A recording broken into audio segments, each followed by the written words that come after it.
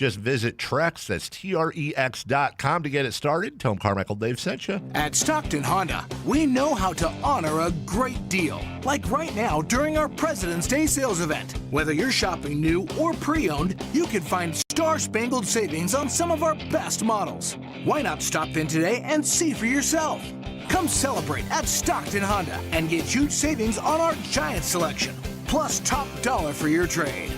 Anytime, anywhere, it's all here. StocktonHonda.com. High Voltage Live Boxing returns to the venue on March 7th as Uppercut Promotions presents 6 of Northern California's top fighters. Thunder Showdown March 7th at the venue at Thunder Valley Casino Resort. Tickets at Ticketmaster. Fight card subject to change. This message comes from Viking, committed to exploring the world in comfort. Journey through the heart of Europe on an elegant Viking longship with thoughtful service, destination-focused dining, and cultural enrichment on board and on shore. With small ships that bring travelers closer to the destination, there's more time to explore. And every Viking voyage is all-inclusive, with no children and no casinos. Discover more at Viking.com. This is the story of the one. As an HVAC technician, he and his digital multimeter are in high demand. So when a noisy office HVAC turns out to be a failing blower motor, he doesn't break a sweat. With Granger's easy-to-use website and product information, he selects the product he needs to keep everything humming right along. Call 1-800-GRANGER, click Granger.com, or just stop by. Granger, for the ones who get it done. Valentine's Day is coming, and here at Madison Avenue Florist, we have all the favorites. Over 60 variety of roses alone. We've been on the corner of College Oak and Madison for 40 years. Voted best of Sacramento. Come on in, we'll show you why. Order now and mention this ad and get 10% off any order over $80. Order early for the best selection and delivery options. Madison Avenue Florist, for when the moments matter. MadisonAvenueFlorist.net. KHD HD1 Sacramento, KYMX HD3 Sacramento. From the Power Business Technology Toshiba Studios. This is Sactown Sports 1140. It's Matt George and Kayla Anderson. Online at SactownSports.com or on the app. Kings, Niners, and Sacramento. The Matt and Kayla Show starts now. You can stick around if you want to. You want to just be a part of the show? No? Come on. Oh, we got a trade? What? Oh, Jason. Don't do that. Shout out to Jason Ross, Carmichael Dave, Christopher Laud, the amazing work that they do in the morning. But now it's our time. Shoot. Get off our lawn. Yeah, get off our lawn. And we're the youngins here. They're old. They're old. Ancient, some would say. Hello, welcome in to Matt and Kayla. I'm Matt George. Got Kayla Anderson with me. You know, you guys were talking about Inspector Gadget, and you're like low-key dressed like Inspector Gadget. You got the whole jacket going on. I'm up to some stuff, I guess, Matt. I've got my penny watch that I'm is under here. It's trade deadline day. Kayla's up to some shenanigans. Right? I mean, Alan's not the only one who's the secret agent. Hey, shout out to us as a show for just ignoring the email that today was Jersey Day. Shout out to us. Like, all three of us, just like, we're the new kids. No. We didn't get the email. I have one adult-sized jersey in my house, and it is a De'Aaron Fox jersey. And I don't know if people would react too kindly and fondly to me wearing a De'Aaron Fox jersey. Well, we can just take the ones off the wall and start wearing them. Oh, that's okay. I mean, who gets what? Can I take Monk? Where the Sabonis? Well, we can. I don't think any of these guys are getting traded today. There are some De'Aaron Foxes over there. That one's signed. I want that one. Well, no, they're Neek Clifford because they're number 5, but in reverse. Neek is borrowing the number that is Fox's number. To be fair, I did look for my jersey to wear today. Seahawks jersey? You didn't wear a Seahawks jersey on your Super Bowl week? I don't think it was meant to be, guys, because I thought it was, in a box that had been unpacked. But I have a storage unit still, and I guess it was in one of the boxes in the storage unit. So I couldn't wear it. People don't talk about how long unpacking takes. My wife and I had boxes unopened in our garage for probably close to 2 years after we moved into the house, And one of these days, I finally opened that box, and it had a bunch of kitchen stuff that I'd forgotten I'd had, and it felt like Christmas. I was like, really oh does. my God, I can use all this stuff again. I know. Like a cheese grater. Mm-hmm. I'd gone for 2 years without a cheese grater. Exactly. You're like, what have I been missing? This is what I've been missing. A grater. And then I found all my Tupperware, which anyone who has Tupperware, That's underrated. if you organize Tupperware, you're the problem. I just throw them into a cabinet. Yeah, you don't need to organize and you them. close the most man answer ever. Close the door really quickly so all the do the Tupperware same doesn't thing. fall out. Yeah. I do the same thing. Absolutely not. You absolutely put the big stuff next to the big stuff and the small stuff in a smaller cabinet. Nope. That way you can find it. Nope. Throw it all in there. Make sure it stays in there in the lids. It's a rite of passage with Tupperware. You have to have mismatching lids that are littered all over the place, and you have to cuss at least 3 times when trying to find the appropriate lid for your Tupperware. Absolutely. I definitely think, though, that Tupperware is underrated, though, because instead of just, like, using plastic bags all the time, I mean, Tupperware is the GOAT. Oh, yeah, Tupperware is wonderful. The best. But what ends up happening if you're like me, and I think I represent America because I am me. Right. Captain Me over here. Captain Maddie. The world revolves around me after all. You have the one Tupperware where you always know where the lid is because it's, like, very distinguished. And so that's the one you just use over and over again. All the time. And all the other, like, which, by the way, Tupperware organization bins, not cheap. My wife turned me on to this. Like, we went to Bed Bath & Beyond one day to get organizational stuff. I was like, what the hell? I'm paying $40 for things to put cereal in? Hell no. Just leave it in the box. Just leave it in the box. Yeah, for those things, just leave it in the box. Yeah. It's not worth it. Yeah. I wish I could be that organized, though. Maybe this was just me. Did you guys have like a Tupperware drawer in your house of just stuff you never used? Yes, that's every Tupperware drawer. Yeah, because as a kid, there was one of like, we'd always pick from the drawer and we'd use the same ones going to school every day. Yeah. But then there's just a drawer where you never touch it for 8 years. Yeah. Yep. Also, big fan of the junk drawer in my family. Oh, there is always a junk drawer. If you don't have a junk drawer, man, I don't know what's going on. I've always had like 3 junk drawers, and then there's like a junk corner, like on the counter. Yep. That just gets overpiled. No, junk drawers are a rite of passage, but you also are scared to reach in there because you have no idea what's there, and if it's sharp, it'll get you. Like, I have a junk drawer that's where's the box cutter? Just every cord that I don't know what it goes to is in that junk drawer, and you open it up, and it looks like confetti. It just pops out. So the junk drawer doesn't get opened in my house. Hey! Welcome to Trade Deadline Day, everybody. Yeah, I heard there was something going on today. Well, not for the Kings, probably. No. And it's not Tom Brady. He's in town. Oh, yeah, Tom Brady's in town, too. Yay, go run the Raiders. Fix my football team. Is that this afternoon? The meet and greet thing? Yeah, go say hi to Tom Brady for us and ask him what he's most excited about with Fernando Mendoza, if you don't mind.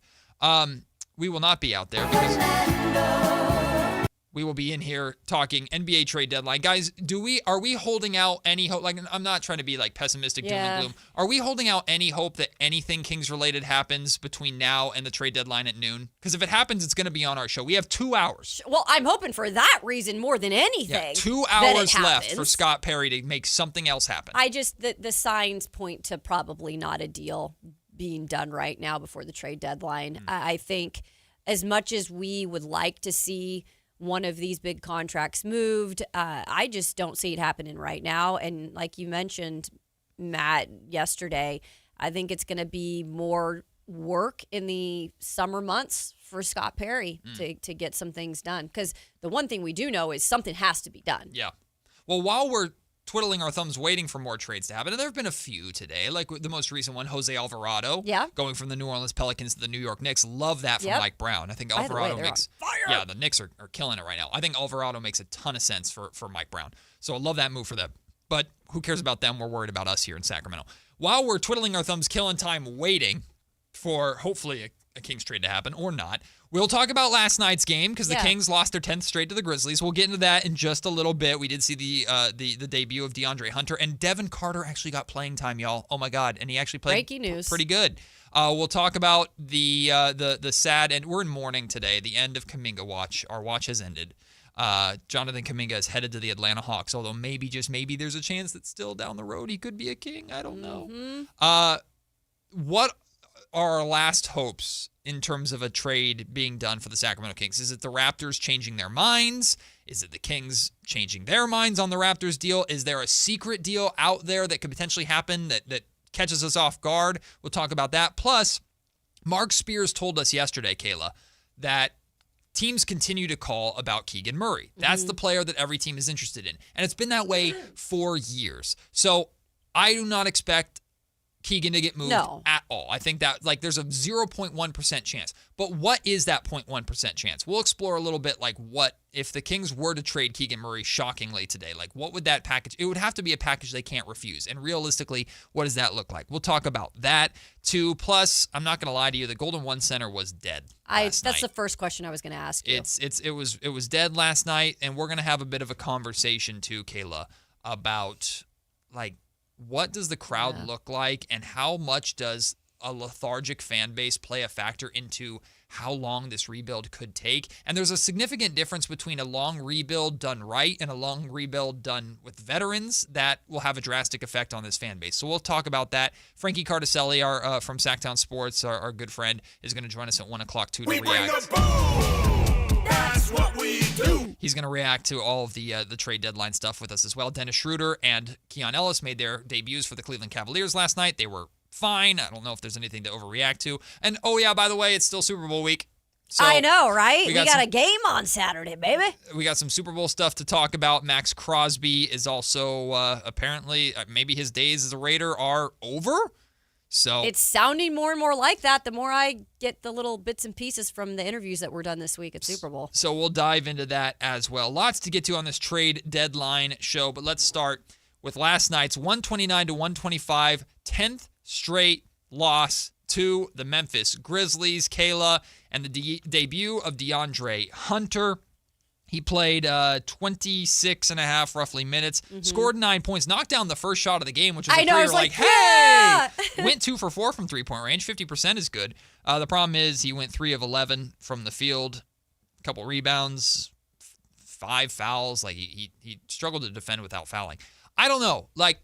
I walked away from last night's game not feeling any better or worse about DeAndre Hunter. I also feel like we know that he's going to be a role player, and the biggest piece of DeAndre Hunter is what does he look like next to Keegan Murray. So until Keegan Murray plays with him and comes back from his injury, how much do we read into or judge the way he plays?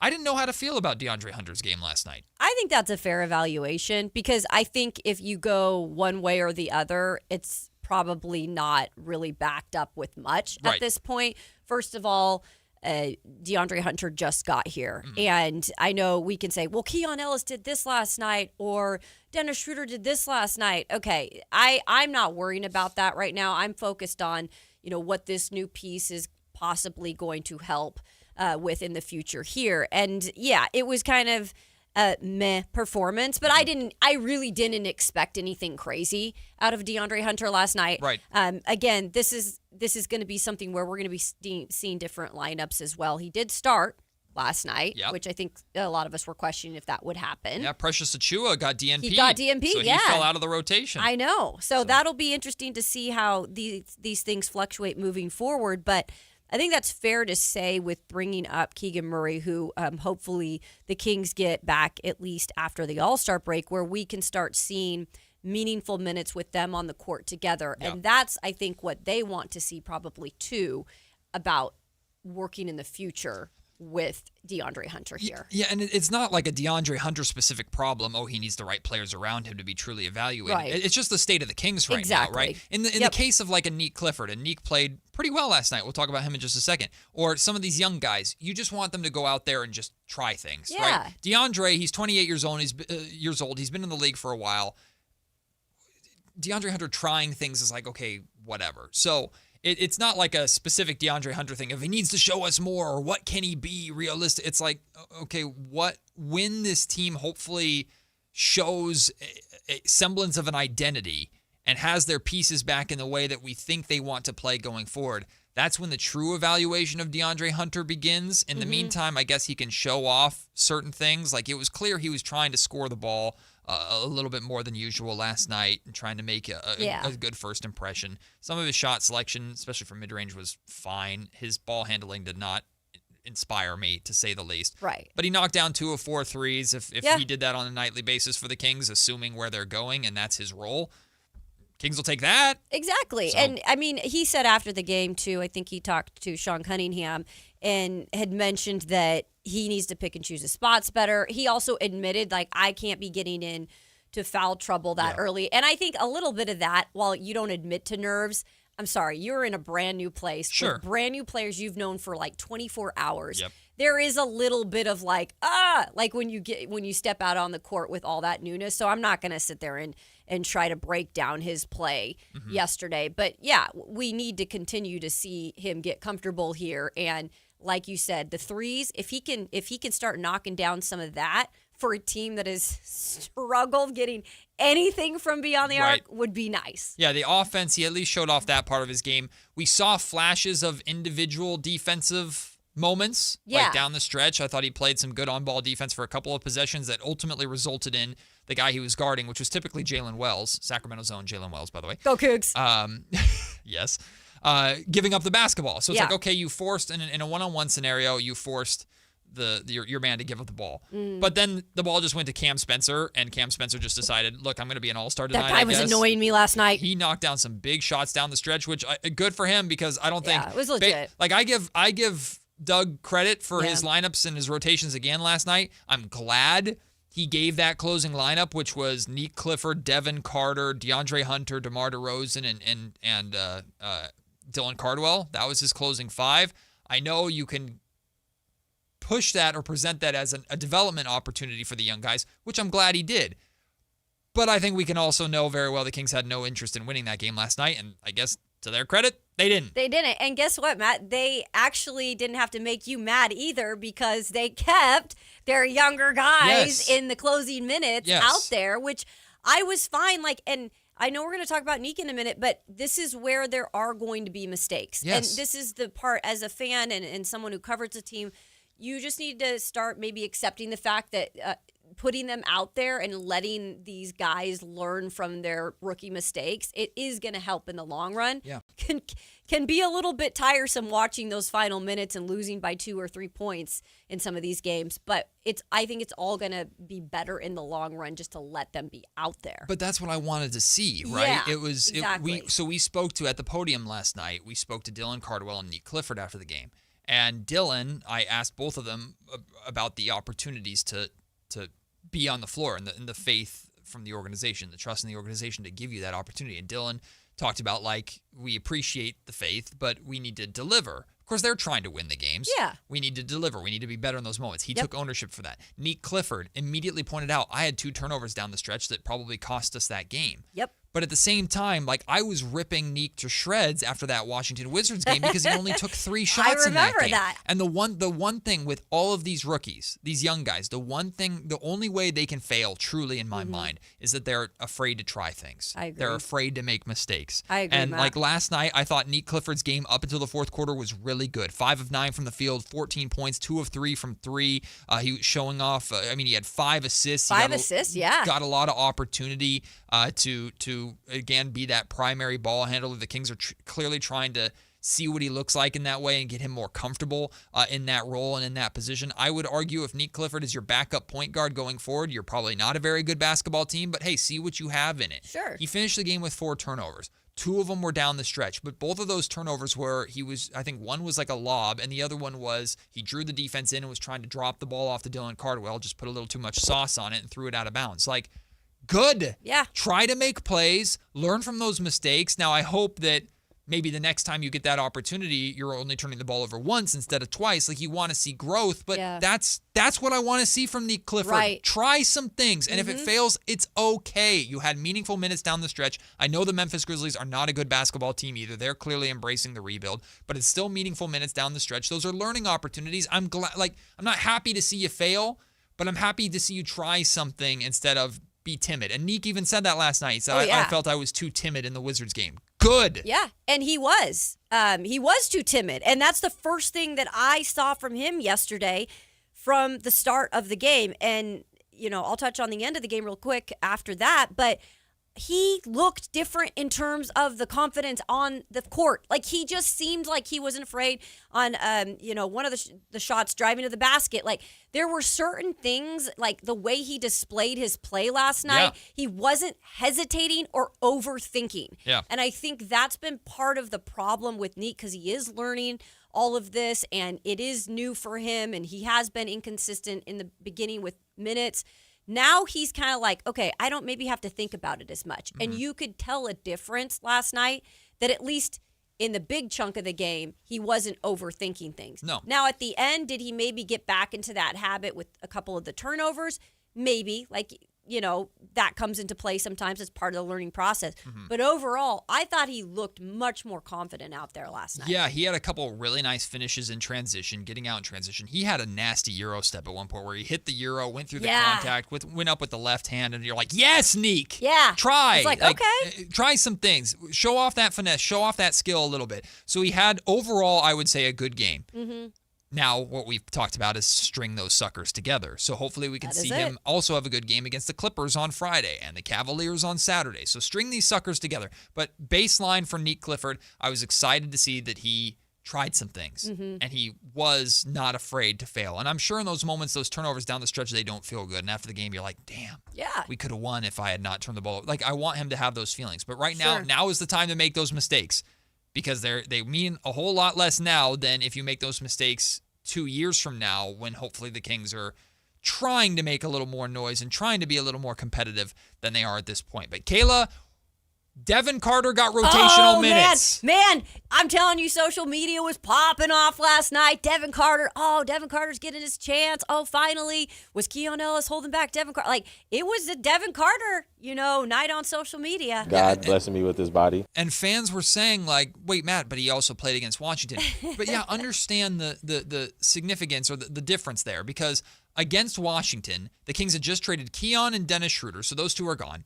Russell Westbrook's hurt. Keegan Murray's hurt. Domantas Sabonis is hurt. You've got 5 rotational players right there that aren't playing. For God's sake, Isaiah Stevens and Daquan Plowden played in that game. And on top of that, both those guys played more than Devin Carter. I know. So in reality, those aren't real rotational NBA minutes. The difference was that last night, Devin Carter got to play in lineups where Malik Monk was out there with him, or Zach LaVine was out there with him, or Domantas Sabonis and DeMar DeRozan were out there with him. He got to play with the legitimate talent on this team. He got real rotational minutes, and I understand he went 0 of 6 from three-point range. That was the one stat that I wasn't happy with. Yeah, the one part of his stat line that you're like, ooh, yikes, got to knock down at least one of those threes.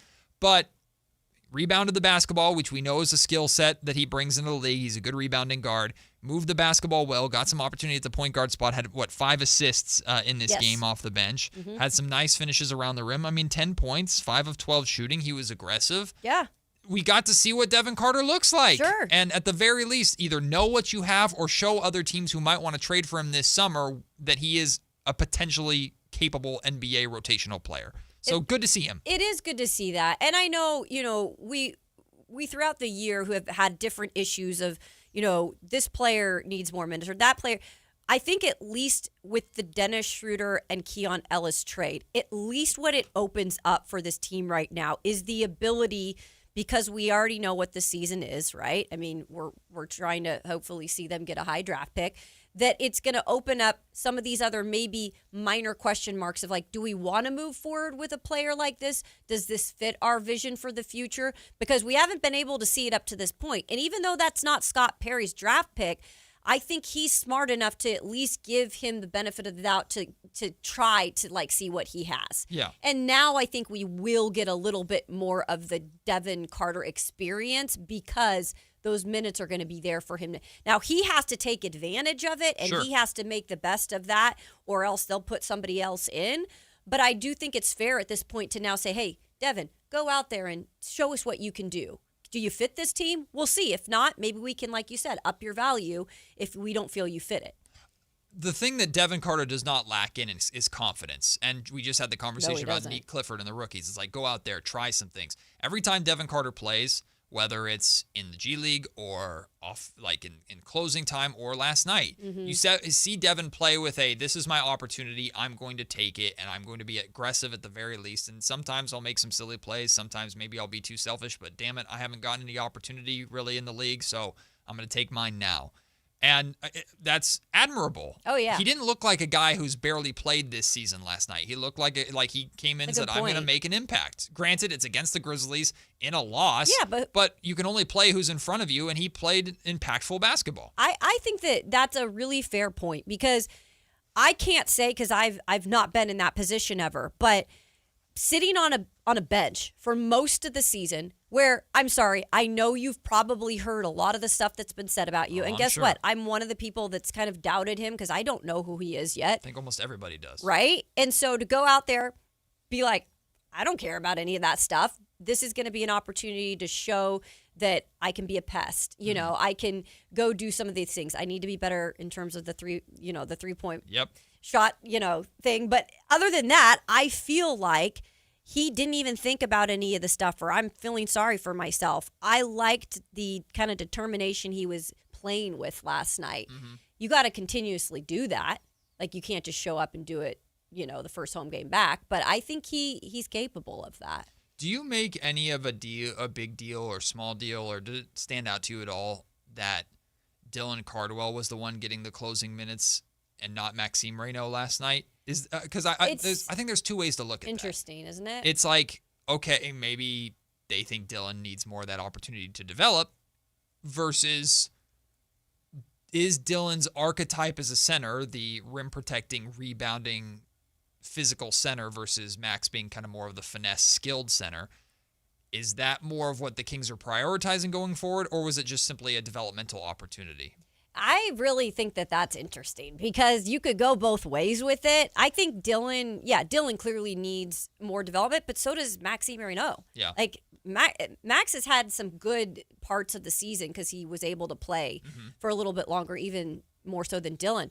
But I think Dylan at some points, and especially maybe in closing time, like, he kind of is the energy out there too. Like, he's able to be that rim protector, and he's a little bit more aggressive, but he also brings that closing energy as well. Where Max, I love Max too, and Max is vocal, but he gives you like a little bit extra. Yeah. I think having both of these guys like in the future would be great. Yeah, I do think there is an argument though for the archetype, the type of center, and the way Dylan Cardwell plays that kind of game. I think that fits more of the mold of what the Kings are looking for from the center position, which, again, I don't want to read too far into why he was on the floor there at the end, but I think that type of center, the type of center that Dylan Cardwell is, I think is the type of center that the Kings envision having going forward, whether it's Cardwell specifically or another center like a Mitchell Robinson who's like that. And by the way, Mitchell Robinson was a Scott Perry guy in New York.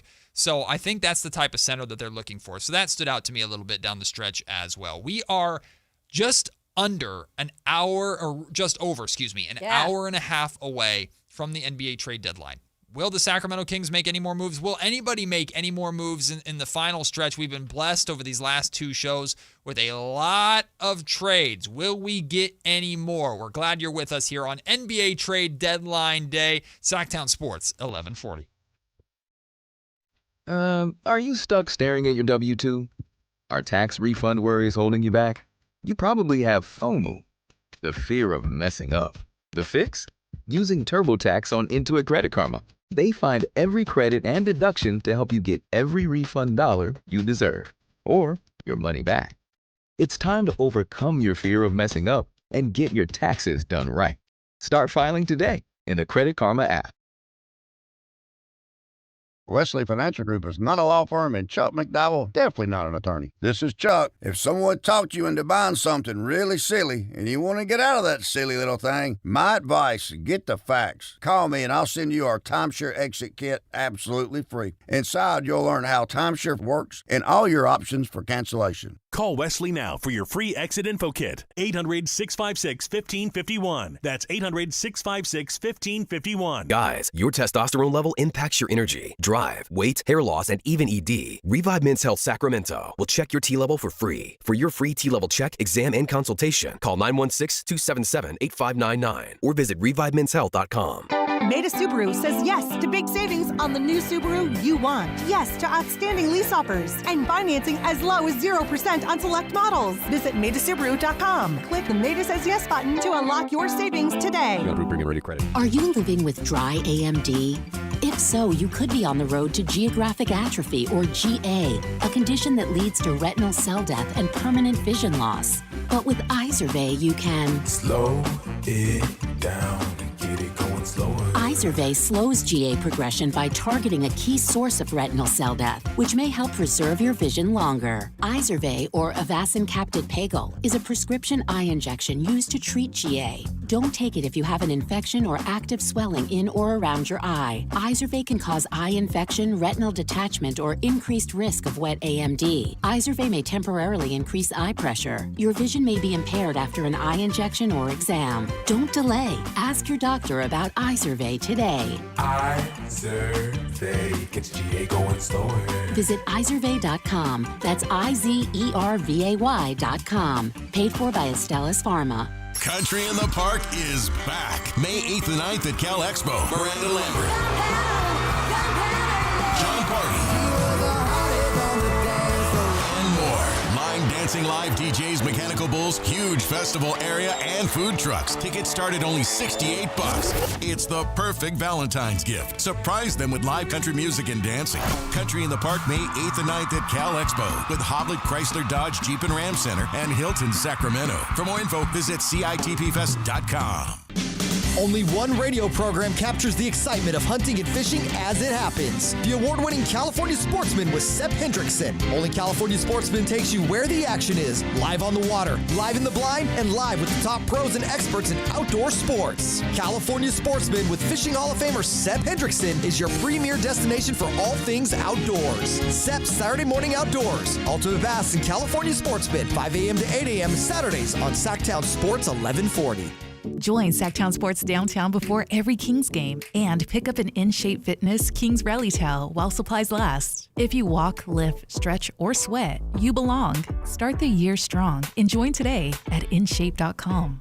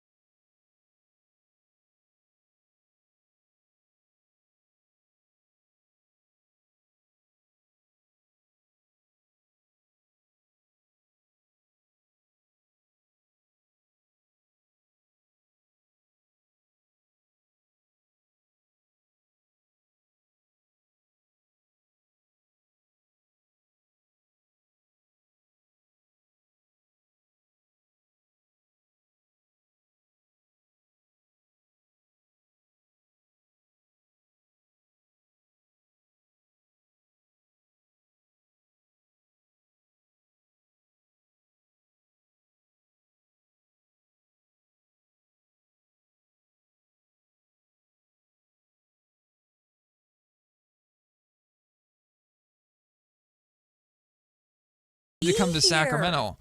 I don't feel good being the Rose in this situation. I think I need to be the Jack. I think I need to drown. No, he's frozen. He's dead. What did happen? He's an iceberg. He froze to death. He froze and then drowned. And then she let him go, and he.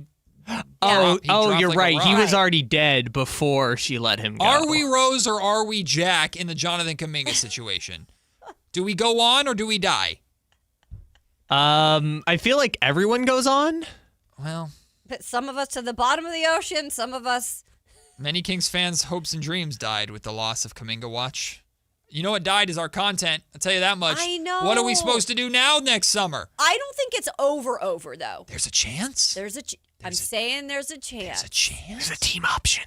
There is a team option. It's for, what, $24.3 million. But why? Like, I reached out to a buddy of mine from Atlanta. Like, why would the Hawks do this move if they don't plan on either signing him to a new deal or picking up that option? They really wanted Buddy Hield. No, they did not really want Buddy Hield. I'll tell you that much. Shout out Buddy, too. Buddy Holly. Buddy Buckets going to Atlanta. But yes, our watch has ended. Shout out Game of Thrones fans. 256 days, by the way. I did the math. We were standing on the watch for 256 days if we begin on the opening of free agency in 2025. Our prince never became a king. When some people were saying he would be a king by 4th of July. From the Sactown Sports 1140 comment section on YouTube, from Kings_VA, we're Kings fans. We die. Yeah. It always comes back around to that, doesn't I think it? Kuminga might be the Rose in this situation because he goes on to have the montage of in the picture frames, right? Rose, you see her like fly a plane and ride a horse and have this great life. That might be Kuminga in Atlanta. Maybe. And we're here sinking to the depths of the Atlantic. Is that where they were? Pacific? Not the Pacific. Not the Pacific. Well, I don't know what ocean They leave in Europe. Oh, that's true. Atlantic. I don't remember, bro. In a big body of water, big ship hits ice, sinks. Okay, well now I'm envisioning the Titanic, but they're leaving from San Francisco. Oh God.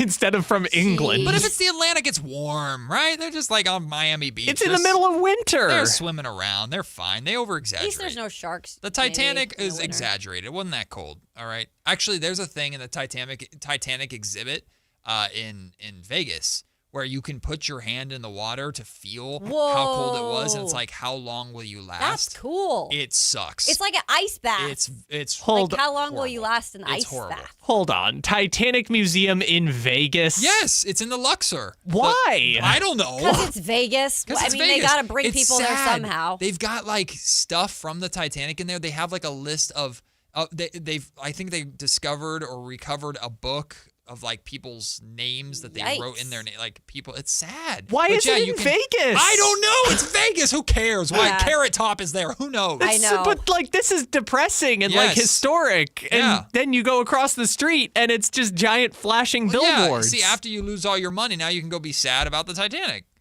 I do have a Did your- fascination with that kind of stuff. Did though. your finances Sinking sink ships. to the ground? Did you lose your net worth at the craps table? Well, now come. Well, the see. Luxor's about to. At least you to didn't close. die on a ship.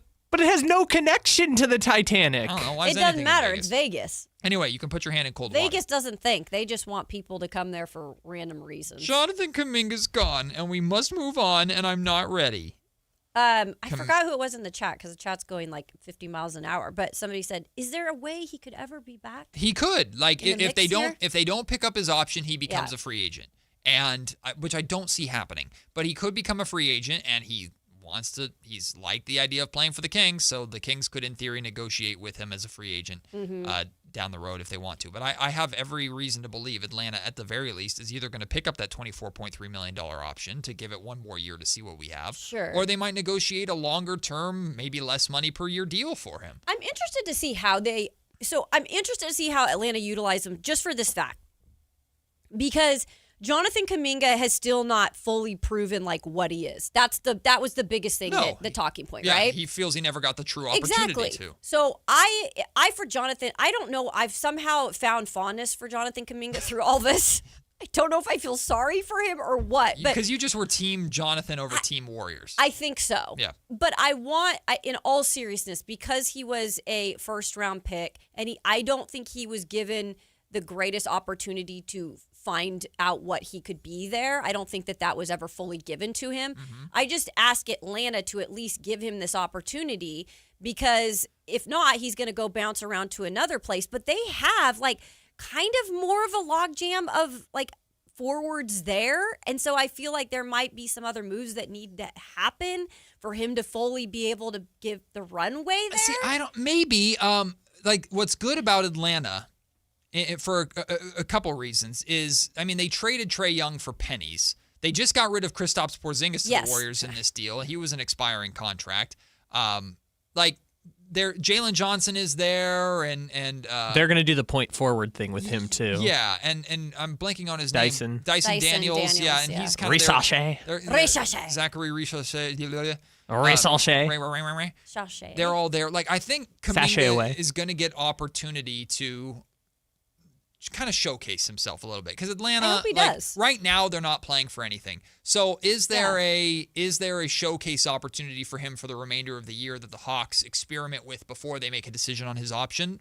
Very good chance. Like, they don't have to make that decision until the summertime. So more than likely, unless they try to negotiate a new deal with him right now, more than likely he's going to get an opportunity, whether it's starting or off the bench. I'd have to imagine it's off the bench. Yeah. He's going to, hey, we'll give you the basketball and you have the green light. Just kind of showcase a little bit and play a little free. Okay. Because you had to be with the Warriors. It was so system-oriented. No, it's totally right? different. You have to fit yeah. the system. Fit the system. I'm not saying the Atlanta Hawks don't have a system. I'm not trying to be disrespectful.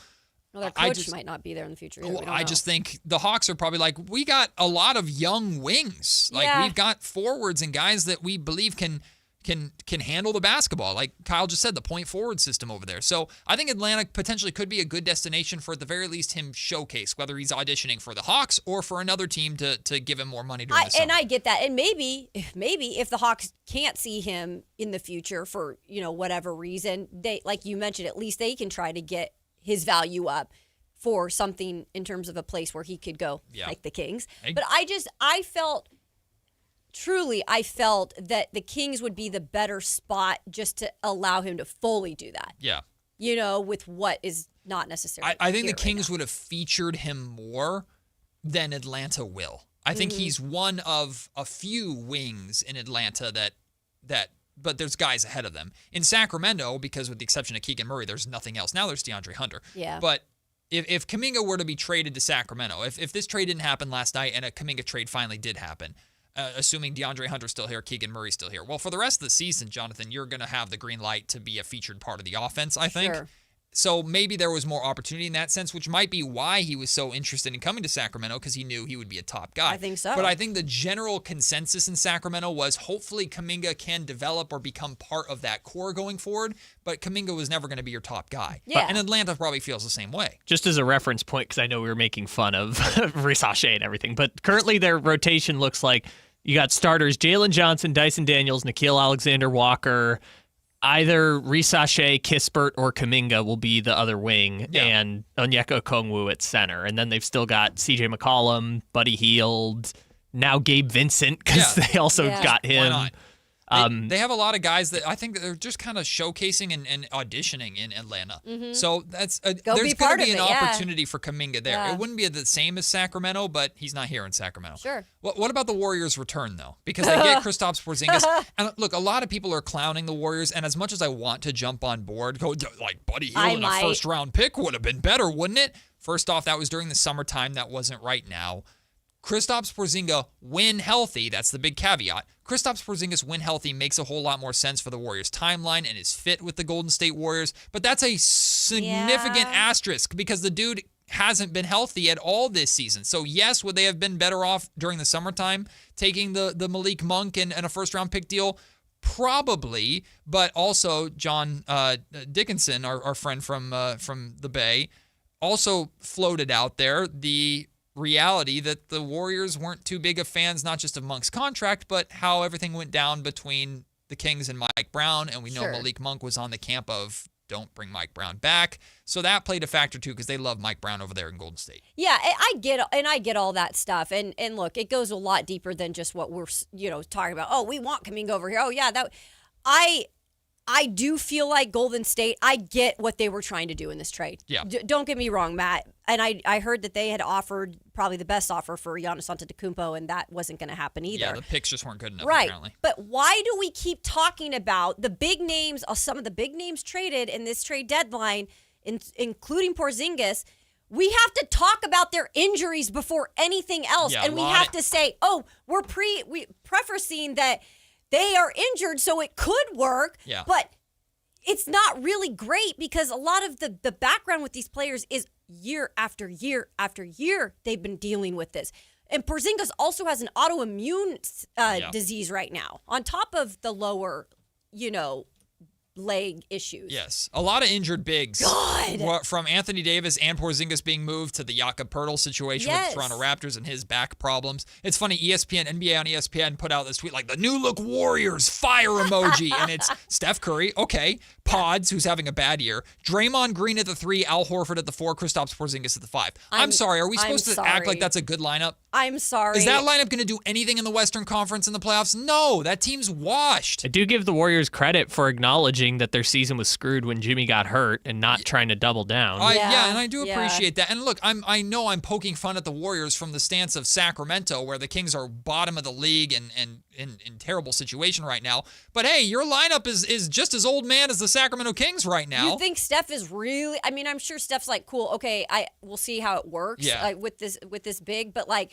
You think he hasn't looked at the past and what he's not played 17 games this season? Yeah, Steph's probably going, Come well, on to next year, I guess. Like, that team might make the playoffs or the play-in, and great. But you're going to... Maybe if Jimmy was still there. Yeah, if Jimmy were still there, we're having a different conversation. Different. I mean, you moved on from Kuminga. Great, but all right, whatever.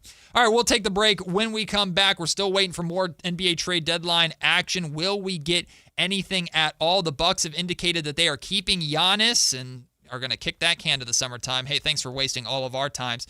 And what's the last hope that we have for the Sacramento Kings in terms of making a trade over the next hour and 15 minutes? That's still to come on Matt and Kayla. We're just getting started on Sactown Sports. At Power Business Technology, we're not another big box corporation. We're your neighbors, locally owned and operated. We know what businesses like yours need, from reliable printers to high-performance copiers. We'll help you find the right solution with personal service you just can't get online. Need setup or support? We're just down the road and always happy to help. Power Business Technology, family hometown service with big-time solutions. Contact us today for all your business printing needs at 844-POWER-BZ. That's 844-769-3729 or visit us at powercopiers.com. It's Carmichael Dave wanting you to join Capital Casino every Wednesday for their midweek madness drawing, giving away $2,000 in total cash starting at 6 p.m. in a safe, friendly environment. Plenty of well-lit parking available, conveniently located in downtown Sacramento. And remember, Capital Casino has the best food, the best service, and the best action. 411 North 16th Street in downtown Sacramento.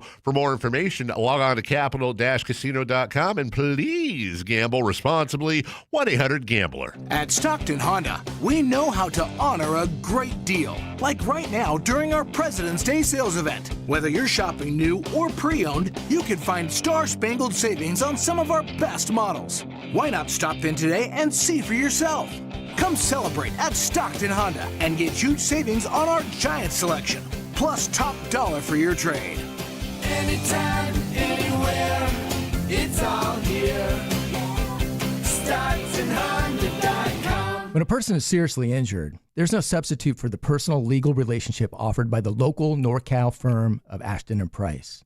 From the first attorney meeting, every important decision is made with a direct consultation with, and I can't believe I have to say this, a real, live, experienced, flesh and blood local attorney. It's called Home Court Advantage for a reason. Ashton and Price, serious local attorneys for serious people with serious injuries with no fee until we win. For the best local advice, don't think twice. Call Ashton and Price. Valentine's Day is coming, and here at Madison Avenue Florist, we have all the favorites. Over 60 variety of roses alone. We've been on the corner of College Oak and Madison for 40 years. Voted Best of Sacramento. Come on in, we'll show you why. Order now and mention this ad and get 10% off any order over $80. Order early for the best selection and delivery options. Madison Avenue Florist, for when the moments matter. MadisonAvenueFlorist.net.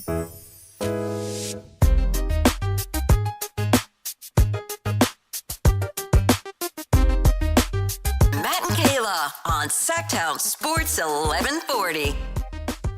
Welcome back to the Matt and Kayla Show. We got Kyle Ledbetter behind the glass. And just a real quick happy birthday to a special Ava. She's going to be 5 years old. Hey, Ava. I know you have I have a 4-year-old. 4-year-old. I have nephews. I think the birthdays when they're young especially are the best time. It's so much fun. Happy You get to birthday. be a kid again. You get to be a kid again. You get to do you get to be the weirdo that jumps in the bounce house. Yeah. That's the best. Remember the ball pits? Oh, yeah.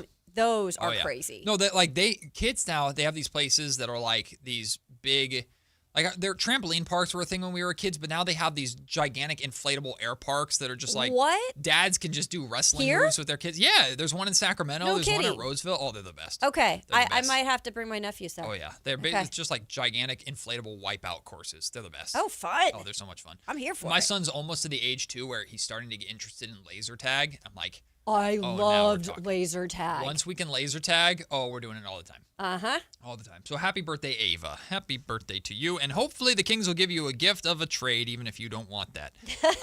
Well, we want it Great selfishly, segue. Matt. We want it selfishly for you. Trade deadline is an hour and 14 minutes away. Kyle, you have the exact number. 1 hour, 13 minutes, and 9 seconds. Nerd. 8 seconds. 7 seconds. All right. It's coming.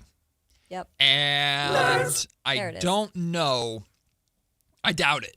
that we're going to get anything Sacramento Kings related. We're waiting for the NBA to give us anything more. No, it's going to be something dumb like Drew Eubanks has been waived or something like that. I don't want to hear we're going to that. get a Shams notification. It's going to say the Sacramento Kings ... And you're like, yes! And it's going to be like traded for cash considerations. You're We're like, I mean, I don't even know if we're going to get like a Ja Morant trade in terms of the NBA right now. Ja Morant to Miami, it sounds like was pretty much Miami or bust, at least according to Sam Amick yesterday, but maybe the Kings. But it sounds like Ja Morant's value has changed from, hey, give us a first for him and matching salary to, no, you need to give us a first to take him off your hands. Exactly. Which is crazy for It's Ja Morant, nuts. but that's how the market has That's how shifted cookie just crumbles based off of what's been going with him. And I am not a fan of Ja Morant in Sacramento, but if you Me get him either. for free, basically. I know. What if you do? We don't have a trade, but kind of context for the Alvarado trade. Looks like Deuce McBride is going to be out multiple months for the Knicks. Oh, well, that's a big loss. Got I think a core injury. Yeah, I mean, there's a report right now from Real GM, and I've seen this circulating. Grizzlies are being asked to include draft compensation to trade Ja Morant. So Yeah, it's nuts. It's nuts. Mhm. I mean, but also a lot of teams know, hey, you now have a boatload of firsts, so why would we give you more of them? Yeah. We don't want you to have more. It doesn't help the Grizzlies with Use that one part. of them to take Ja off our hands. And I know, look, the Ja era in Memphis is over, but if you're the Grizzlies right now, just keep them then. Mm-hmm. By the way, that's got to be so awkward. Like I saw, obviously, Ja was there yesterday at the game. Yep. And it's got to be to that level. Yeah. That has got to be extremely awkward. But I mean, I'm sure he still has friends amongst teammates, but you're right. The Sure. awkwardness is definitely there. There was a poor Zach Edey's there looking around going, what the hell happened to the team I was drafted By the way, to? Zach's going to always be injured. I'm going to tell you that right now. Well, I've never been a Zach Edey fan, and mark my word. When he plays, he's pretty darn good. He but is when he plays. That's the problem with those big men, those big 7-footers. If you have perpetual injury history, then it usually. That's why you want a Domantas Sabonis type of. Don't you want Domas? Huh? Don't you want him? You joke, but there was a time where we were trying to convince ourselves of the Zach Edey and picks package from the Memphis Grizzlies for Domantas Sabonis. Amen. Listen. Shake my head. Desperate times call for desperate measures. The last hope, I would imagine realistically, of the Kings making a trade over the next hour and some change is the Raptors changing their minds and you going, and maybe Perry picks up the phone and goes, hey, last-ditch effort, let's try this one more time. Can we clear this hurdle? And let's see who budges. Maybe that happens, but there's always, Kayla, the chance of like those sneaky trades. We will get one or two, and typically they're quiet, like small moves, not like major blockbuster moves necessarily. But what do we think is like the realistic sneaky trade? Because Sam Amick said this morning with Carmichael Dave and Jason Ross that like DeMar DeRozan and Malik Monk still have no market. Right. So that's just the way it is. Yeah. And I guess we'll revisit that in the summertime, although I'm skeptical that why would their markets be any better then than they are right now. But we'll see.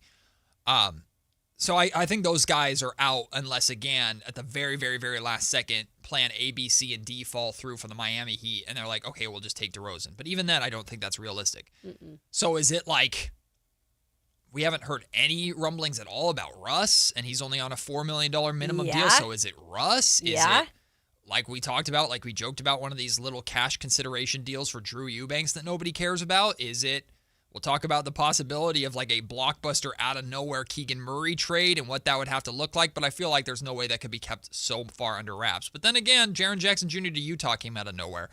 I'm trying to just go through the roster in my mind. And even I was trying to do that too just now.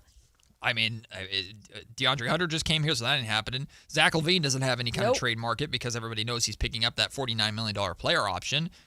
The Kings don't want to trade any of their rookies, so Nick Clifford, Maxime Reynaud, Dylan Cardwell off the table, and how much would they really have value anyway around the league? Precious Achua, maybe? He got DNP'd last night. Maybe Precious, because Precious has looked really good. But what are you hoping to get? I mean, he's on a league minimum deal. What are you hoping to get? A second-round pick for him? Okay, whoop-de-doo. I think the one is Devin Carter. I was just going to joke about that, but... We get the notification that Devin Carter's been traded for some minimum contract expiring. Right. He had his best showing of the year in Sacramento, and now the teams want him. I mean, I don't hate it. The reality is, most likely, if anything happens for the Kings today, it's not going to be. It's going to be extremely underwhelming. It's going to be minuscule. Okay, well, let me ask you about this. So the Kings obviously financially are a little bit strapped, but they have the most available roster spots in the league right now because of the DeAndre Hunter trade. I think them and one other team have 2 available roster spots. Mm-hmm.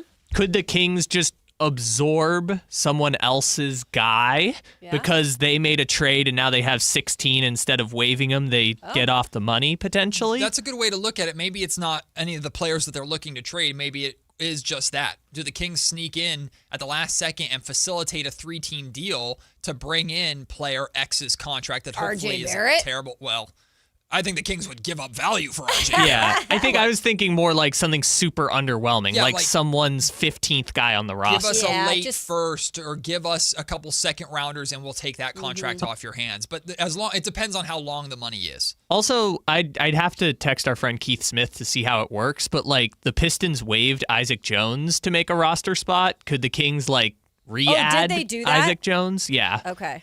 Like, I don't know what the rules are on that because the Kings originally waived him, but I was like, hey, Isaac, we had to cut you because we needed a spot for Precious. Now we've got the spot back. Do you want your roster spot back type of situation? Talk about awkward, right? Like, oh, come on back. We actually do want you. I mean, sure. It's either that or an empty roster spot is kind of my point. Like, the move I see the Kings doing is like they get a 2029 second and someone else's player that they were going to waive anyways. So how many spots are there? Are there 2? 2 roster They have spots. 2. And then are we waiting for Dylan? Is going to take one. Yeah. In theory. Okay. Yes. They do nothing else. Dylan will take one of them. Yes. Okay. I mean, I can't imagine them doing anything that would take 2 roster spots anyway. Yeah. Unless they used one, then they waived one of those roster, or they in theory they one of the roster spots. Waive one of the roster spots. Old Easy says, sorry, the chat's going so fast. What did he say? Dylan Terry was traded twice. How about Hunter? Could he do?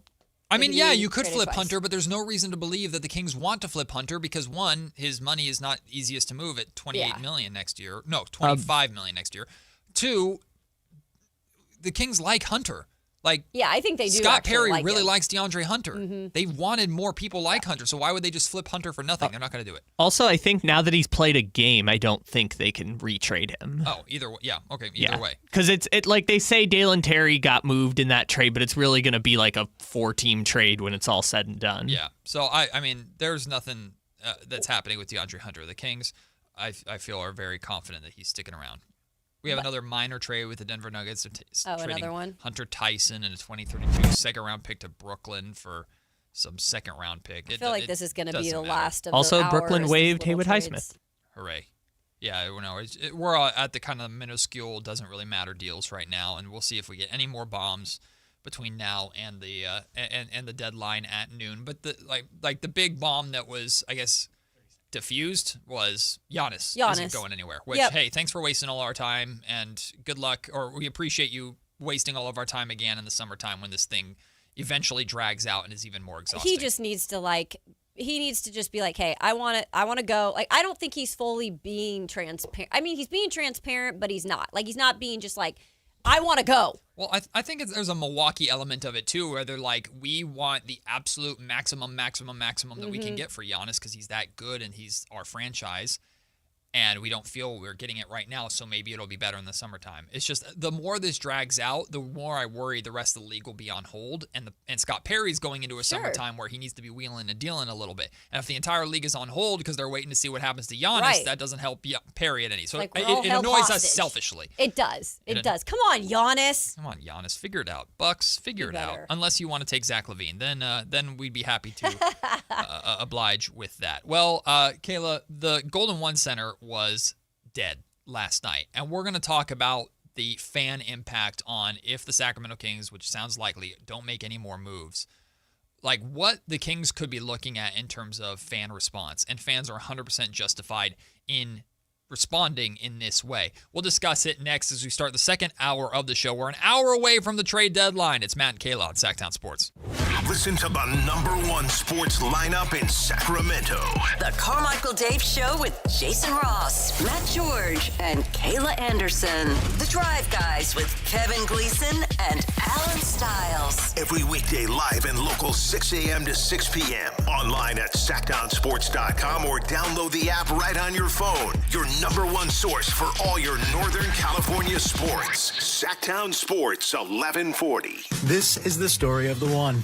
As a safety manager at a manufacturing plant, he does everything he can to keep his coworkers safe. From finding ways to reduce risks to keeping safety supplies in stock. And for that, he relies on Granger. Granger offers a broad range of quality products and next-day delivery, so he can always play it safe. Call 1-800-GRANGER, click Granger.com, or just stop by. Granger, for the ones who get it done. Get in the zone, AutoZone. Charlie's battery is struggling to start. Not ideal before the tailgate, so he goes to AutoZone, Welcome to AutoZone. where a friendly AutoZoner tests his battery for free. Looks like he needs a new one, so he gets a Duralast battery. Have fun and stay warm. And he makes it to the tailgate early enough to get his favorite spot. Free battery testing and charging. No hassles, just help. Get in the zone, AutoZone. Restrictions apply. I know that hiring can be challenging. You need someone to match your role perfectly. Well, now you can meet them fast on ZipRecruiter.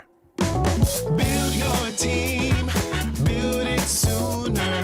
Meet your match on ZipRecruiter. Just head to ZipRecruiter.com/free right now to try it for free. That's ZipRecruiter.com/free. Meet your match on ZipRecruiter. Try it free. Guys, your testosterone level impacts your energy, drive, weight, hair loss, and even ED. Revive Men's Health Sacramento will check your T level for free. For your free T level check, exam, and consultation, call 916-277-8599 or visit ReviveMen'sHealth.com. Wesley Financial Group is not a law firm. Ask yourself this question. Is it really worth holding on to that timeshare that you know you need to get rid of? Here's the truth. The average maintenance fee just went up over 17%. That could have been 117%, and there's nothing you can do about it. When you buy a timeshare, you give them a blank check for annual maintenance and assessment fees. I'm Chuck McDowell, founder of Wesley Financial Group. For 15 years, I've helped over 50,000 families cancel their timeshare. Not sell it, not transfer it,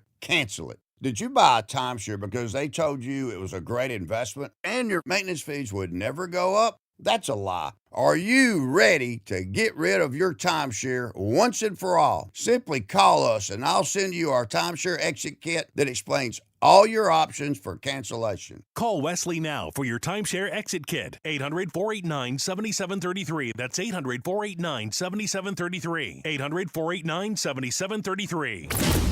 KHD1 Sacramento, KYMX HD3 Sacramento. From the Power Business Technology Toshiba Studios. Sactown Sports 1140.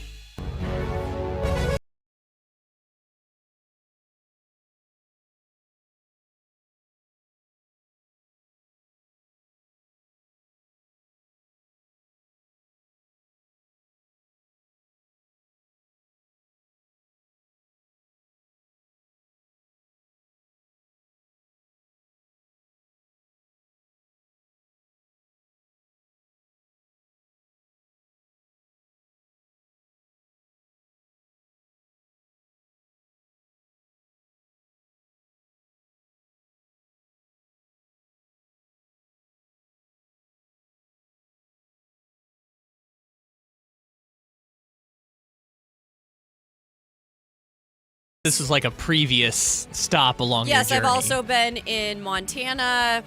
I'm from Spokane, Washington. There's a lot of greenery out there and hills. You just wake up one day and it's like, oh, there's a badger in our yard. Oh, there's a For sure. There's a deer. There's an elk. We get turkeys that wander around outside our studio a lot. I know. Just, what are you doing here? Wild turkeys Yeah. like that. Yeah, they are. They're mean. There's like wild turkey gangs in Davis, and it scared me when I first got to college because I was like, gangs? Yes, they'll like walk around in like packs of 20 and they'll just hang out in someone's backyard. It's so freaky. Like they're like hitting each other, and there's red and blue. They're just normal, but Stampede. It would always intimidate me because it's like, if you wanted to, you could absolutely kill me right now. Like, if the turkeys had their mind set on attacking me, there's enough of them that I would not survive. Dang. Stay away from those, Kyle. We don't want to lose you to a turkey gang. Kyle sees a group of 20 turkeys as intimidated, apparently. Absolutely. Are you kidding me? Honestly, 20 turkeys would mess me up. To be fair, like, if those who golf, you know what I'm talking about. If there's a bunch of geese on the golf course and your ball gets anywhere near them, you're like, those are mean. I'm gonna have to fight them off. They all hiss at you in your backswing. It's like, do you mind? You live on a golf course. You should know decorum. I'm swinging my golf club here, and you're hissing at me. Mm-hmm. I'd take that golf club right to its neck. Oh no, I called it. Wow. Okay, that's okay. So I told you there's a red If button. you ever golf with Kayla and you talk in her backswing, she will beat the crap out of you with a golf club. There is no line. Okay, so first Kayla's threatened to throw things at the glass if someone calls her by a certain name, and now she's threatening to beat people with golf clubs. It's literally like talking her backswing. I mean, she'll hit Tiger you in the Woods' neck. wife did it. Wow. How do we recover from this? How do we Moving on. Hey. No, that was a good joke. I won't let Matt sit in silence anymore. That was a good joke. I didn't say it wasn't a good joke. How do I get out of that? No, but sometimes it's a bad joke. That was a good joke. No, y'all think being in the quote-unquote A chair is easy. I got to transition us out of this nonsense. Hey, Kayla just made a joke about Tiger Woods' wife and hitting a goose in the neck with a golf club.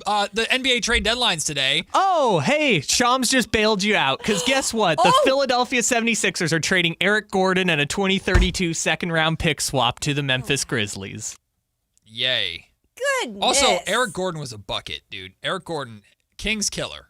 Back in the day, Eric Gordon on the Clippers. Eric Gordon would drop 30 in Sacramento every single time. He was that kind of a pest. For people listening to Eric, not Aaron. Eric.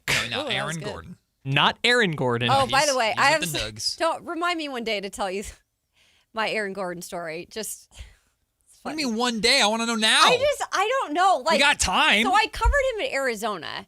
And then when I was here in the summer filling in, I had some random dream one night that I married Aaron Gordon. And I told... You told him? I told Whitey and Jay. Oh, no. And me. And Kyle, and they're like, what are you talking about, Kayla? I'm like, I'm just transparent. No, yeah, but it was so just out of the blue. I looked up a podcast of him, so I've been on an Aaron Gordon kick in terms of he's very interesting. You were at that time. Yeah. Moving on. Interesting is the word. Is there an attraction there? No, I don't. He's just an interesting person. Just very interesting. I mean, let me tell you, 6'8" and can jump like that. Let me tell you, he's an interesting person. I didn't like that at all. Definitely an attraction there for someone. This show has gone off the rails. Look, if the Kings want to trade for Aaron Gordon, there is certainly that level of attraction for me. I'm attracted to Aaron Gordon being on the Sacramento Kings one day. No, in all seriousness, though, he's a good dude. Yeah. He's helping raise. Oh, I'm sure he is. His I didn't like that either. His brother got killed, and he's helping raise his brother's kid and stuff. Yeah, that's he's a less good guy. fun. I'm glad I got that joke in before that you said I was that. gonna say I didn't. Yeah. Now it's so anyway. I don't feel as good about joking. Well, if you thought the transition a second ago was hard. Well, all right. Let's see. How do I get out of this? Great segue, Matt. Oh, goodness. Sham's not bailing you out this time. While no trade. Kayla's dreaming about Aaron Gordon and hitting geese in the neck with a golf club, we are dreaming for a trade here in Sacramento. Go. Let's go. Oh, come on. Oh, that's pretty good. Russ, give me a break. I'm joking about the geese thing. No. I'm the biggest animal lover there is. Isaiah Try says Peter wants to have a word with Kayla. I think I agree with him. Your immediate reaction. Because I have a goose down. I was making a joke about a goose heating or I know. hissing in your backswing, and your reaction was to hit it in the neck with a golf club. We're not the problem here, Kayla. You're the problem. Also, were you talking about a goose outfit? What? Yeah, A goose down? Like, so when, like some of those jackets that people wear that are puffy, or pillows, like. It's made out of goose? Goose down, like the feathers. Oh.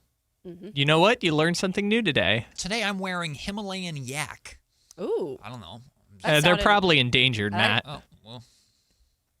Crocodile or alligator. Also Those probably are endangered. Not a thing. good one. I've just heard of these. These are just clothes that Yes, people that's make. why they're clothes. Is I don't- because they're typical. I also like. I'm not going to share any more with you guys because me being transparent on the No. show is getting me into trouble. No, I think it's great. It's not getting you into trouble. It's leading to jokes. That's one thing you learn about me, though. I don't hold much back. So. Well. Oh, really? I Between mean- salmon skin facials and Listen. beating geese like Tiger Woods' wife? I mean, listen. Whew. Where do we go? Take a deep breath. Where do we go? Want some of my sugar-filled Red Shams, Bull? give us Red something, Bull? please. Shams, give us something. I beg of you. Boston Celtics are trading Josh Minot to the Brooklyn Nets? Great, wonderful. The Golden One Center last night was not horrible. The announced attendance was 15,017. Yeah, freaking right. I know that's ticket sales. That's not the amount of people that showed up. It was you can see the pictures out there. I posted a video of DeAndre Hunter's introduction. And what's been really interesting over the years is even when the Kings were bad, if a new King was here, it's like common for Kings fans to show them love. Like, welcome, we're excited you're here, you're new, you're going to get the Kings welcome here in Sacramento. We're going to show you how great of a fan base we are. And the fans that were in attendance tried to do that. But it's one of the least memorable or noticeable new King pops that we've had in a long time. And I don't think it's because there's not interest in DeAndre Hunter. I just think this Kings fan base is at a really dangerous part or point, Kayla, where one, they don't trust this team, this franchise at all. They don't trust ownership, and unfortunately, Scott Perry has inherited that lack of faith. Yep. This entire fan base is now trained emotionally to be, I'll believe it when I see it, prove it to me, or do something that actually makes sense that I can get behind. That's also partially based on the circumstances of his hire. Yeah, 100% too. There's a lot of that goes into that. But I think the worst that this fan base can be is lethargic or disinterested. Yep. Because it takes a lot to get this fan base, with everything we've been through, from the relocation to almost 20 years of just garbage, the longest playoff drought in NBA history, the vast majority of the time that the Kings have been here in Sacramento has just been losing. Yeah. And this fan base is still there, still engaged. It's one of the reasons why we have jobs, and we're very thankful for it. I know, thank goodness. But this organization is doing, with this group, a lot to make this team or this fan base disinterested. And that's what's so unique about this team this year compared to like the 17-win team back in 2000, I think 6 or no, it wasn't 2006, 2008 or something around there. Is at least that team had young-ish talent or guys on that roster that you're still at least curious about, or maybe there's something there, or at least at the very least retreads or some faces that were around during the glory years. Very few. Right now, you just got this roster of veterans. You're the Chicago Bulls West, and you're not going in any sort of direction. And it's just, I feel for Kings fans who have spent their money or have season tickets and are looking at this and just going, this product is not desirable and not even remotely interesting. And that's the risk that the Kings run with the remainder of this season if they don't make any moves here in the next 50 minutes. It was the first thing that I was going to ask you today, and obviously you had brought it up as a segment to talk about, was the atmosphere last night. Because, watching it from my own home last night, you could clearly see a lot of empty seats, and you don't get to hear as much like naturally as if you're in the arena. Sure. But it just felt like there was not that energy that even you had earlier in the season for some of these home games when there was still hope. But I understand right now, especially coming off of an awful road trip where you played a lot of really bad basketball. Yep. And I think part of it also, like, people that are probably frustrated with the trade, whether you think it was good or not. There's frustrations with, hey, like, you know, Keon's not here. Not saying we're not going to come just because Keon's not here, but there's a lot that goes into right now and this time of the year why you're not going to go spend your hard-earned money watching a team where you don't even know yet if it is the rebuilding time because you've got chunky salaries sitting on, you know, the bench at times. And you're like, what am I watching here? I get it. And I heard Sam Amick on the morning show this morning even say, do you, like he didn't say this, I think Dave asked him, do you retire the beam right now? Yeah. Well, I hope not. I don't think we have to go that far, but the jokes write themselves about the beam not being lit very much. Be careful, Alan Styles. Don't. That's Alan's take. Some bulbs. Don't go full Alan in that sense. No, I think the beam sticks around. The beam's fine. I didn't agree with that, but I was like, whoa, we're taking it here, huh? My thing is, and this is why I argued so passionately with Kyle yesterday about the idea of just trading DeMontis Sabonis for whatever you could get for him, realistically. Not if you're taking back the Jakob Poeltl contract, but if there was a way that you could trade Sabonis for R.J. Barrett and, at the time, Ochai Agbaji and not any picks, I would strongly have considered doing that if I were Scott Perry, because not only does it get rid of a kind of a player that we know is not really going to be the future of the Kings, by moving off of his contract, that frees you up with the financial ability to bring in some of the guys that will make sense to this team and will give this fan base a little bit of life. And that's what's the big difference for me. Because we can't talk about you need to do the rebuild the right way and take your time and be patient and then complain about, it's going to be a year or 2 years of bad basketball. But there's a very, very big difference to this fan base between watching a bunch of, this is so aggressively over the top, unfair, but I'm just going to say it to make the point.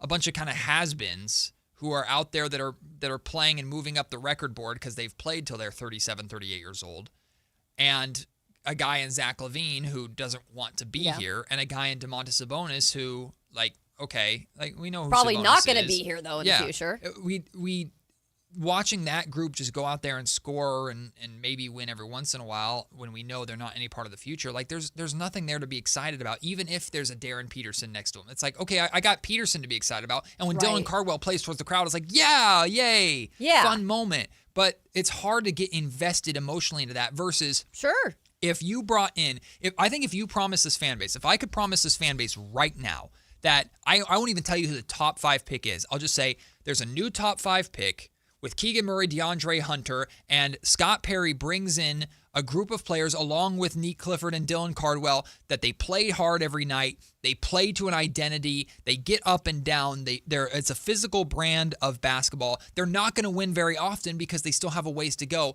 but they play with hustle. They play with intensity. They play, and you can see a future. You can see a road to something better.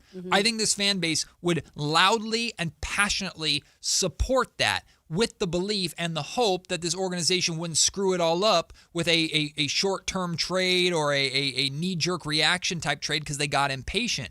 I think the fan base would support that wholeheartedly. And tell me if I'm right or wrong, comment section, and if you want to call in 916-339-1140. But that doesn't exist with this group. Yeah. You just have a bunch of veterans that are out there that we know aren't going to be a part of the future, who are out there, quite frankly, to get their numbers, and all credit to them. It's great for jersey sales, I guess, kinda. But when I watch Kings basketball in the Golden One Center, with the exception of a few moments there from Neek or Devin or Dylan, I'm just sitting here going, none of this matters. And fans feel that way when they watch. Yeah, no, I know we got breaking news here. I just wanted to add to that too, and that's where like you can do like the hybrid rebuild, or you could do the shortcuts. But even if you brought a Ja Morant in here, there's excitement for like a short time. I think they're looking to sustain that excitement, and they're willing to kind of right now in the meantime bite the bullet a little and say, hey, this is part of what it is, and it might get worse for a minute. Breaking news, Kyle. When it breaks, we have it first. Oh, we got it. Trade deadline's not dead. Woo! Okay. The Los Angeles Clippers are trading Ivica Zubac to the Indiana Pacers. Okay. Deal is still to be determined what they're getting back in return. So, yeah, we'll have to wait and see what the Clippers get back here. That is maybe the best contract in the NBA last year. Yeah, Zubats is a really, really good center for his value. And, like, the Indiana Pacers are a really bad team this year because Tyrese Halliburton just his Achilles like tore his Achilles, out all year. The Pacers are going to retool with probably a top 5 pick, or at the very least a high lottery pick. And they're going to bring that high lottery pick, a healthy, hopefully, Tyrese Halliburton, Pascal Siakam, and now Zubats into next season, where I would imagine Indiana is hoping or expecting to be right back in the conversation for making another Eastern Conference Finals, at the very least, to NBA Finals run. I like this move for the Pacers. It means nothing this year. It's everything for the future. Okay. Yeah, cool. I think some of the trades that we've seen recently, including this one that you just mentioned, are kind of like, okay, let's just see what this means for this next year. Yep. That's what a lot of them are telling me. Like, in terms of, like, difference makers this year, I don't know if there's many of the trades that I could say you were willing to do it, except for the ones that were with the Cavs, because clearly the Cavs are like, we want to be win mode now.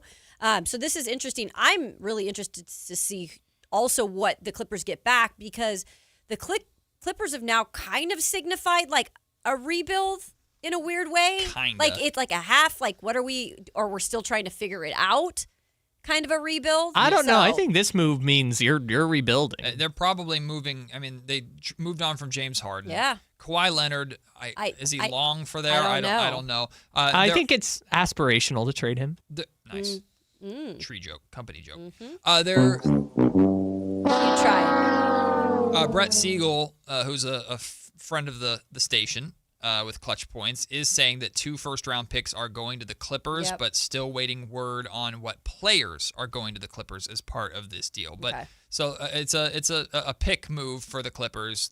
To what you said, signifies they're moving in more of a rebuild, or at the very least retool direction. Maybe they get like Benedict Mathurin and Jarris Walker, kind of the guys who the Pacers weren't going to re-sign. I mean, Zubats is a guy that we know personally, like, gives Domantas Sabonis fits. He's one of the guys that can be physical and bang down low with Sabonis. So I'm curious what's next for the Clippers and how well this works out for the Pacers, but 2 first-round picks, I mean, we have to see what those picks are.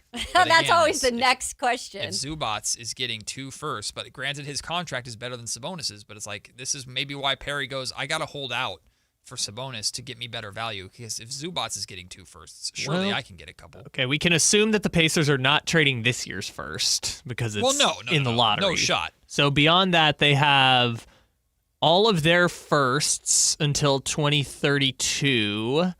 That's it. So it's just the Pacers picks. And the Pacers could probably feel pretty comfortable trading some of those picks, believing wholeheartedly that they're going to be right back in the title contention That's what they're picture trying next to year. do. I mean, they should be, unless Tyrese Halliburton is not fully Tyrese Halliburton again, which would be horrible for all of us, because we love Tyrese here. And I think the Clippers start to get their picks back beginning next year, although they did trade 2 of them for James Harden back in whatever year that was. Well, that might be the biggest trade that we get, to be honest with you today. We're still holding out hope for maybe something with the Kings, maybe a Ja Morant deal is the biggest. I still think there's going to be a Ja one. Well, we'll see. There's a note. The Miami Heat are now the only Eastern Conference team that has not made a trade. So, I know. That's what's crazy. Miami. They're going to wait till the last second. Wake up.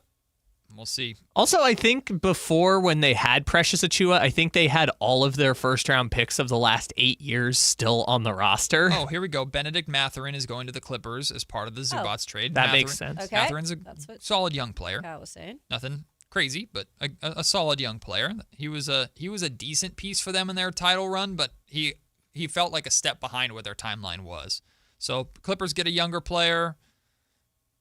I think when we were also talking about like Mathurin for Malik Monk, or like could the Kings swing a deal for Mathurin, I think it was because he is playing with the understanding the Pacers won't be able to re-sign him in restricted free agency. Yeah. And so this is the Pacers kind of cashing in on him at this point. Yeah, they got to allocate their money elsewhere. And like you said, Zubats' contract is pretty team-friendly, so they can absorb that without having to worry about paying Mathurin down the the road. So, all right, interesting Not move for the bad. Pacers. Interesting move for the Clippers. Nothing. By the way, Clippers, they play here Friday, right? Yep, they play tomorrow. The Clippers will be here tomorrow, and they will be without Zubac. So maybe that's good news for Domantas Sabonis, who, by the way, Domas.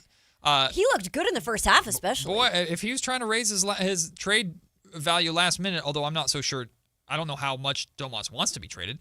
But he did a pretty good job showcasing himself because he had 20 of his 24 points in the first half, 10 of 18 from the field, 15 rebounds, 3 assists, also had a steal. Good. And then the Kings said, hold on, you're playing too well. Sit on the bench. We got to lose this game. Mm-hmm. So put in the youngins. Put in the youngins. And I admire Doug for doing that when it needs to be done. It's actual tanking, but also youth and player development. You get something out of it. Man, we have to brace ourselves for a conversation at noon when we're in our extended noon segment to start the hour after the trade deadline finishes. We really have to brace ourselves for our conversation of the Kings did nothing else. Yep. And not just what does the rest of this year look like, because I think we kind of know. Like last night was a pretty good indication of what the rest of this year is going to look like if they don't make any more trades. When Keegan Murray gets back, it'll give us a little extra juice, which will be nice. This summer, I'm concerned about this summer because I'm not expecting Scott to fix everything, and he was never going to fix everything or get rid of everything. But we'll dive into this a lot at noon, Kayla. I just do not feel great about Scott's ability this summer to have more luck to move on from some of these names than he had this year. I just don't see the contracts being any more movable 3 months from now or 4 months from now. It's going to be interesting, and it is hard to push the ball, further down the court or whatever you want to call it. What is the saying? I just made up my own saying. We know what you meant. But you know what I'm saying. Like it is always harder then. It's going to put more on you as an organization to be pressured to make like all of these moves or make some of these more important moves when you're also preparing for the draft and preparing to, by the way, this is another conversation we're going to have at some point. Do we trust this organization in terms of drafting? Like, that's a whole nother conversation that we're going to have at some point. 1,000%. And it's like, that is more pressure than probably many of the GMs that have been here have had all at once. Perry's going to have it. That's the biggest part of the summer is he has to get right or do right by this draft pick. Of course, he needs to know what the ping pong balls. He needs to know where the ping pong balls are going to end up so that he knows where he's picking, of course, and maybe his decision's easier if it's a number 1 or number 2 overall pick. But regardless, you have to walk out of the draft with a player for the fan base to at the very least be excited about, which I think they will be because it's just this fan base. But you have to, like, my thing with this is if you don't get your franchise star, like the guy, guy A that is going to carry you to a title, hopefully, 4 years, 5 years down the road. You don't walk out of there with your Cade Cunningham. Okay, but you better walk out with a damn good Robin. You better walk out of there with someone that's like, okay, if that's not the star, if we need to wait one more year to get a star, maybe. Whatever the Robin is to that Batman, you need to walk out bare minimum with that guy. You can't, 100%. like, if you're drafting at the top of the draft and you walk out with a guy that's like, yeah, he'll be a decent NBA starter, it's a disappointment. And Scott has to deliver on that. And then after that's done, now you have to figure out what to do with these other veteran contracts to make sure you're not a second apron team, for God's sakes, by the time this season starts. Well, that's first and foremost. You got to figure that at some point. So real quick before we go to break, the full Pacers-Clippers trade is the Pacers are sending Benedict Mathurin, Isaiah Jackson, decent young player, 2 first-round picks, and 1 second-round pick for Zubac and Kobe Brown. Okay. Kobe Brown wasn't really playing all that much for the Clippers. No surprise here from Anthony Slater. The Warriors are keeping Draymond Green. Oh, we knew Draymond was really only being moved if it was a Giannis trade, and that fell through pretty quickly last night, or we knew that was over last night. So we know there's no Giannis trade happening. Last hope is a trade, or just maybe a Domantas Sabonis trade at the final hour. We are just over 30 minutes away from the deadline. And I don't mean to be a Debbie Downer, but Kings fans, I think you should brace yourself for nothing else happening. But what if, Kayla, out of nowhere, a crazy, hypothetical Keegan Murray blockbuster happened? Woo! What would it take? Because we know teams are interested in Keegan. What would it take for Scott Perry to pull the trigger to move on from Keegan? An offer that he can't refuse. Realistically, what does it look like? We'll explore that hypothetical while we wait for more Shams bombs. Coming up next here on Matt and Kayla, Sactown Sports. If your business depends on reliable vehicles, it's time to upgrade your fleet at myelkgrovechevrolet.com. We specialize in fleet pricing, bulk discounts, and fast approvals, so your team stays on the road and on the job. From work trucks and vans to fuel-efficient sedans and SUVs, we have the inventory, service, and financing to keep your business moving. Call or visit myelkgrovechevrolet.com today and ask about exclusive fleet savings. myelkgrovechevrolet.com, driving business forward.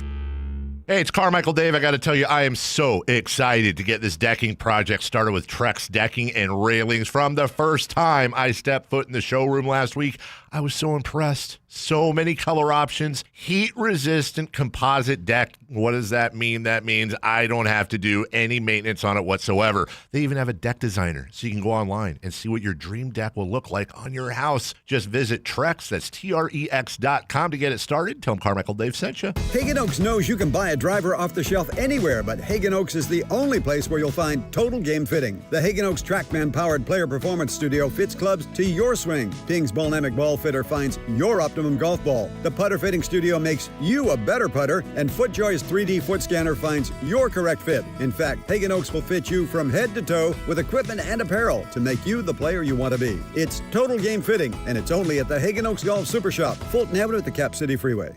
You remember me from a show called And Joe? I'm back on the radio, Sacramento. It's Joe Mommy, and when you need your new country fix, join me weekdays from 6 to 10 for the Pat and Cody with Joe show on New Country 105.1 KNCI or on the free KNCI app. Get in the zone, AutoZone. Rain on game day doesn't faze Dave. He's already got his poncho. Just needs to do something about those wipers.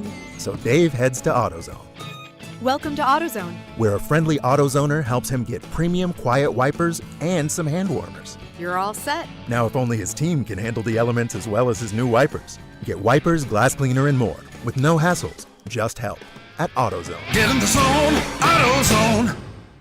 When your check engine light comes on, do you see a repair bill or do you see peace of mind? For 20 years, CarShield's been the name America trusts to help keep you on the road.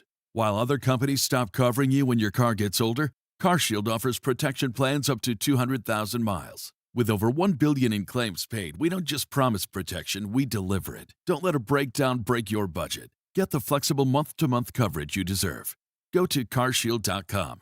That's carshield.com today. Country in the Park is back. May 8th and 9th at Cal Expo. Miranda Lambert, John Party, and more. Line dancing live DJs, mechanical bulls, huge festival area, and food trucks. Tickets start at only $68. It's the perfect Valentine's gift. Surprise them with live country music and dancing. Country in the Park, May 8th and 9th at Cal Expo with Hoblit Chrysler Dodge Jeep and Ram Center and Hilton Sacramento. For more info, visit CITPfest.com. Valentine's Day is coming, and here at Madison Avenue Florist, we have all the favorites. Over 60 variety of roses alone. We've been on the corner of College Oak and Madison for 40 years. Voted best of Sacramento. Come on in, we'll show you why. Order now and mention this ad and get 10% off any order over $80. Order early for the best selection and delivery options. Madison Avenue Florist, for when the moments matter. MadisonAvenueFlorist.net.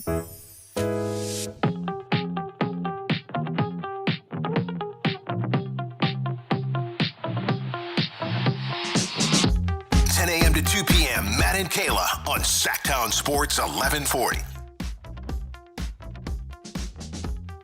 Before we talk about a hypothetical Keegan Murray trade package, and there are some clarifications to be made just to make someone in our comment section. Chat is just firing today, Make man. sure the comment section doesn't get their panties in a wad.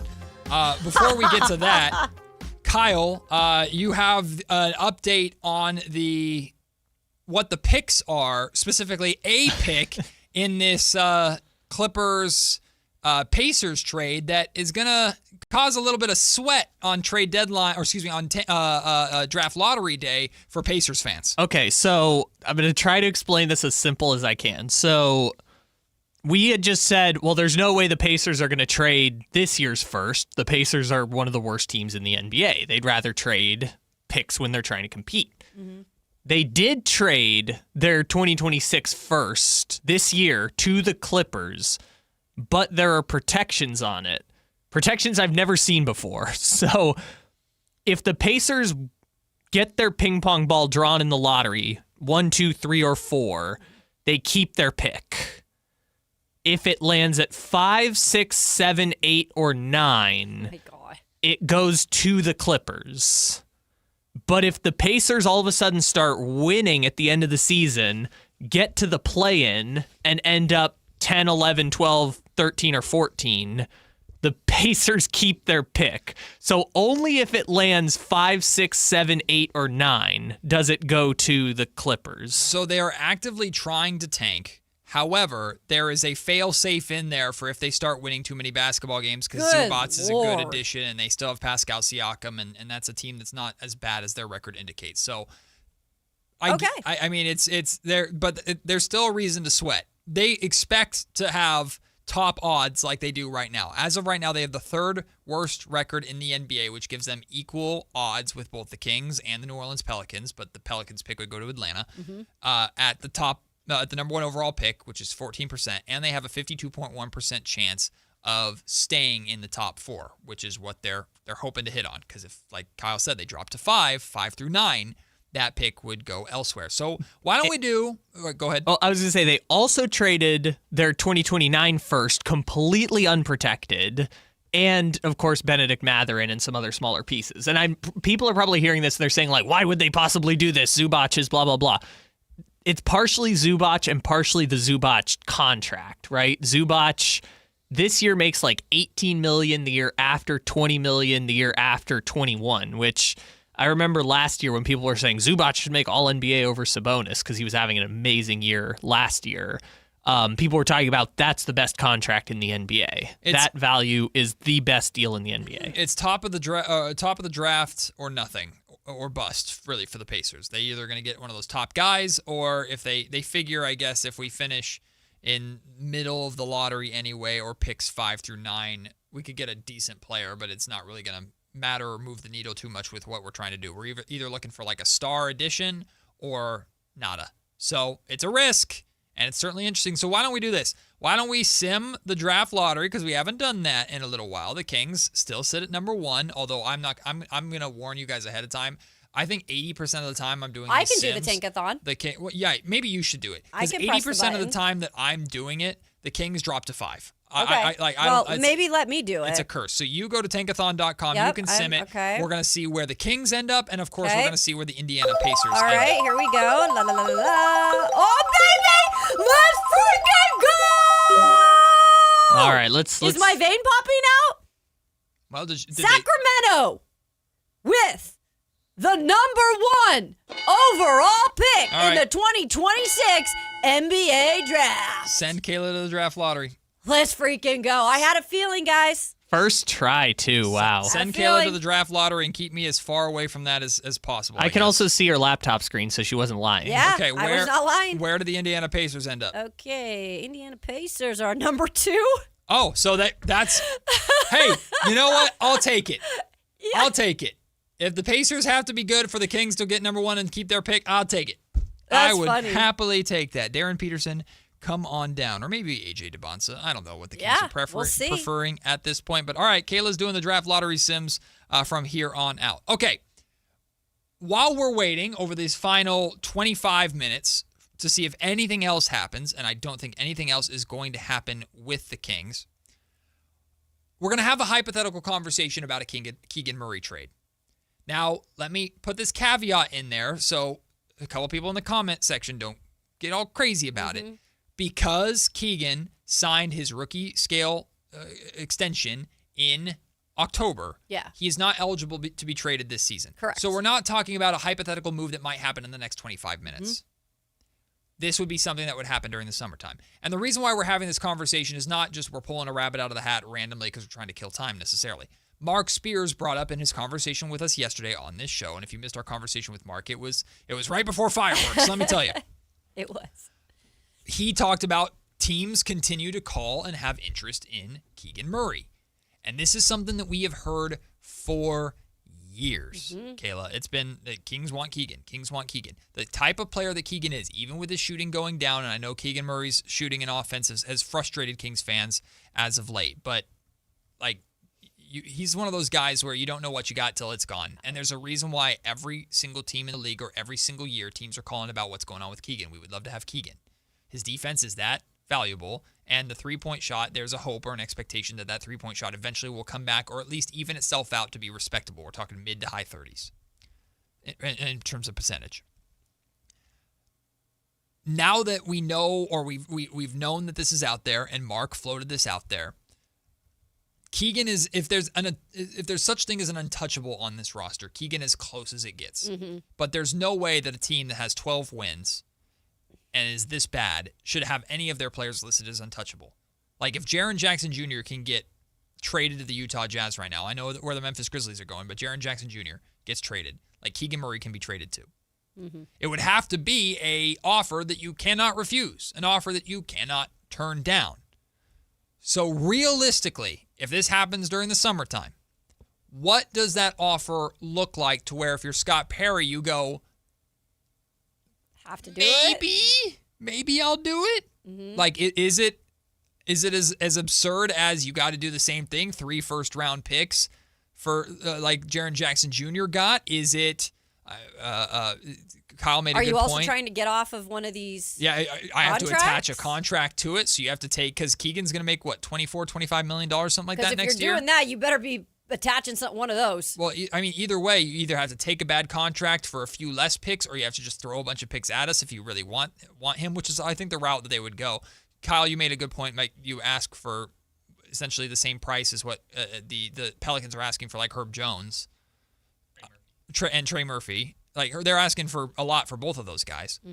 So I don't see that happening necessarily, but is that realistic to have that kind of asking price for Keegan Murray, to which anybody would even remotely consider doing that this summer? It's interesting. It's an interesting topic, and especially because we're now kicking that can down the road too, if that were even a thing. So again, these are all things that would have to happen in the summer.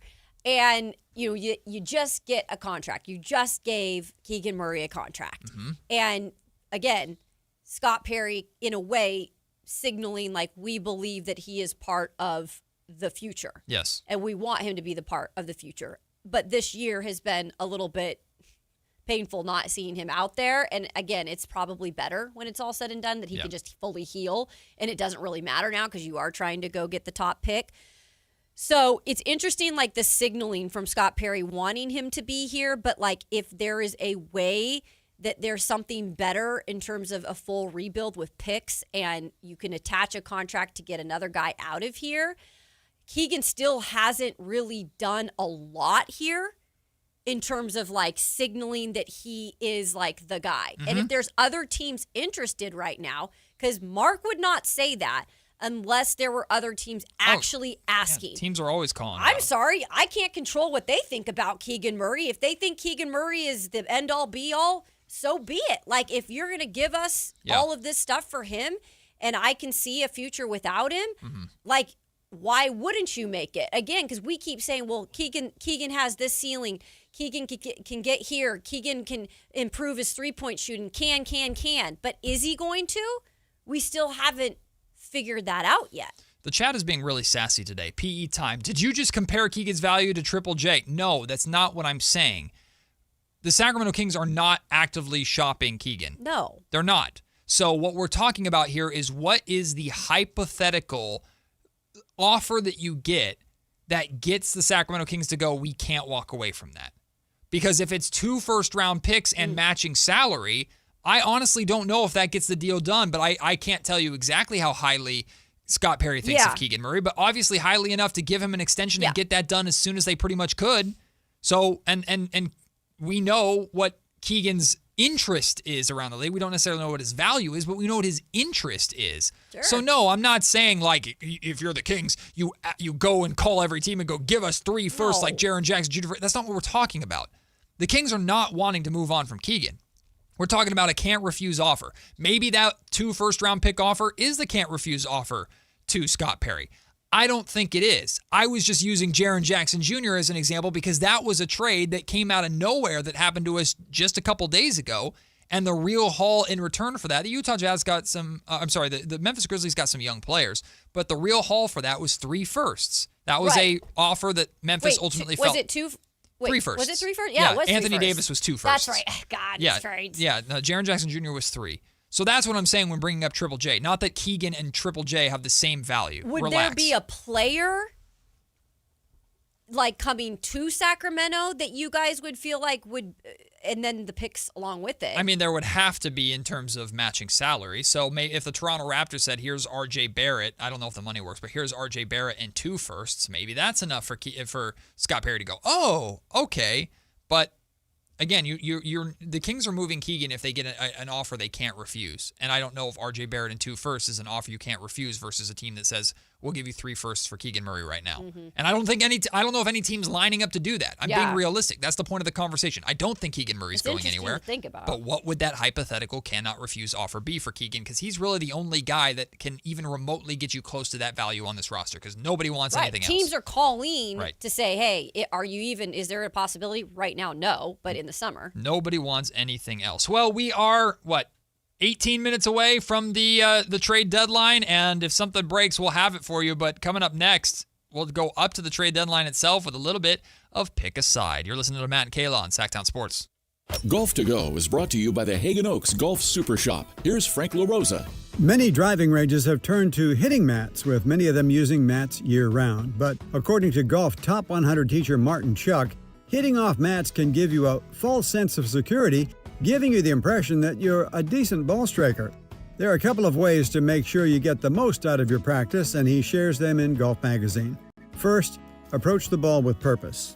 Treat every shot like you would on the course. Stand behind the ball and visualize what you want the ball to do. Then walk in and go through the same routine you use during a round on the golf course. Second, try the towel drill. To make certain you aren't skipping the club head into the ball, place the towel a few inches behind the ball and try not to hit the towel on the downswing. This will help promote ball first contact.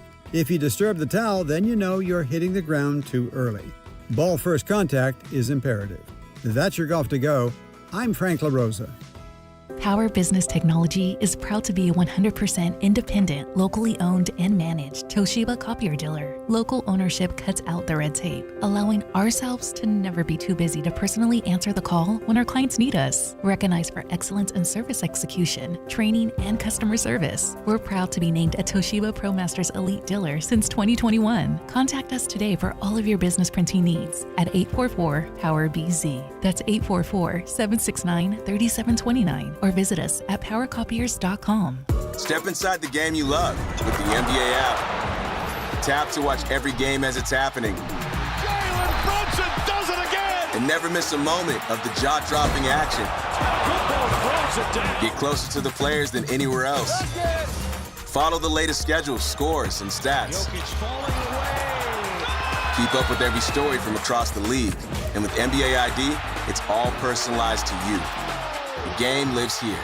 Download today. Guys, your testosterone level impacts your energy, drive, weight, hair loss, and even ED. Revive Men's Health Sacramento will check your T level for free. For your free T level check, exam, and consultation, call 916-277-8599 or visit ReviveMen'sHealth.com. Hurry in and save big during Honda's President's Day sales event at Folsom Lake Honda, your one-stop Honda shop.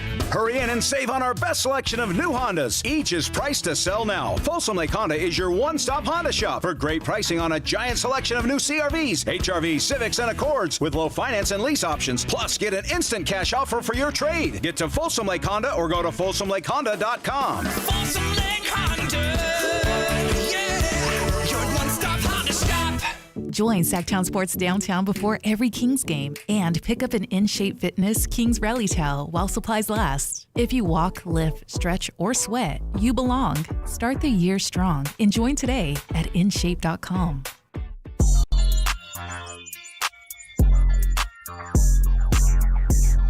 It's Matt George and Kayla Anderson on Sactown Sports 1140.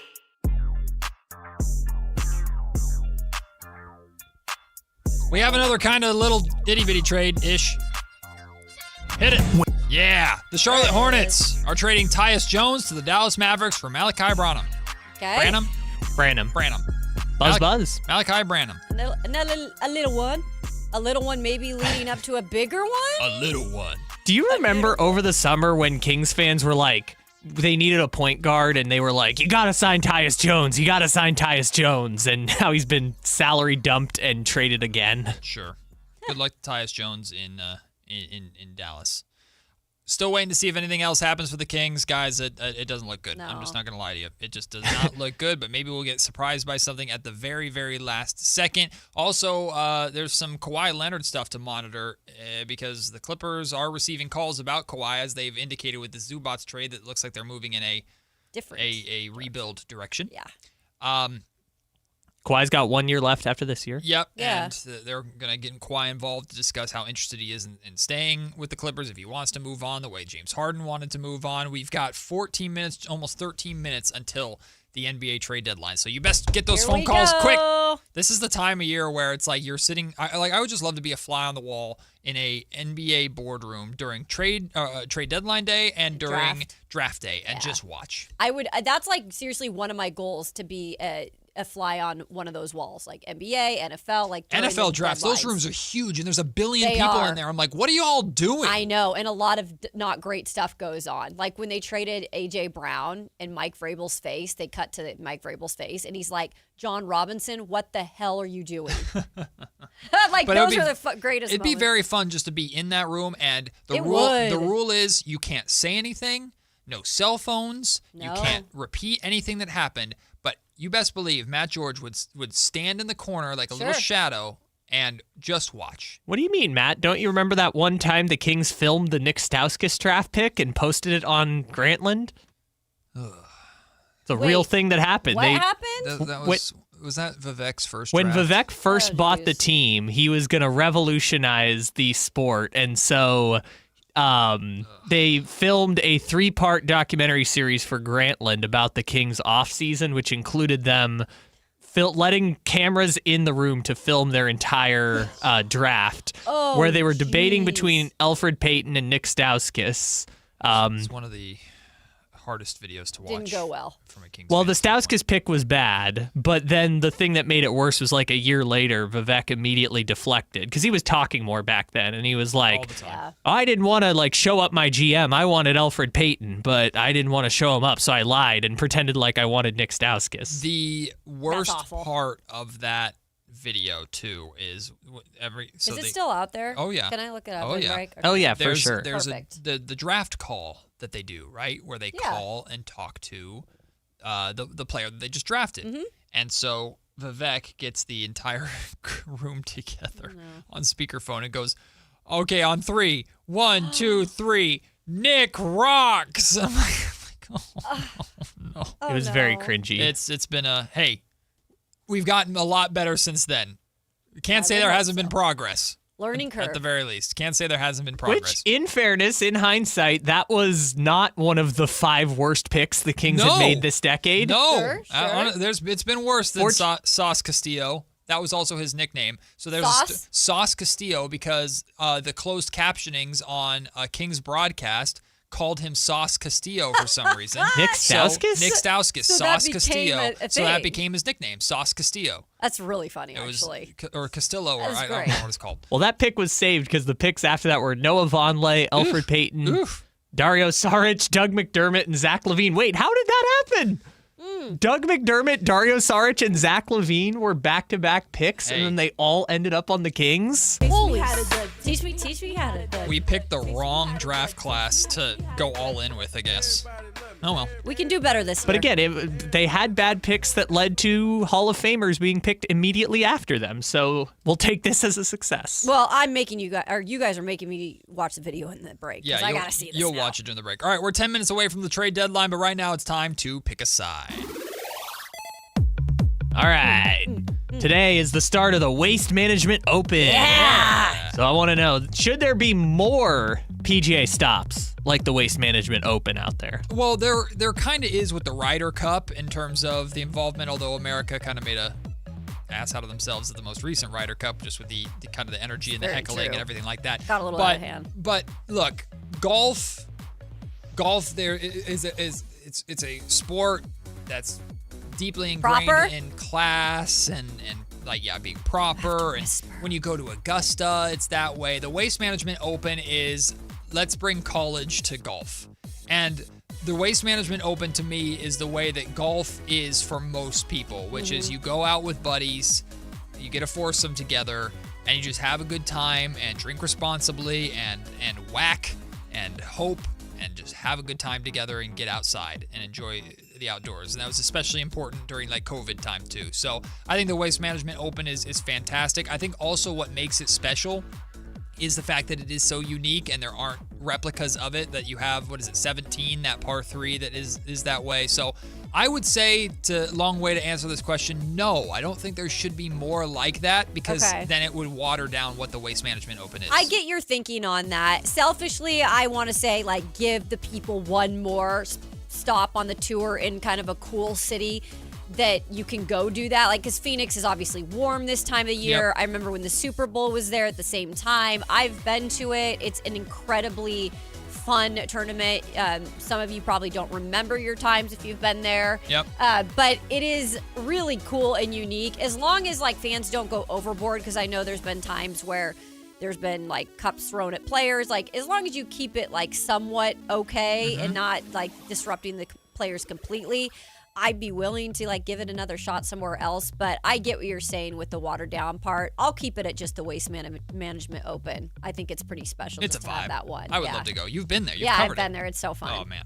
Yeah, like I've never been. I have a friend of mine who I've podcasted with that lives in Arizona. That's basically like the whole thing is an abomination. It's just giant frat boy energy all throughout the place, which I don't. And frat girl. And frat girl energy Sorority too. girl, I should say. Yeah, I mean it's just like beer bottles everywhere, and they don't like it because they live there. But I feel like as a fun experience, it might be nice. I would never want to attend it, and I don't think there should be more. Well, look, if you got a hole-in-one, I will happily get drenched by beer from thousands of fans roaring if I got a hole-in-one. So that Dress to me, accordingly. What makes it appropriate and fun is it's because it's its own thing. Yeah. And I think adding more then now makes it annoying. It waters it down for sure. All right, question number 2. Not sure who has a hot take on this, but a hamburger in a lettuce wrap instead of a bun should be illegal. This has to be Kayla. I had nothing to do with this. So the only reason I sometimes I'm just like, what is a random thing I could add to this where I know people have like a very set, like. Did you have a burger last night? Yes. Oh, okay. So I had a burger last night. In-N-Out? No, a Habit.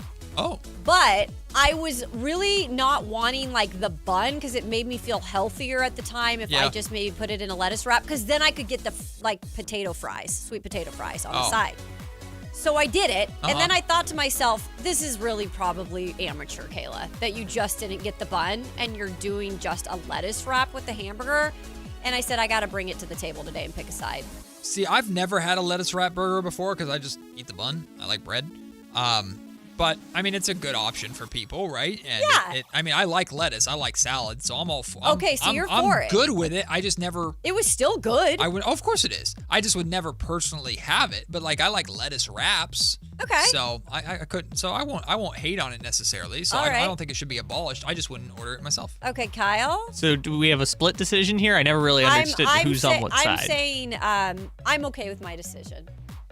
You're okay getting it. Yeah, I think I'm fine with it. I'm okay. Okay, well then, I mean, I don't know. I'm not a big grain person, but I've also never tried it, so I can't knock it till I try it. I'm not a green person. Grain. Oh, grain. No, like bread, like I don't like gluten. Like I'm not a big gluten person. I don't like grain. You know, like it's just not my thing. But all right, I've never tried it, so who knows? Okay.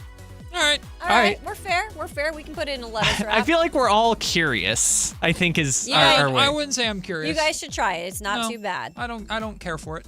It's fine. I just don't care for it. All right. We got time for one more. Do we want to do the sports one or the non-sports one? All right, sports one. Tonight is the NFL honors. Yeah. So I want to know, Matthew Stafford should win the MVP over Drake May. Yeah, I think he should, because the argument for Drake May is primarily results based off of the fact that Drake May got this team to the Super Bowl, and it is technically a regular season award, although I'm not naive. I know how much playoffs do play a factor into it. Matt Stafford's numbers this year were pretty incredible. The Rams had a really, really solid season in the most vicious division in football. Yeah. So Matt Stafford is my MVP, even if he's from LA. Ugh. I know. I think that's the obvious choice, but I will give Drake May credit for, I think he's really the most important guy to his team, because you took him off his team this year. They don't have as much offensive power as the Rams did. The Rams also relied on their run game a lot. They had the best run game in the league this year. So Stafford is very valuable, but I think Drake May has really helped elevate his team to the next level. But I think Stafford's going to win it. All right, we are going to take the break right now. When we come back, it'll hopefully be right before the trade deadline or right after the trade deadline goes off. Will we get any last-minute deals around the league and anything in Sacramento? We'll see. Coming up next. This is the story of the one. As a safety manager at a manufacturing plant, he does everything he can to keep his coworkers safe. From finding ways to reduce risks to keeping safety supplies in stock. And for that, he relies on Granger. Granger offers a broad range of quality products and next-day delivery, so he can always play it safe. Call 1-800-GRANGER, click Granger.com, or just stop by. Granger, for the ones who get it done.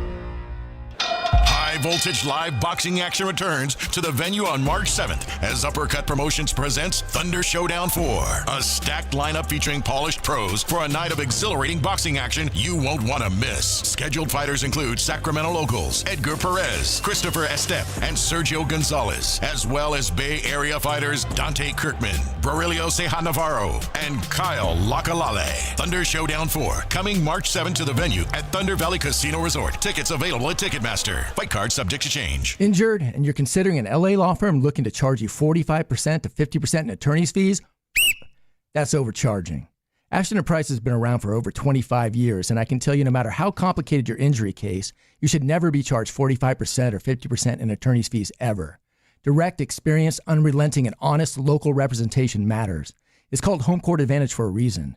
Ashton & Price serious local attorneys for serious people with serious injuries. So for the best local advice, don't think twice. Call Ashton & Price. Hi, this is Greg Papa. Disasters hit every day. If your home, business, or building has suffered from any disaster, SunPoint Public Adjusters can help. SunPoint prepares, presents, and negotiates your claim with the insurance company, working only for you, making sure you get everything you're entitled to and letting your focus be on what's most important, your family or your business. Call SunPoint today at 888-247-7865 or contact us at sunpoint.us. SunPoint Public Adjusters, the gold standard in public adjusting. License number 2N14884. At Stockton Honda, we know how to honor a great deal. Like right now during our President's Day sales event. Whether you're shopping new or pre-owned, you can find star-spangled savings on some of our best models. Why not stop in today and see for yourself? Come celebrate at Stockton Honda and get huge savings on our giant selection. Plus top dollar for your trade. Anytime, anywhere, it's all here. StocktonHonda.com. KHD HD1 Sacramento, KYMX HD3 Sacramento. From the Power Business Technology Toshiba Studios. This is Sactown Sports 1140.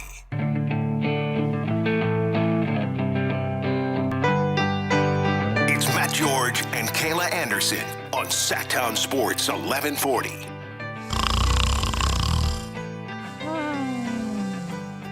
Hey, wake up! Wake up! Huh? What? Was there a trade? No, sorry. There's still time, though. I'm going back to We sleep. got then. about 30 seconds. 30 15, seconds. 14. Uh-oh. Last minute, which, by the way, you always have to monitor like 10, 5 minutes after the trade Yeah. deadline, too, because things will be announced. But 7, it's like the Happy 6, New Year of disappointment, I guess, here in Sacramento. 3, 2, 1. Happy trade deadline has passed. We will see if anything happened at the very last second in Sacramento or around the league, but I am not expecting anything. Man. Likely another quiet trade deadline day in Sacramento. And look, all right, look, there's part of me that is very frustrated about this, like a lot of Sacramento Kings fans. And every Kings fan has every right to be extremely frustrated that there's nothing more. However, as we know, this was going to take time. And even as passionately and aggressively as I argued for the Kings to move on from Domantas Sabonis and make something happen, make that switch up happen, it's not the end of the world that they haven't. Or it seems like they haven't. Again, we're still waiting for any last-minute deals to come through. So it just puts a tremendous amount of pressure on Scott Perry this summer to, in addition, draft well. Moves have to be made this summer. Because the Kings cannot subject this fan base, or themselves for that matter.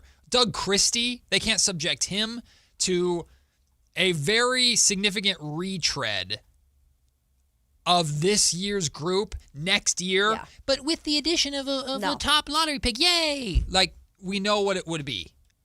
And more has to come. Not everything should be and should be expected to be fixed this summer, but something has to happen this summer, and I'm not so sure because of the Giannis thing also getting kicked down the road. I'm not so sure that Scott is going to be able to have the ability or the opportunity to make moves in the summer more than maybe the opportunity he had at this deadline.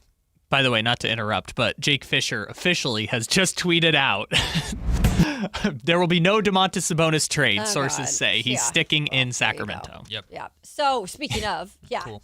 Speaking of, which we already kind of knew, but yes, at least that signifies that probably could be discussed down the road. So this is what I ask, and I'm interested in what people in the chat would say to this, because we're talking about now order of business has now moved to the summer, and there is certain things that they have to address in terms of the second apron. There's different things that need to be done. Priority wise, obviously the draft is there. Yeah, that's the number one. But we know like they're gonna have a pick. Yeah. What comes after that?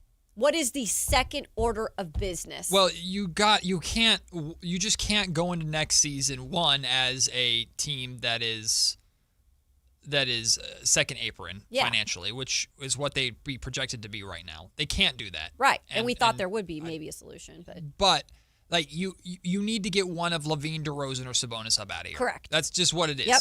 You don't need to get all three of them or two out of the three of them, but one of the three of them have to get up out of here. And if it even ends up being a buyout, a contract buyout, then I guess that's the route that you can go.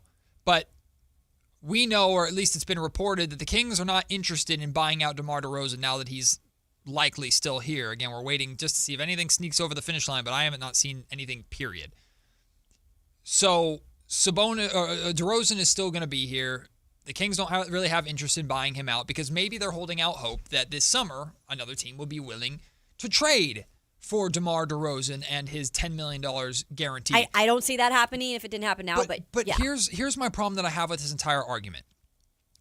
Every team knows right now that Domantas Sabonis is what the 2 years left of Sabonis' contract are. Yeah. Everybody knows right now that $10 million of DeMar DeRozan's contract next year is guaranteed. Yep. Only $10 million. Everybody knows right now that Zach LaVine, unless he just suddenly out of the blue goes nuts, is going to pick up his $49 million player option. So the context now is the same then. So unless something drastic happens over these next handful of months between now and the summertime when trades start happening again, that drastically changes the team's mind, which I guess is possible, depending upon what happens in the playoffs, maybe. But the idea that, like Sabonis, for example, since we talked about him so much, well, there's now 1 year left on his contract. Okay, but if you had traded for Sabonis right now, you're paying him out the last 2 months of essentially this year's deal. Yeah, or 2-3 months, depending upon how long of his playoff run is. Whoop-de-doo. Yeah. Like, that's nothing. You've known he's going to be 2 years, and how much is a few months any different? I don't think that matters. I bring that up to say, just expecting or hoping that any of these guys' value is going to be better during the summertime than it was right now, because they're a few months, a handful of months closer to their contracts expiring that doesn't move the needle for me. And the reality is, like, more than likely with Zach LaVine, if the Kings are going to stubbornly hold on to Zach LaVine with the hopes that they can trade him as an expiring contract, it's more than likely going to be at next year's trade deadline. That means, Kayla, we have to wait an entire freaking year for that to happen. And Kings fans, the idea of watching another year of Zach LaVine not giving a you-know-what here in Sacramento, and I don't necessarily blame him for that, but watching him coast for a full year, are you going to bring him off the bench? Are you going to start him? He sure as hell shouldn't be in the way of any young talent that you have in the building. Like, we're even questioning now, once Keegan Murray comes back in a couple weeks, hopefully, are you moving Zach LaVine out of the starting lineup then to have DeAndre Hunter and Keegan Murray play next to each other? At this point, Matt, I don't care what anybody else wants. If I'm Doug and I'm like, I got to get this prepared for the future and try to show that I'm at least helping develop these guys, because we're not going to win games right now. I don't give a damn what Zach LaVine thinks. I don't care what Westbrook thinks. Like, I'm going to play my young players. I'm going to do whatever I can, even coming into next year if you still have a couple of those guys here. Sure. I don't care what people think of me, or like, I have to do at least one thing right. And if I can't be the one that is like, it's not my fault that these guys didn't get moved. And that's essentially what I'm saying. And how does that positively in any sort of way impact the value of Zach LaVine? It doesn't. That's Every the other team knows, thing. like, this guy's not playing in Sacramento. But they said that about Keon, and Keon. Sure, but Keon was like a commodity for some reason. Right, and also Keon was a $2 million contract, not $49 million. That's right, too. The contract. And even if it's an expiring deal, you still have to find a team that's willing to take on $49 million of, at least for whatever the cap space for the remainder of that season. My point is, though, even if you told me right now, Kayla, such a mess. If you told me right now there will be trades on the table for DeMar, Zach, and Domas at next year's trade deadline, if you told me right now, even if I knew that a year from now, all three of those guys, there would be decent trades out there. I'm not going to pretend it's like they're going to all be great trades, but there were trades out there for them, guaranteed on trade deadline day a year from now. The idea of stomaching another year of Sacramento Kings basketball that looks like this with a sprinkle of some new young talent, it's not appealing to me. No. You're going to add a rookie in this draft, which hopefully is a really, really good, exciting rookie to start sparking that interest. But you're so capped out and in such a financial hell that you're delaying your ability to build a roster that fits those 6 pillars and gives you something cohesive on the court that a fan base can actually latch onto and look at and go, I can see that developing into something better down the road. I feel like, Scott Perry, and again, his timeline is different from fans from ours, right? I get it. He's in the front office. He sees things a different way. It's the business that goes behind it. And I feel like, making the move as underwhelming as it kind of was to have Dennis Schroeder off the books, to have that part of the log jam, one player in terms of log jam out of here. Keon Ellis, not the future here. I think in his eyes, maybe, and I'm not speaking for him, I'm just saying if I was a GM, I'm thinking and coming in new and I'm like, I did something. Like, sure. I moved something around. Yeah. For him, maybe that's like, okay, it's the start. Then the next checklist is this summer, whatever, with Demonis or getting off one of these other big contracts. But for fans, I get it because they look at it in a much different way. Like, we want to see something different on the court to get a little bit excited about, or to see some part of the future, as the season plays out. And you can't do that right now. Well, see, I agree with you about it's the start, right? And Scott did something. And I defended the move because it made a lot of sense for me that the Kings were at very least able to move on from one of their veteran contracts by using the Keon Ellis contract and his value to do so. So at least there's progress in that sense. But I also don't blame every Sacramento Kings fan that goes, we've gone nowhere. You signed Dennis Schroeder during the summertime and used Keon to trade off him. You're right back in the same position you were, except now, you have DeAndre Hunter, which you and I think is going to be a bigger deal to the Kings than what the fan base is making it out to be. I think the fan base is putting a lot of negative connotation on DeAndre Hunter, the player, because of the attachment that they had to Keon Ellis. DeAndre Hunter might end up being, if things work out, 3 years from now, we might look back at this season as the season that they were able to get DeAndre Hunter and lose enough games to secure a good draft pick. That might be what this season is about, and hopefully that's the case. But I don't blame Kings fans that are in the trenches right now going, I don't either. What was the point of the last 6 to 9 months? I know. What was the point? They expected something bigger. And at that, a lot of these fans, I'm sure at one point, loved having Domantas Sabonis here. And not that they're hating on Domas as a player now, but it's not the future here. And so all these baits about Domas getting traded in the last few weeks, all these little cookie crumbs and all this, and then for nothing to happen. And then you saw some other big men get traded. That's where I think Kings fans are looking right now and saying, what the? Yeah. From Chris Haynes, by the way, no trades materialized for the Sacramento Kings as they held on to Domantas Sabonis, Zach LaVine, DeMar DeRozan, and Malik Monk, sources say. Their top 4 contracts, and those 4 contracts by themselves take up 73% of the cap space. And by the way, they added DeAndre Hunter to that mix, and DeAndre Hunter makes more money than Malik Monk does and the same amount of money as DeMar DeRozan does. So now you got 5 of those contracts up there. And that's what I'm saying. You're kicking the can down to the road to the summer.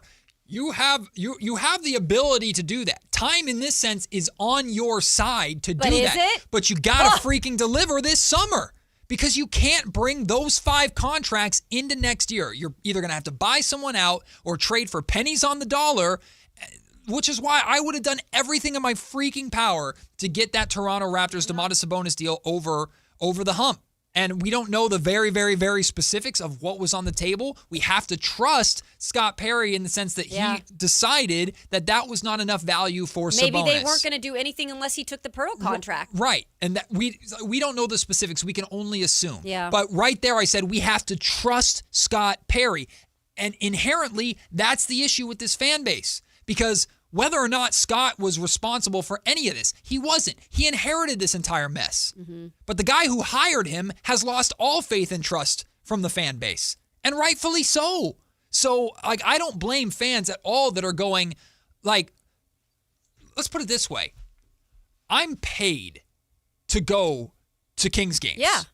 I'm going to be in the Golden One Center tomorrow and Saturday. Yep. Because I'm paid to do so. Exactly. I'm going to be... And I know some fans are going to go to the Golden One Center on Saturday specifically to show Keon love his return back. Yeah. What is the point?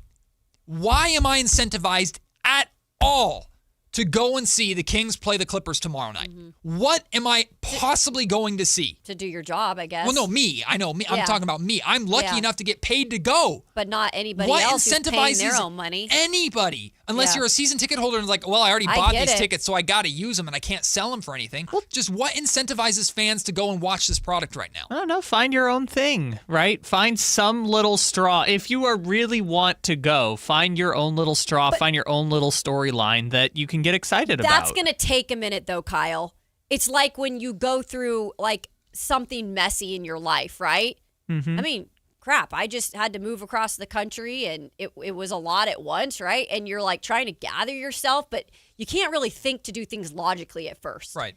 Or think to do the little things. It's just like you're in a head swirl. I think it's going to take fans a bit of time to be like, let me catch my breath. Yes. Let me actually do me for a second and not go pay money to go watch the Kings. And I'm not saying if you want to, you do you. Right. But it's going to take them a minute to go do that. And then maybe when you give it some time, you can be like, hey, I'm going to go see how the young guys are progressing. Yeah. I'm going to see how Hunter's doing. I get it. But right now, I don't know if I would do that. Are you paying? I'm going to do that from my TV at home. And then if it's ugly after 5 minutes, I'm turning it off. And at the same time, though, and I don't want to be the person of see, this is what I was telling you, but I remember so distinctly last year at the trade deadline, there were so many people clamoring for a rebuild. They were like, this team's not good enough. They're not going anywhere. Just rebuild it. And the thing I kept saying is, you don't realize how long these things take either. Because that's the other part is this is one step along the way, but even if they moved LaVine and even if they used assets to make the move, they still would have had to find the young players. See, this is the part that frustrates the hell out of me about that, though, Kyle, because while that might be true, you haven't done anything to really truly start that rebuild yet. Yeah. Granted, because it is what you inherited, but a fan base should not be obligated to, we're just going to have to sit through a wasted year because we couldn't move on from anything because it was that bad. I don't blame Scott Perry at all for any of those 4 contracts that he inherited. Yeah. I don't even blame Scott Perry for the market and there not being a market for those guys. But regardless, this fan base has watched, after Beam Team 1, has watched a steady decline and drop off from good vibes and excitement and hope again to, this looks familiar. Oh no, this looks familiar. Oh, we just fired our head coach. Oh, we traded our star for nothing. And now this season almost means nothing unless the draft goes well. Unless the ping pong balls fall in your favor. Unless DeAndre Hunter or Dylan Cardwell or Nick Clifford or Maxime Reynaud turn into something great. And we can point to this year was the start of that happening. But the point is that's when we're looking back years from now. That's not right now. And as much as I love Dylan and Nick and Max, and I want to see them get playing time, and thankfully I'm going to see them get playing time. I saw them get playing time last night. I was happy to see them get playing time last night. And I sat in the Golden One Center like this. Radio listeners, it's my hand on my chin, just watching going, okay, this is what I wanted to see, and I know it's going to take time, Kyle. But from 1,000 feet up, if the fans look at this year and go, this has just been a lost gap, nothing year, nothing has happened, and they're frustrated by that, I don't blame them one bit for that. Yeah. It doesn't have to be part of the rebuild to waste a year. Oh, for sure, yeah. And maybe people shouldn't show up. That's part of it too. But the underlying point is like, if it was so, there's a difference between like them needing to move these contracts and them wanting to move these contracts. Sure. If they so badly needed to move them, they could have attached assets. And in fairness, they kind of did with Keon Ellis. Like, obviously, they wouldn't have gotten DeAndre Hunter on his own, but if they had to move Levine and they had to move DeRozan, they could have ended up with Drew Holiday or Jeremy Grant or Michael Porter Jr. and had a few less second-round picks or lost a protected first. Just letting these contracts expire until you get an offer that actually makes sense for your team is unpopular, but maybe it's just going to be a long rebuild then. I think there's also a narrative, and there has been a narrative, but I think it's at an all-time high narrative out there around the league that Sacramento is just in the depths of you-know-what. And it's like all these players here. Basketball hell, baby. Yeah, all these players. And I could be completely wrong on this, but I think there is something to the fact that I feel like if some of these guys were on some of these other teams at this point of the year, DeMar DeRozan, for instance, there might have been a movement made. Like, I swear to you, I just feel like sometimes, like, it's like, you're a king. You're here. Like, I'm not saying it's all of it. I'm saying there's parts to it, though. Sure. And it's like, we're not going to touch that. Like, yeah, we're fine with that. And I think Kings fans are being really realistic in the sense that none of us were expecting close to everything being fixed this year or at this trade deadline. No. But show us the step towards where you're trying to go. And the Kings might come back, or Perry might turn around. If you were in the room with me, he might turn around and go, DeAndre Hunter. And maybe that ends up being the case. But I watched DeAndre Hunter play last night, and I'm not out on the guy based off of one game, but I watched him play, and I'm thinking, okay, this guy, in theory, is going to be a good role player with where the Sacramento Kings are trying to go. But that's the problem. This roster is so clogged with veterans that aren't cohesive and don't fit where you're trying to go that how can I see the flashes of DeAndre Hunter fitting what I need him to do when he and the team don't play that way because I got all these veterans who I got to feed. But the solution to that is just waive Levine and DeRozan in the summer. Which they very well might do. Like you talked about, they and don't maybe need, that's what they're going to do. But they need to move on from contract. They didn't need to move on from contracts at the deadline. They need to move on from contracts this summer. I think that's and the if plan, they just then. waive them or buy them out, I mean, okay, I guess you can go that route and you can do that, but it feels like wasted time versus if you had moved on from Domantas Sabonis and gotten R.J. Barrett in the building. Again, if Jakob Poeltl's on the table, which it sounds like he was, I understand the trade talks breaking down. Do that. No interest in Jakob Poeltl at all. But if you had told me that you could get R.J. Barrett in the building, and at some point I could have seen R.J. Barrett and DeAndre Hunter and Keegan Murray together as a three-man rotation in your kind of your wing position, and you finally have some depth at that position, okay, now I'm starting to see a semblance of something. Plus, I don't have Domantas Sabonis' money on the books, so this summer I feel like I can do more. Yeah, I'm interested. So Scott Perry, I believe, talks tomorrow at, is it 11 a.m., right?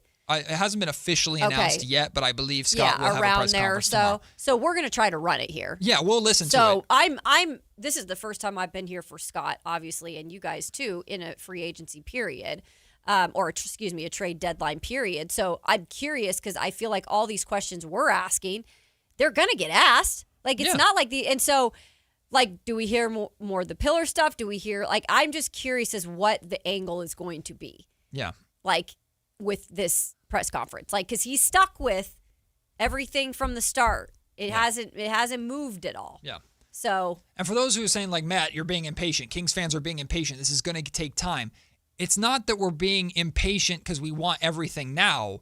It's show us progress. Right. There just doesn't seem like there's really been much progress with the exception of, hey, Doug Christie's now playing his young guys because the Kings are incentivized to lose basketball games right now. So, I just think putting it all under the blanket of an umbrella of these rebuilds are going to take time. What did you expect, Kings fans? Well, I expected that this team would at least move in the right direction and not be stuck with the same problems going into next year potentially that they had going into this season. And I think if again the move to move Schroeder and Keon, I think if that move wasn't Schroeder or he wasn't the one that brought Schroeder in, I think it'd be a little bit more graceful right now in terms of making some sort of move. But it was kind of like one step forward. Oh gosh, I got to take a step back now. It's kind of my fault. So I think that's where the grace kind of gets taken away there. Why don't we go to the phone lines? We got pool guy Mark on hold who wants to jump in. What's up, pool guy Mark? Hey, how's it going? It is going, my friend. It is going. Quiet. Right. Quiet at the trade deadline. Crickets, right? Well, I was going to suggest yesterday. I mean, I'm a huge Keegan fan. I mean, I like his game. He's modern. He plays defense. I mean, I worry about his offense. I watched the Boston game, and he was getting kind of, guarded up by Pritchard, which I'm like, come on. Anyways, my point is, I mean, the guy's already 25. He's going to be 26 next year. I mean, we're probably going to be drafting a 19-year-old, hopefully, right? And probably next year, I don't care what this team does, they're going to be drafting another 19-year-old. We're going to have a 19 and 20-year-old, and he's going to be 28. I mean, if we could get a grandfather offer for that guy, it would be a really gutsy move, but it's kind of what the other teams are doing. I mean, that would just give us the ammunition to really restart this rebuild. It would, even if I was the GM, it would be something that it'd have to be a really good package. But I don't know. That's kind of where we're at. We're going to be stuck with this team for 2 years. I mean, that's our only ticket out in my eyes. Oh boy. Well, if you're right, I'm not happy about it. I don't think Kings fans are going to be happy about it, and I think ticket sales are going to reflect that unless maybe there's a Darren Peterson or an A.J. DeBonsa in the building that at least recaptures our interest. And that's where all the hope kind of falls in the season anyway at this point. Yeah. Because the trade deadline was the most important week of the regular season. It went by. You ended up with DeAndre Hunter, so it's not like you did nothing. And I don't think Scott Perry deserves to get ripped to shreds or anything like that because, again, most of this is a mess that he inherited that he can't force teams to take off of his hands. He's probably pretty frustrated. But too, I can imagine. He's been working the phones for months, and he's like, the only piece I was able to move was the piece that I negotiated the contract for because I negotiated a tradable contract for it and not these other 4 contracts that I had that I inherited that I can't move, even if I'm trying to. So I think Scott Perry is probably very frustrated, but there's only so much you can do. I'm just saying the pressure is on Scott in a major way this summer, and we're going to be paying close attention to that. Casey wants to chime in. Welcome into the show, Casey. Hey, guys. How you doing? Good. So I think the Kings really screwed themselves at this trade deadline. As we know, they're projected to be in the second apron next year. And not only did they add guaranteed money with DeAndre Hunter, they could have had, if they wouldn't have traded Keon and Sarge, they had about $8 million coming off the books. And now we have another $8 million that's not coming off the books. They also reportedly could have got Chris Middleton and whatever the first-round pick was for Sabonis, which I know that's not a lot coming back, but that's $38 million coming off the books in the offseason, and that brings us well below the tax threshold. And now that we're projected to be in the second apron, it's not like you can, even if you move some of these guys in the offseason, you don't hardly ever see trades where guys are going to take on these big contracts and send back less money, which is what we would have to do to get below the the second apron. So I don't know how there's any way that we're going to be able to get under the tax apron next year, in my opinion. Casey, thanks so much for the call. First off, about the Washington Wizards deal too, like knowing what we know about the pick that Washington was likely offering, because it was probably one of the two not so great picks that they offered, the Dallas Mavericks and the Anthony Davis deal. More than likely, it was this year's pick that's Oklahoma City Thunders that's likely to be like 29 or 30. Like, I'm not, and only getting Chris Middleton, who's an expiring contract, like, I'm not sad necessarily that the Kings didn't accept that offer. I can't say the same about the Toronto Raptors offer because RJ Barrett was there. And I know RJ Barrett, while he's not Domantas Sabonis in terms of skill level, RJ Barrett is someone that Scott Perry values and someone that maybe could have been part of something here in Sacramento. Chris Middleton never would have been in that sense. But yeah, moving money around this summer, especially now that Giannis hasn't been moved either, it's not going to be an easy thing to do. We went through a bone-dry, dead summer period with very little free agency movement, and Scott's been trying to trade some of these deals, Malik Monk, since he took over, and in 9 months has not been able to. So it feels like wishful thinking that suddenly he's going to be able to this summer, but he's got no choice. We're going to wait and see what he is able to do. So the trade deadline has come and gone. No extra moves for the Kings, but we'll recap the trade deadline because in general, it was a busy, fun deadline over the last handful of days. Makes us feel better after the spookiness of the apron system. We'll go through everything that happened around the league coming up next on Sactown Sports. This is the story of the one. As the purchasing manager at a manufacturing plant, she knows the only thing more important than having the right safety gear is having it there when you need it. That's why she partners with Granger for auto reordering, so her team members can count on her to have cut-resistant gloves on hand, and each shift can run safely and efficiently. Call 1-800-GRANGER, click Granger.com, or just stop by. Granger, for the ones who get it done. Tired of hearing scary radio ads about the IRS? Tax Relief Advocates is different. TRA is here to tell you that if you owe money to the IRS, whether it's $5,000 or $500,000, we have a solution. TRA can eliminate or reduce what you owe to the IRS with zero risk to you. We have over 1,000 5-star reviews on Google and an A+ with a BBB. End your tax nightmare today by visiting TRA.com or call 800-583-6681. That's 800-583-6681. Join Sactown Sports downtown before every Kings game and pick up an In-Shape Fitness Kings Rally Towel while supplies last. If you walk, lift, stretch, or sweat, you belong. Start the year strong and join today at InShape.com. Amy Cox did something smart. She saved hundreds on auto insurance switching to Progressive. And with that money, she decided to treat herself to an anti-aging red light mask. Will she look like a horror movie villain every night? Yes. Will her boyfriend Kevin be scarred for life? That's certainly a risk.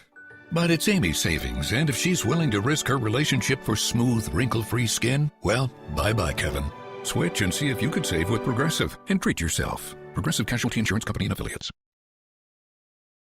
Not sure how to tackle your taxes? Are you sweating the small print? You may be experiencing FOMO, the fear of messing up. The answer? Using TurboTax on Intuit Credit Karma.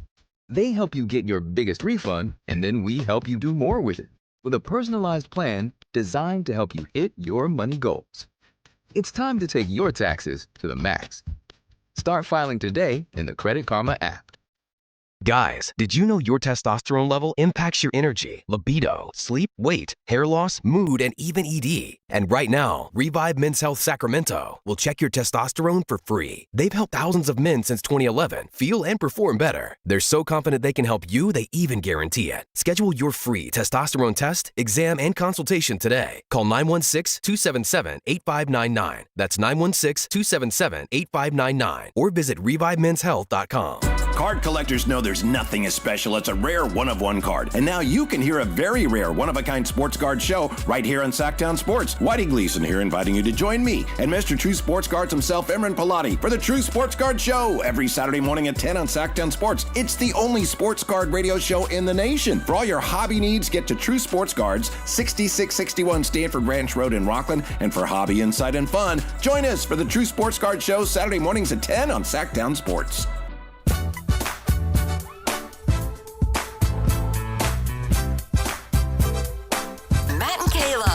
Sactown Sports 1140.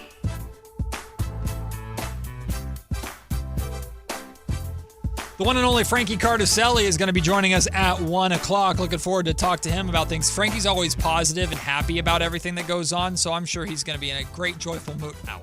A great, joyful mood. He just threw a... Is that on the chat? That's what we do. That definitely was on video. Oh, it was on video. Okay, good. I didn't know if it was. Frankie yeah, here we go. Frankie threw a ball. It's a little at my delayed, head. so. That's not nice. Oh, well. We'll talk to Frankie at 1 o'clock. I'm sure he's in a great mood.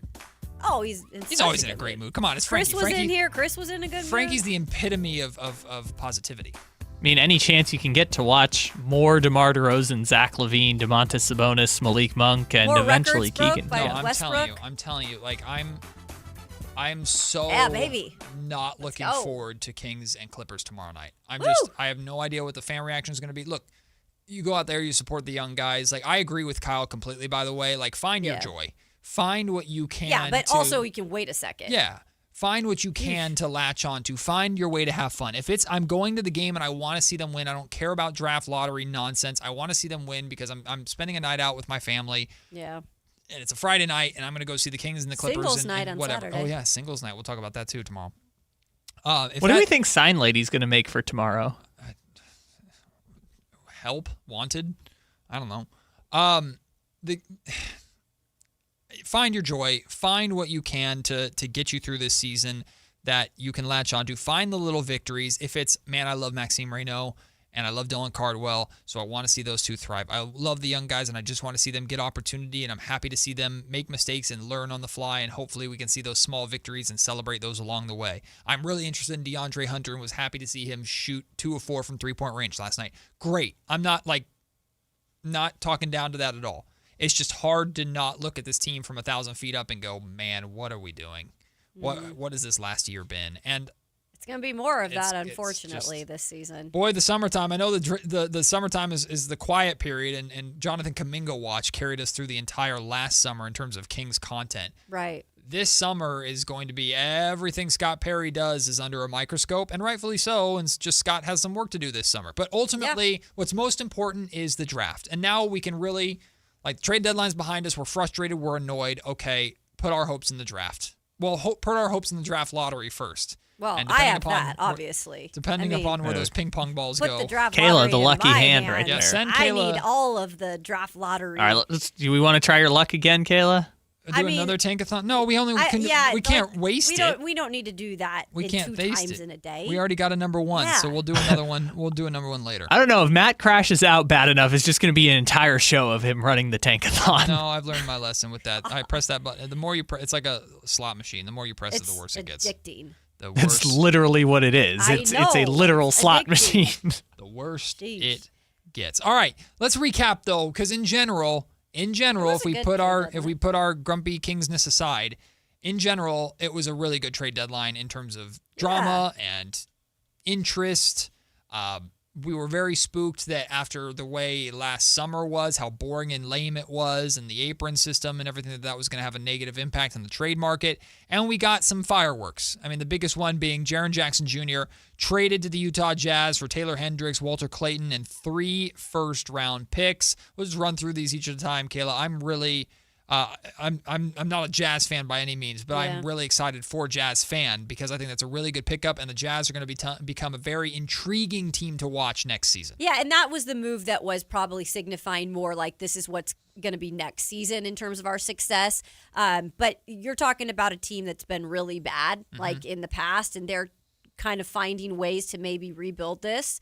And JJJ is definitely one of those guys, and not somebody I had on the radar at all either. And that's what made this trade fun, because it not only signaled like, hey, Utah's ready to get this started earlier than later, but also Memphis is pretty much saying we're tanking or we're rebuilding fully. Yep. I know Ja was not traded by the deadline. This summer, probably. Ja ain't staying there long, though. Yeah, no. So I thought that was the best trade in terms of benefits and big time. What we were able to see out of who's going where. I am curious, though, like, do we think Utah's like a real contender at this point? Like, I feel like there's this season? No, going into next year. To win a title? No, I'm just saying, like, they want to make the playoffs in the West, obviously. But if they're a play-in team next year and they did this all-in move for Jaren Jackson Jr., like, I don't know.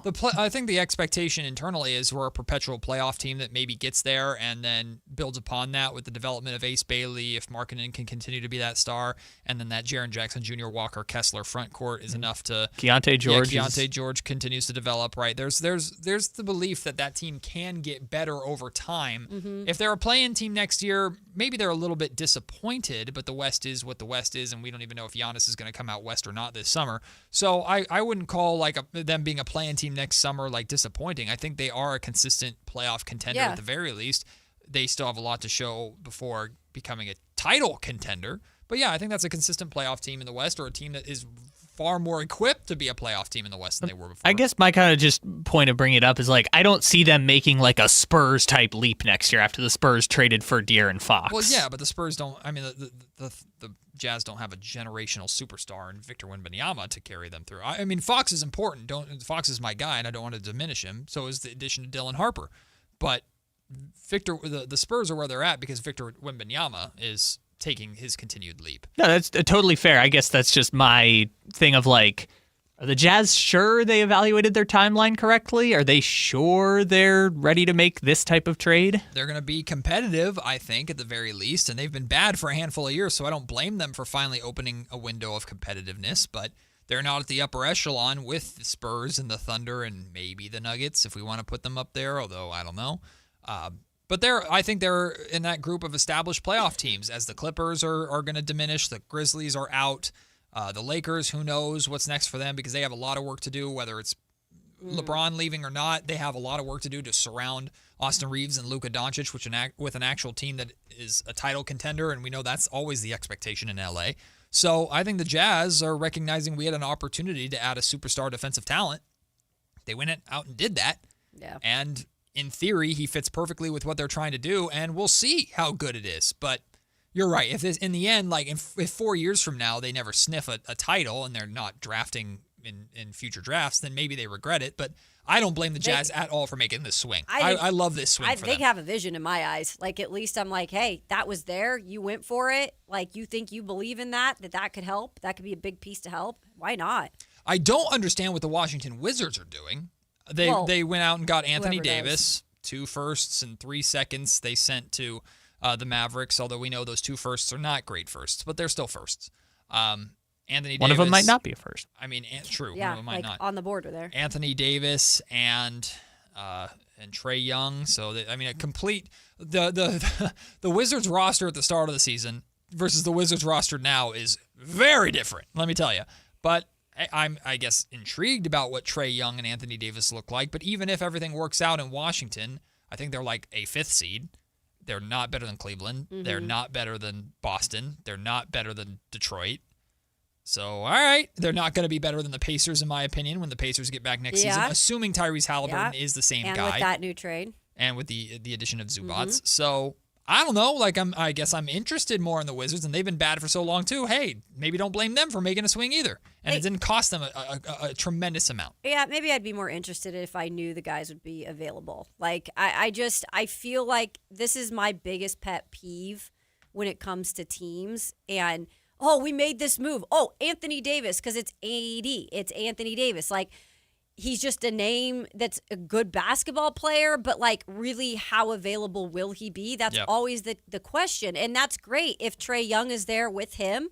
But we keep on wondering, like, Trae Young's been injured, AD. So this is all, to me, like, it could end up being a great move for them, and it could expedite their whole, playoff position too. But that's a very big if, at least with AD, he is able to be there and actually be available. And, like, that's a lot of gambling. And that's why this move is perplexing to me, because if they have the injury luck on their side to where Trae and AD are able to stay healthy, again, what is the ceiling? 4th in the East? Winning a playoff series? Like, that team's not, unless they stun everybody, that team's not sniffing the Eastern Conference Finals. So maybe you make it to the second round of the playoffs? I don't know. And they're only getting older and more feeble. Mm-hmm. Prudent and opportunistic, because with all that money coming off their books, they were going to have to pay someone. Sure. So I guess it's like, sure. Hey, what the heck? Take a Anthony? swing. They're going to be more relevant than the Sacramento Kings are, and a lot more fun to watch than the Sacramento Kings are, unless like Darren Peterson or AJ DeBonsa come over and put on a show, or Kingston Fleming or whoever you think the Kings should draft. James Harden is gonzo from the Clippers. He was traded to the Cavaliers for Darius Garland, DG, someone that you're very familiar with, I'm so Kayla. excited for DG. So Darius Garland goes to the Clippers, and we'll see what his future is like there with Kawhi Leonard, who was not moved. Yep. But James Harden joining the Cavaliers, and now, I mean, we know the Cavs are going for it in the East. Now this is a different look at their James Harden and Donovan Mitchell-led core with a sprinkle of Dennis Schroeder and Keon Ellis. Yeah, little Schroeder and Ellis. And that's the other thing. They got some other pieces in this. They got rid of Ball. So, like, here's the thing with the Cavs. I think they're, like, trying to make a push, and they look at this situation being, like, we traded a younger player for a player that's 10 years older in James Harden, because obviously Darius is only, like, 26 years old. Yep. But Darius was obviously not available right now either, and he has been in the mentions of trades for the past several months. Yep. So you kind of knew, and I think Darius Garland answered questions yesterday and said he kind of expected something to happen. So I think Harden is good right now because he's going to be available. He's slower. He's not, at his peak anymore, but I think he can be a good facilitator. I think he can help this team at least maybe give them a little bit more of a push because he's available. I don't know how far they go, though, with a Harden. Well, speaking of the Cavaliers, they destroyed the Clippers last night. I know, right? And James Harden didn't play in that game. Mm-mm. But Keon Ellis and Dennis Schroeder did. They made their debuts. We'll tell you how both of them did. Plus, Dennis Schroeder took kind of a shot at the Kings, but he wasn't telling lies after the game either. We'll share with you that audio. Plus, Frankie Cardicelli from Sactown Sports joins us at 1 o'clock. And we have a little bit of football to talk about, too. It is Super Bowl week after all. The trade deadline is passed. How are you feeling? Stick with us right here on Sactown Sports. The 10th Annual Sacramento Sports Hall of Fame celebration is Thursday, February 5th at the Golden One Center, inducting the class of 2026, plus honoring all of our past inductees. See Sacramento's 50 greatest athletes of all time. This is Bill Cartwright. This is Jerry Royster. This is Tony the Tiger Lopez. This is Dusty Baker, proud member of the Sacramento Sports Hall of Fame. Join us Thursday, February the 5th at the Golden One Center for Sacramento's best sports night of the year. Get your tickets now at sacsportshof.com. I remember brushing my hair and looking down and thinking, oh my gosh, do I have any hair left? I used to look at women with thick, beautiful hair and think, why doesn't my hair look like that? My thinning hair is making me feel so old. If you want thick, healthy, gorgeous hair, then you need Hair Volume from New Nordic. With clinically proven ingredients like apple extract, biotin, and millet, Hair Volume nourishes your hair follicles to promote thicker, healthier-looking hair. Say goodbye to shedding, thin, and dull hair, and hello to thick, healthy hair with Hair Volume. Since taking Hair Volume, the shedding has all but stopped. Now, instead of being jealous of other women's hair, I have friends who are jealous of mine. My hairdresser couldn't believe the difference in my hair. Now she's using Hair Volume too. Available as a tablet or delicious gummy, Hair Volume is available online at Amazon and NewNordicUSA.com, or find Hair Volume in the hair care aisle at your local CVS. Hurry in and save big during Honda's President's Day sales event at Folsom Lake Honda, your one-stop Honda shop. Hurry in and save on our best selection of new Hondas. Each is priced to sell now. Folsom Lake Honda is your one-stop Honda shop for great pricing on a giant selection of new CRVs, HRVs, Civics, and Accords with low finance and lease options. Plus, get an instant cash offer for your trade. Get to Folsom Lake Honda or go to FolsomLakeHonda.com. Folsom Lake Honda, yeah, your one-stop Honda shop. Hey, it's Carmichael Dave. I got to tell you, I am so excited to get this decking project started with Trex Decking and Railings. From the first time I stepped foot in the showroom last week, I was so impressed. So many color options, heat-resistant composite deck. What does that mean? That means I don't have to do any maintenance on it whatsoever. They even have a deck designer, so you can go online and see what your dream deck will look like on your house. Just visit Trex, that's Trex.com to get it started. Tell them Carmichael Dave sent you.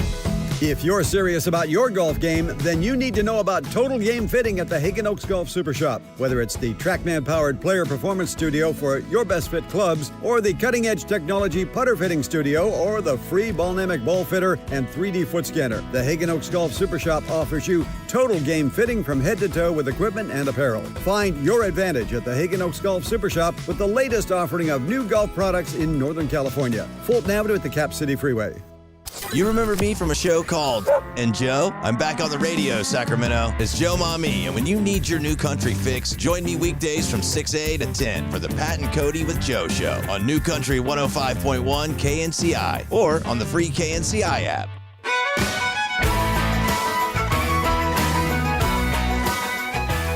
It's Matt George and Kayla Anderson on Sactown Sports 1140. Trade deadline dud, at least for the Sacramento Thumbs Kings. More like dud line. Ooh, you're on to something there. Nice. Ding, ding, ding, ding, ding. The board agrees. Yes. The Sacramento Kings lost their 10th straight game last night, losing to the Memphis Grizzlies. Woof. That's about the only With thing like 8 players. They didn't have anybody. I know, right? Nope. And the Grizzlies weren't trying to win that game unless it was Cam Spencer. Let me tell you, Cam Spencer he hit some big shots in the fourth quarter. I was like, yeah, did. Cam, attaboy. I know. Help the tank. Why can't the Kings have a Cam Spencer? Because if the Kings had Cam Spencer wouldn't know how to shoot in Sacramento. It's just the way it is. It's the sight lines in that building, Matt. Not for Jalen Wells when he comes here. No, Jalen Wells always turns up when he comes home and plays in front of the hometown kid. We don't need to do it right now, but I have a Jalen Wells story for later. We do. Is that going to disappoint me? I mean, it's cool, but it's not like, oh, we have to stop the show to tell it. We do have another local kid from Sacramento, Jared McCain. Yeah. Who got traded, went to the Oklahoma City Thunder, so good for Mr. McCain. That's awesome. See what kind of role he has over there, adding some shooting depth to that group. Maybe he wins a ring. That would be pretty cool. Maybe Dennis Schroeder and Keon Ellis win a ring in Cleveland, and I know that would make Kings fans very, very excited. Matt, the Cavs beat the Clippers 124-91 last night in the Intuit Dome. Mm-hmm. This was after the James Harden trade, but James was traded to the Cavs. James didn't play in that game. I think we're actually going to get the James Harden Cleveland Cavaliers debut in Sacramento on Saturday, which will be pretty fun, I guess. Dennis Schroeder scored 11 points off the bench, 5 of 14 from the field, 6 assists, and 3 steals in 19 minutes.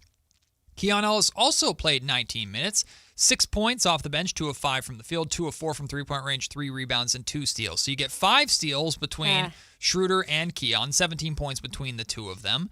There was the clip that was circulating, Keon's first bucket, where Dennis Schroeder got a steal off of a Clippers inbound, and he just lazily dropped it off to Keon, who knocked down a pull-up three. Yeah, and the crowd goes wild. It's a play. I know. It's not the biggest, but I saw Kings fans go, oh, man. I saw Cavs fans go, look at our new duo. Hooray. Exactly. And I'm like, let's not overreact either yet. I'm glad you're excited about your boys. But Dennis Schroeder did speak after the game and sort of kind of had a subtle dig at the Kings. Kyle, do we have that audio? Yeah. Okay, it was in my eyes when I saw it. Like, I know he's kind of being a little bit in your face. Yeah. I'm sorry. It's not audio. I thought it was audio, so my mistake, Kyle. It's a quote. It's a quote. This is from Dennis Schroeder after the game, after holding LA to 91 points. He said, "Holding them under 50 points and a half. We didn't have that in Sac for a long time. A really competitive group here that wants to play defense, share the ball, and play fast. Yep. I love it. I feel comfortable already." That's a dig. I mean, he's not wrong. Yeah. He's not wrong, right. But I mean, yeah, the Kings don't play defense. Sometimes they share the ball, but it gets very sticky with the amount of isolation players that the Kings have on offense. And playing fast is something in theory they want to do, but never did it consistently enough most of the time because they couldn't get a stop to get out in freaking transition. Right. So Dennis Schroeder's not wrong in anything that he said. He's not. It's just the timing is always funny when this happens because it's like, when a team trades you regardless, you want to kind of do a little dig, right? Of course. And again, Schroeder's been traded so much. It's like he's nauseous at this point, right? Yeah. So he has a good game. 6 trades in 2 years. Exactly. He has a good game. This just happened. Of course, a guy like him, we know his personality. He's probably going to say something like this, but if you're a fan reading that too, you're like, really? Really? Do we really need to know this? We know this. No, it's he's in his prerogative to say it. I will say, what are you throwing shade at for? They did you a favor. They got you the hell up out of there. They got you to a team that will be playing meaningful basketball. I guarantee you DeMar DeRozan's looking at Dennis Schroeder and Keon Ellis right now and going, what the Why hell? not me? What did I do? Why am I stuck here? Buy me out, please. Which I don't believe Chris Mannix made up that report, by the way, that about the Dennis Schroeder DeMar DeRozan buyout. Oh, yeah. That then Anthony Slater dropped a report soon after that and said there's no plans to buy him out. Because I firmly believe that if you were to ask DeRozan's camp, would you like to be bought out so you can pick a team to join this season? I think they would say absolutely. Mm-hmm. I just don't think the Kings, whether it's because they want him to be around to help teach the young guys, which, by the way, DeMar DeRozan was out there during that closing lineup with the young guys. I don't think that's a coincidence. We've seen DeMar out there with the young guys a lot. I think the Kings and Doug Christie feel that DeMar is a good vet to have out there with them. Gives them a reliable scoring option, but someone who's been around the block, who's a total pro, who can kind of show them how to play the right way, even if sometimes the ball gets a little too sticky. That being said, the Kings are also feeling like they're still holding on to hope that they might be able to get something of value for DeMar this summer. We'll see if that's the case. But going back to Dennis Schroeder's comments, yeah, man, you got lucky. You got out of there. But I got no problem with anything that he said. It's true. No, I get it. But I'm just saying in the light of okay, sometimes I get annoyed. I know you don't have to care about his comment, whatever. It is kind of roll your eyes a little bit, though. It's you just got there, have some success, whatever. But kick them while they're down. It was almost just listing every single thing, which is clearly the point here. Yeah. But I guess he wanted to get it off his chest, and he feels like he's more comfortable there from the get-go. But it's one game. But he's also kind of said things like that while he was here. Like Brendan Nunez had a quote of when he talked to him in L.A. when he covered him, talking about how they shared the ball. It wasn't a direct shot at Zach LaVine necessarily, but was that Schroeder who said that? Yeah, when they were talking about Zach not being out there, and Dennis made a comment the ball's moving more. Mm-hmm. He's made these subtle comments before while with the Kings that these guys play defense, the ball moves a little bit better when this guy's not playing, and he doesn't directly say it's that guy's fault. Sure, but Dennis is not fully shied away from pointing out the obvious differences at times when certain players are or aren't playing. And I don't think there was any kind of rift in the locker room or anything like that. I think those guys liked each other. I think they were total pros. But all of us can see the disconnect with this roster and how little they mesh, how they do not play well together. So if we can obviously see that from our perspective, what do you think they see in the practice facility and in that locker room when they're around each other all the time going, I don't know how to play with this dude because his game completely contradicts mine? Well, it's got to be refreshing to get out on the court, and be able to kind of play more in the way as you envisioned it to be. Yeah. Again, I think he's probably grateful the chance he got an opportunity, and because if he didn't have this, he probably wouldn't have the one to go to the Cap. So, I'm sure that's part of, but it's just it's always funny when I'm I don't think DeMar DeRozan would ever make those comments, but Schroeder's not DeMar DeRozan, so. Well, DeMar wouldn't, but at the same time, DeMar came into the training camp saying, last year was a crap show. A bleep show. Yeah. And also talking about, he said something else, too. He talked about last year being a bleep show. At one point, he did talk about what pisses him off is how many people were writing off the Kings already before the season started. Well, it turns out all those people were right. Hey, injuries, Matt. Hey. Sure, yeah. If this entire starting lineup were healthy, maybe they'd win 16 games. Maybe. Keegan and Sabonis still haven't played a minute together. I know. I do get Schroeder gets some props here because he did punch Luka. Keegan and Sabonis have played together every season for freaking Keegan's entire career. It's not like we don't know what those two. It's not like Keegan and DeAndre Hunter. It's what do they look like together? We know exactly what Keegan and Domas look like together. We've seen it for 3 years. Whoop-de-doo. You missed my comment, guys. I was being sarcastic. I know you were being sarcastic. I also was being grumpy. I just said Schroeder gets some leeway here because he punched Luka. That's true. People, I'm telling you, it gives him some leeway. It gives him some leeway here at his time in Sacramento. Love you, Dennis. Thanks for meeting Luka in the back alleys of Crypto.com the little arena. Things matter. We need a video, damn it. I know. I was going to say, if a tree falls in a forest, if Luka punched if Schroeder punched Luka and only DeAndre Ayton was there to witness it, did it really happen? Yes, apparently, because he got suspended 3 games for it because you got to protect your baby boy. Somebody got to protect baby Luka those boy. Google glasses that record everything. Oh, the meta things? Those players all got to have that stuff. Oh, I'm sure. You know? I'm sure. So. Well, We'll see how Frankie Cardicelli's feeling because I'm curious. I'm in my feelings. I'm curious. I'm in my feelings. I'm frustrated as a fan. I'm frustrated for fans, even if I know it's not the end of the world. Like, it's really not worth freaking out about in general, but every bit of disappointment or frustration from this fan base is 1 bazillion, that's a number, % deserved. Is Frankie Cardicelli frustrated or not? We'll talk to him coming up next to start the final hour of the show. This is the story of the one. As a safety manager at a manufacturing plant, he does everything he can to keep his coworkers safe. From finding ways to reduce risks to keeping safety supplies in stock. And for that, he relies on Granger. Granger offers a broad range of quality products and next-day delivery, so he can always play it safe. Call 1-800-GRANGER, click Granger.com, or just stop by. Granger, for the ones who get it done. When the game's over, the action's just getting started. Check out what's coming up on the Sactown Sports Live events calendar. On February 15th, R&B legends Jodeci bring the smooth harmonies to Hard Rock Live Sacramento. Then, February 27th, get ready to laugh as comedy greats Dana Carvey and David Spade hit the stage at Thunder Valley Casino Resort. The next night, February 28th, check out Chris Isaac live at Hard Rock Live Sacramento.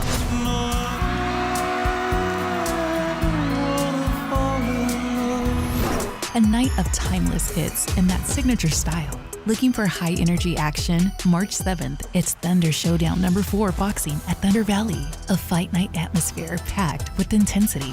Then on March 15th, rock history rolls into town when Jefferson Starship performs live at Hard Rock Live Sacramento. Concerts, comedy, and fight nights that bring the energy.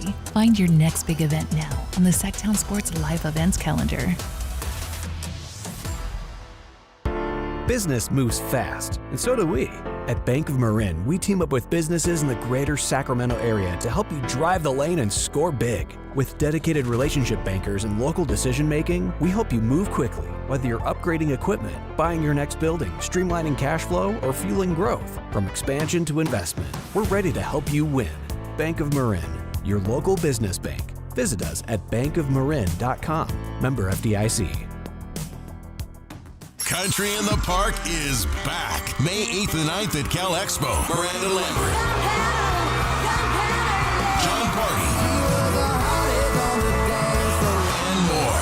Line dancing, live DJs, mechanical bulls, huge festival area, and food trucks. Tickets start at only $68. It's the perfect Valentine's gift. Surprise them with live country music and dancing.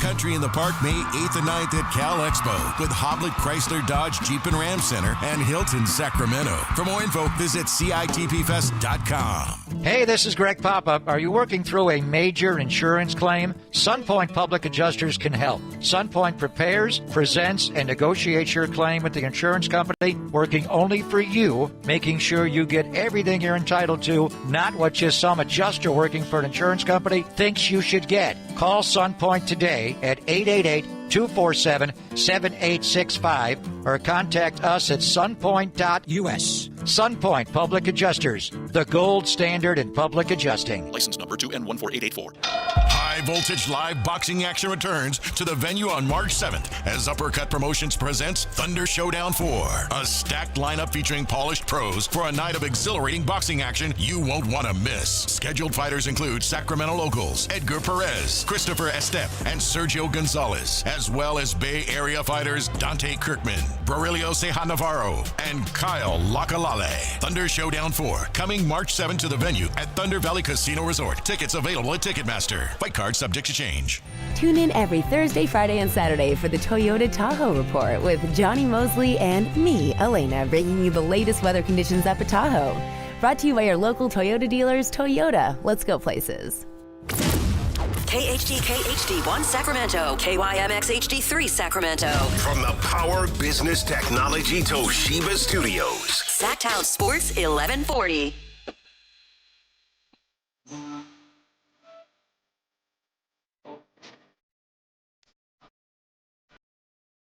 Matt and Kayla on Sactown Sports 1140.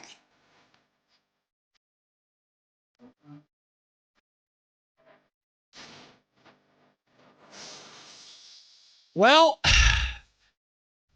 now what do we do? Trade deadline's over. About the Yankees. What does it all mean? What does it even matter? Oh, baseball season.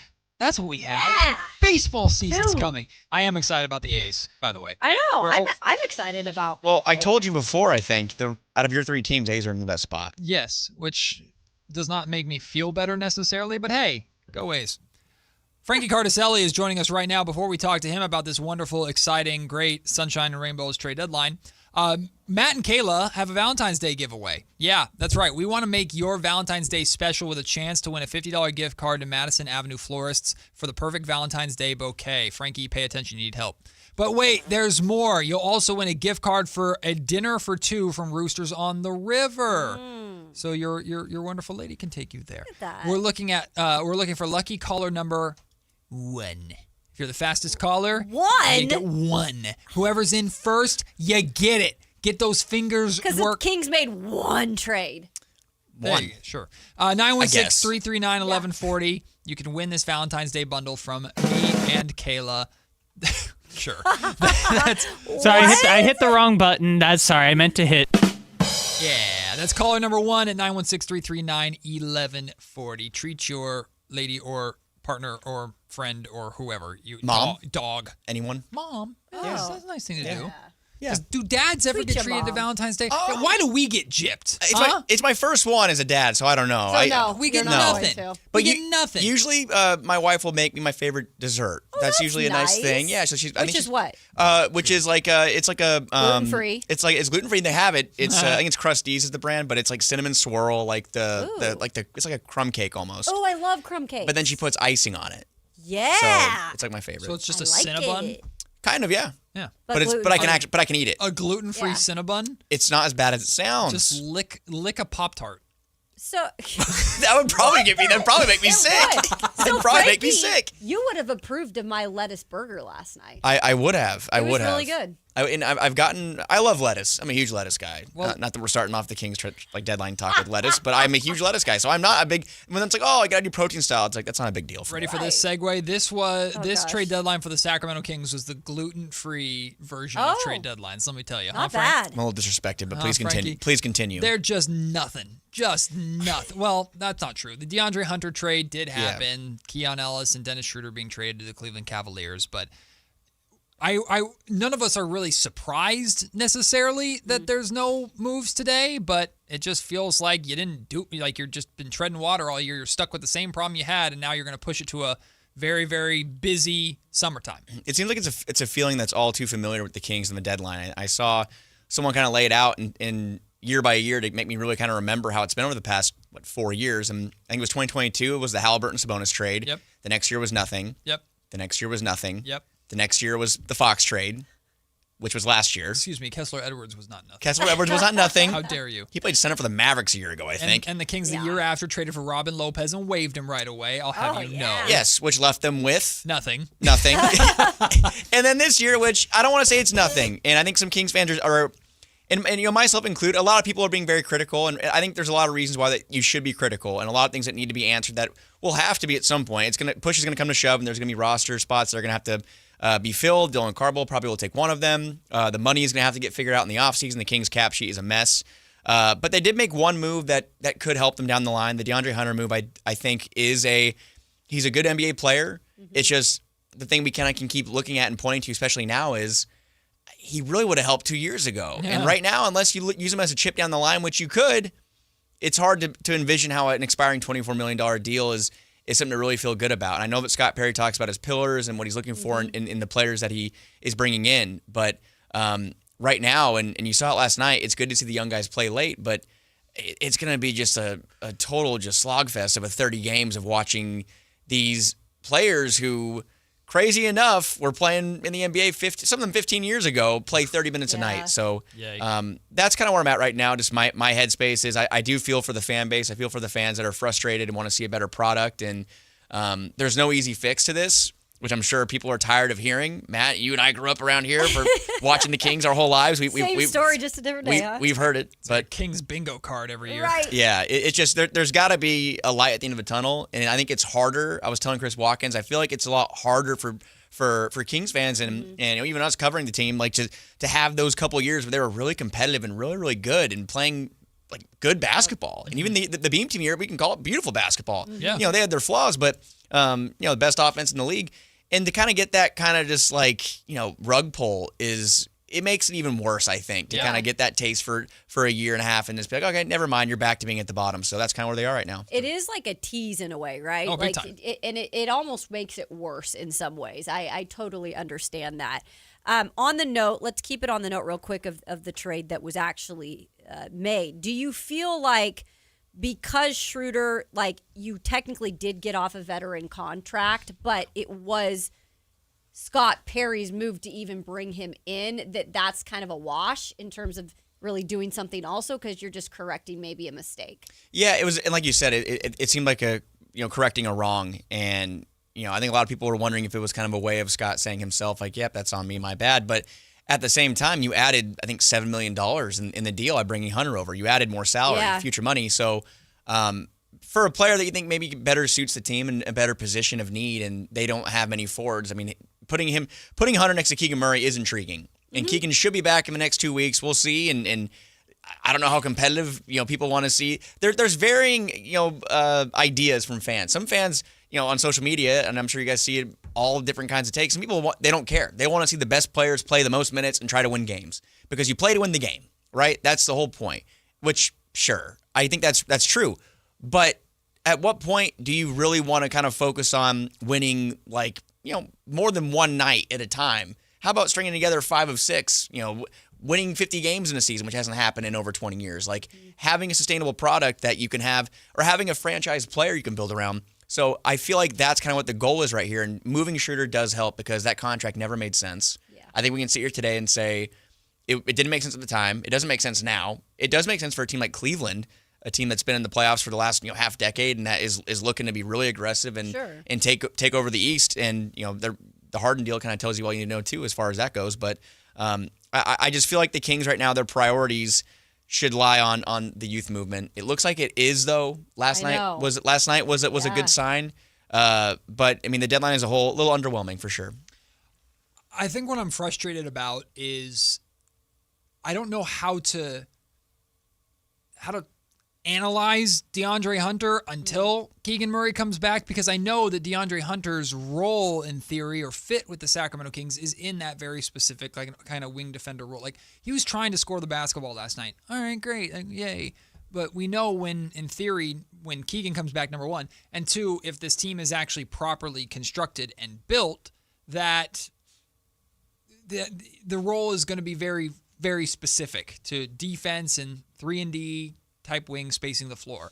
So it's hard to take anything away from the way DeAndre Hunter is playing and is going to play when this team is not constructed to play the way that we think DeAndre Hunter fits. Does that make sense? I just don't know how to analyze what DeAndre Hunter did last night and will be doing going forward. Yeah, it's almost like you're not really even analyzing the team as a whole anymore. You're kind of just looking at what is each player doing individually. Like you're not looking to see, from a schematic standpoint or how players can play off one another. Like you're not looking to see how these guys are doing because they're not playing long stretches together. I mean, to Doug Christie's credit, I mean, I do think he did a decent job, and I think you touched on your podcast a little bit. I think he did a decent job with the rotations last night and finding minutes for the young guys, finding minutes in rotation for Dylan Carble, for Maxime Reynaud, Nick Clifford getting to play in crunch time, Devin Carter, who I think a lot of there's been a lot of questions about Devin Carter and what he can bring, and the Kings picked up his option for next year. So yeah, he's a salary you can move, but the deadline's over. Now you have a player on your roster for the final 30 games who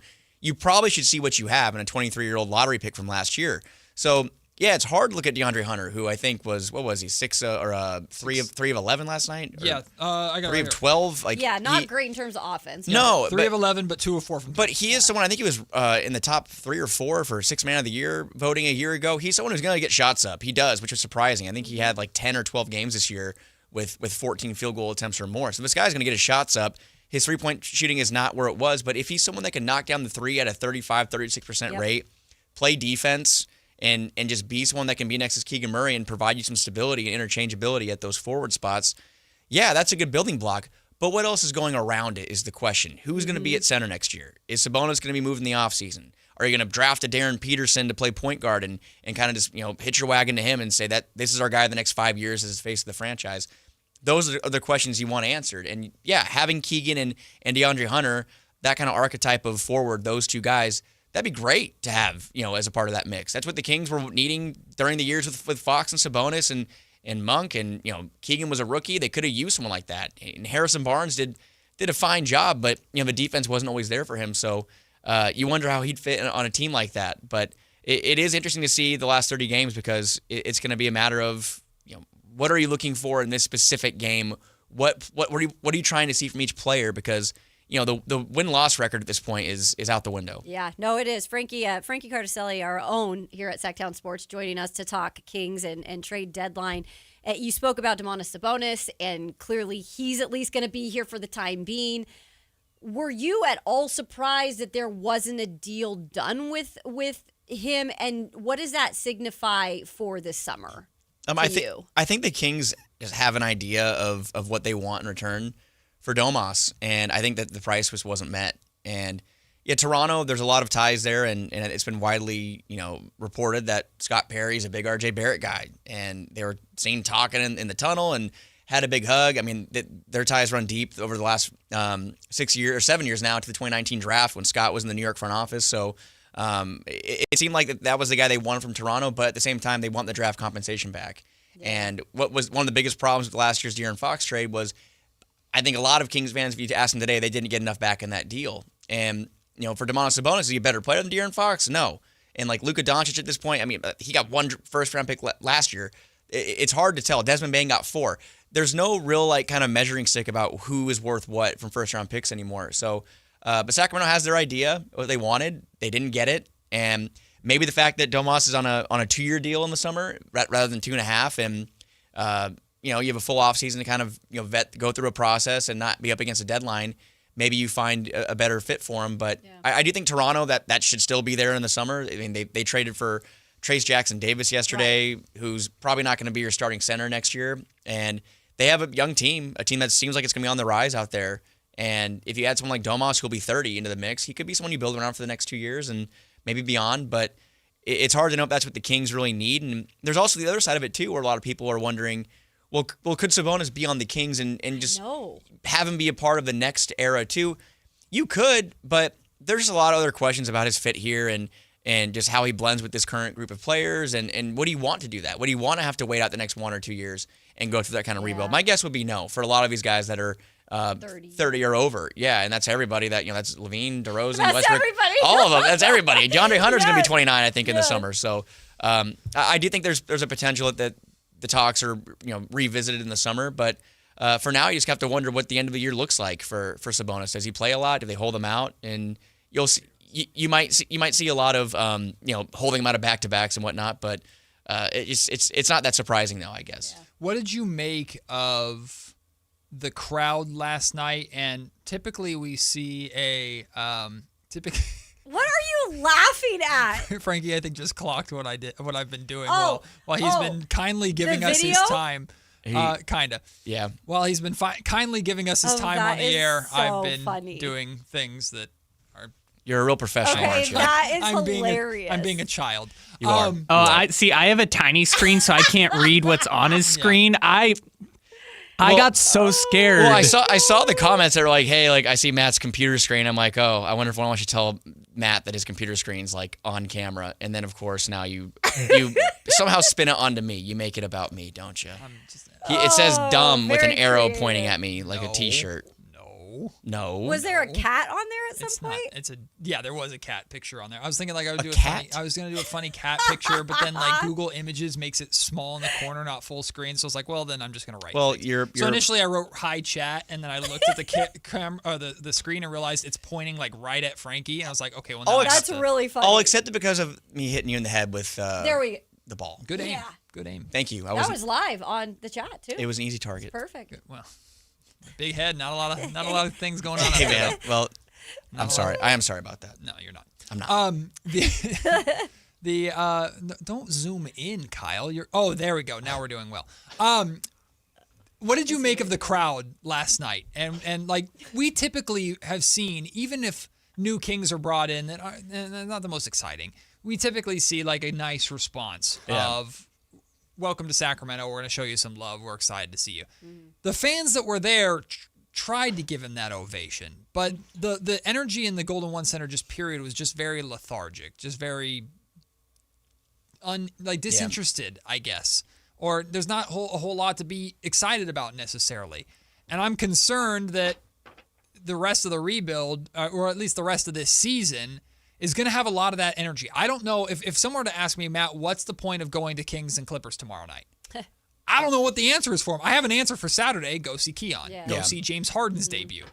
I don't have an answer. Go see Kawhi Leonard, I guess. Like, what is why? Go see the other team? what are we there to watch for? And I know, like, the young guys developing, but it's just like, without being, I guess, too scathing or anything, like, my wife's going to her first game of the year tomorrow. Oh, cool. She got tickets. We have some friends that that work in sales over there, and they're like, come to the game. So she's coming to the game, and she's kind of like, what should I look for? And I'm like, honestly, at this point, the way that I would tell anybody is it's something to do. It's something to do in Sacramento, and you go there and you just try to have a good time, and maybe they win, they light the beam. And I said, from a Kings fan perspective, it's kind of nice, honestly. From now, the pricing, that's up to you. I don't want to dive too far into that. I get it. But win or lose, you get something. Like, they win, you get a beam. They lose, you help the draft pick. So that's what I told her. So if they lose, it's good. Like, that's how I laid it out. But for last night, I think whoever was there was trying to make DeAndre Hunter feel welcome. But the crowd is just it's been getting worse. And one thing that me and Chris Watkins and Brendan and you're new to, you joined us in the second row of media seating now, so we can back row now. You're with us now. Yep. Oh, really? Back row. Matt's tall. His 6'10" frame and his camera used to be in my way all the time. Now he's out of the frame. Now he's out of the like way. A foul ball pole. I You can't can see by around it. Well, me. Kevin John holds the camera higher, so I love Kevin John though. I'm built like a foul ball pole is a crazy Oh my sentence. I am. If I play He's hide and not seek, wrong. I'm sneaking That's behind very like the true, dresser. actually. If I turn sideways, you ain't never seeing me. He's not wrong. But no, but one thing we do, we look up at section 222 and we can say, okay, if it's like half full when there's like 20 minutes on the clock before warm-ups, it's going to be a good night. The place is going to be packed. Yeah. I always look up at 222 and I'm like, oh, there's like half. It's point of it's reference. half full. Yes, if you go to a Kings game and you look up at one of those sections up top and it's like half full, and they're about to do the anthem or they're getting close to anthem time, it's going to be a pretty packed crowd. Sure. But I think it's really just, to put it blunt, I think just fans are fed up. And they're fed. And I asked the question to you, I think, not too long ago. Like, we grew up going to these games and watching them. I used to be in my computer lab in high school, and we'd buy tickets and print them out, and we'd get a box from those like 10 tacos from Taco Bell, and we'd come eat them in the Arco parking lot. And like, would we do that now? It's like, I don't know. I don't know if we do that. Like, I think that it'd have to take some kind of deal, or I don't know. But it's the fan base being fed up, and I can't say I completely disagree with it. And I would imagine that the inactivity during the deadline is not going to make things much better. But to that, I say, if you really do want to look for something and kind of, have a reason to go to the games, you kind of have to find it yourself. Because I don't know if winning is going to be it. You have to look and find it. If Dylan Cardwell hyping the crowd up is enough to bring you out there and bring your kids out, your family, that might be fun. If you love Russell Westbrook, hey, he's going to play a lot of minutes, it seems like. Break records. You like DeMar DeRozan, climbing the scoring chart, we have something for you. Mm-hmm. So you kind of have to just pick and choose what works for you. And if that means staying home, that's fine too. But it's in a bad place, and it's kind of sad to see. We were talking about Neat Clifford yesterday, and maybe just there's Yankees suck. Oh, loves gluten. Now it's love gluten. Loves gluten. Yeah. I do. For those of you who are listening on the over the radio, Matt is putting just nasty little tidbits in his laptop that you can see on video in the YouTube chat. Facts. Yeah. Just putting Frankie down left and right. Typing things. It's my life, though. It's your and you handle it very well. I have now learned. If you're listening on the radio, Matt's putting nasty things on his computer. There we go. Okay, hold on. I'm going to tell our boss. Okay, hold on. Well, if you ever listen to Crosstalk in the mornings with us, goodness. Yeah, well. It's just like not point. Oh, I listen. Family viewing. I cut that program. I've listened to it all. I cut the morning show. Frankie is financially paid to listen to every bit I of listen. Carmichael Dave in the I morning. listen to it all. How do you feel about that as your career profession? You're paid to listen to Carmichael Dave every day. It's something that I have to talk to my therapist about, and sometimes I'll play players some clips of Yeah. Carmichael Dave, and she'll just be like, "You need to get out of there." Mhm. And I say, but it's kind of fun. Like, But stop doing this to yourself. yeah, like you can't listen to this guy talk all the time. And I'm like, well, it's definitely had a negative impact, but no, I'm still here. It's made me have to eat gluten free. Well, and then going to the Kings games, having to deal with Matt, and then when I heard Matt was coming back to join the station, it just kind of added another layer to things. Just Yeah, a stab to the heart. yeah, but we're dealing. We're But, doing. I We're okay. mean, but maybe does it Neek, Neek at night, Neek Clifford. We've had our, I guess, concerns at times about him, especially I guess on the road trip. The most recent game against Washington was a little bit concerning. He seemed timid, didn't seem confident. I would say for the most part yesterday, I liked what I saw out of him. Now the 2 turnovers at the end, you can't continue to have those things. But what would you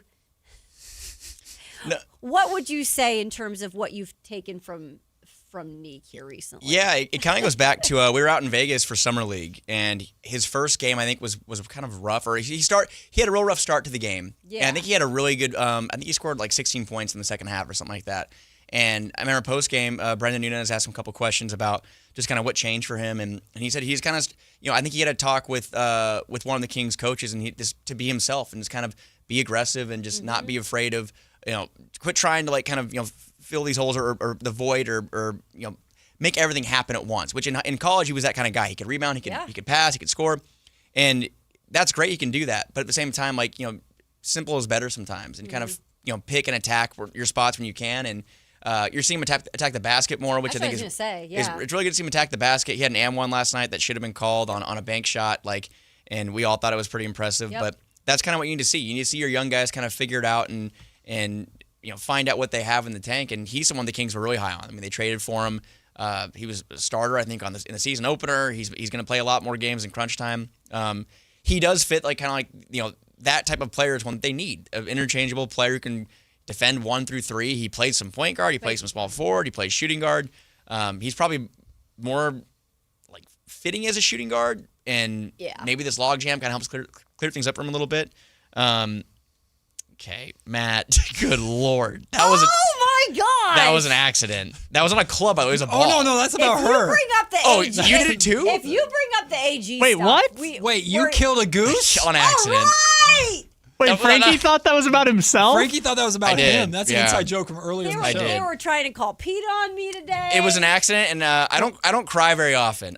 Me and my wife cried. We held each other and cried because we were at. You killed a goose while playing golf. Yes. You almost killed me while playing golf. That would have been preferable to the geez. goose. Oh wow. Okay. Have you ever let go of your club and it literally will? Is that what you did? No, I didn't do that. I was joking about sometimes I want to do that. We were just talking about it's scary sometimes when your golf ball goes near a goose because they hiss at you and stop hissing at my backswing. And Kayla goes, "Yeah, I'm gonna hit you in the neck with my club." Yeah, man. I don't know. Where did that come from? I thinned a 6-iron one time and it just was brother. We're by the pond and That's what you almost did to me. Yeah. You hit a rocket right over my head. And I was like, so those golf balls will kill you. I was ahead of him, but way to the left, and he hit a bullet, a line drive right to left. I would have felt less bad about that than the goose. Do I have to keep saying it? I deserve it. Do you have to keep? I'm wow. sorry. Okay, so we learned today that Kayla wants to kill geese with a golf club, and Frankie has killed a goose with a golf club. Not a club. Not good. The ball. The ball. And which is even I got the ball back. So. What? Well, there's the moral of the story. But rest in peace. Anyway, what do you make of? Now I lost my train of thought because I'm doing another one.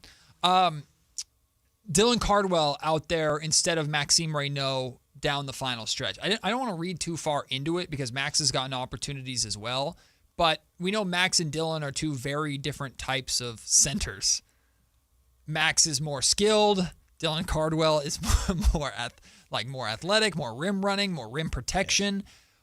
Do you think the Kings prioritize one over the other or think one is better than the other in terms of that archetype going forward? Because it was telling to me that Dylan was out there getting that opportunity instead of Max.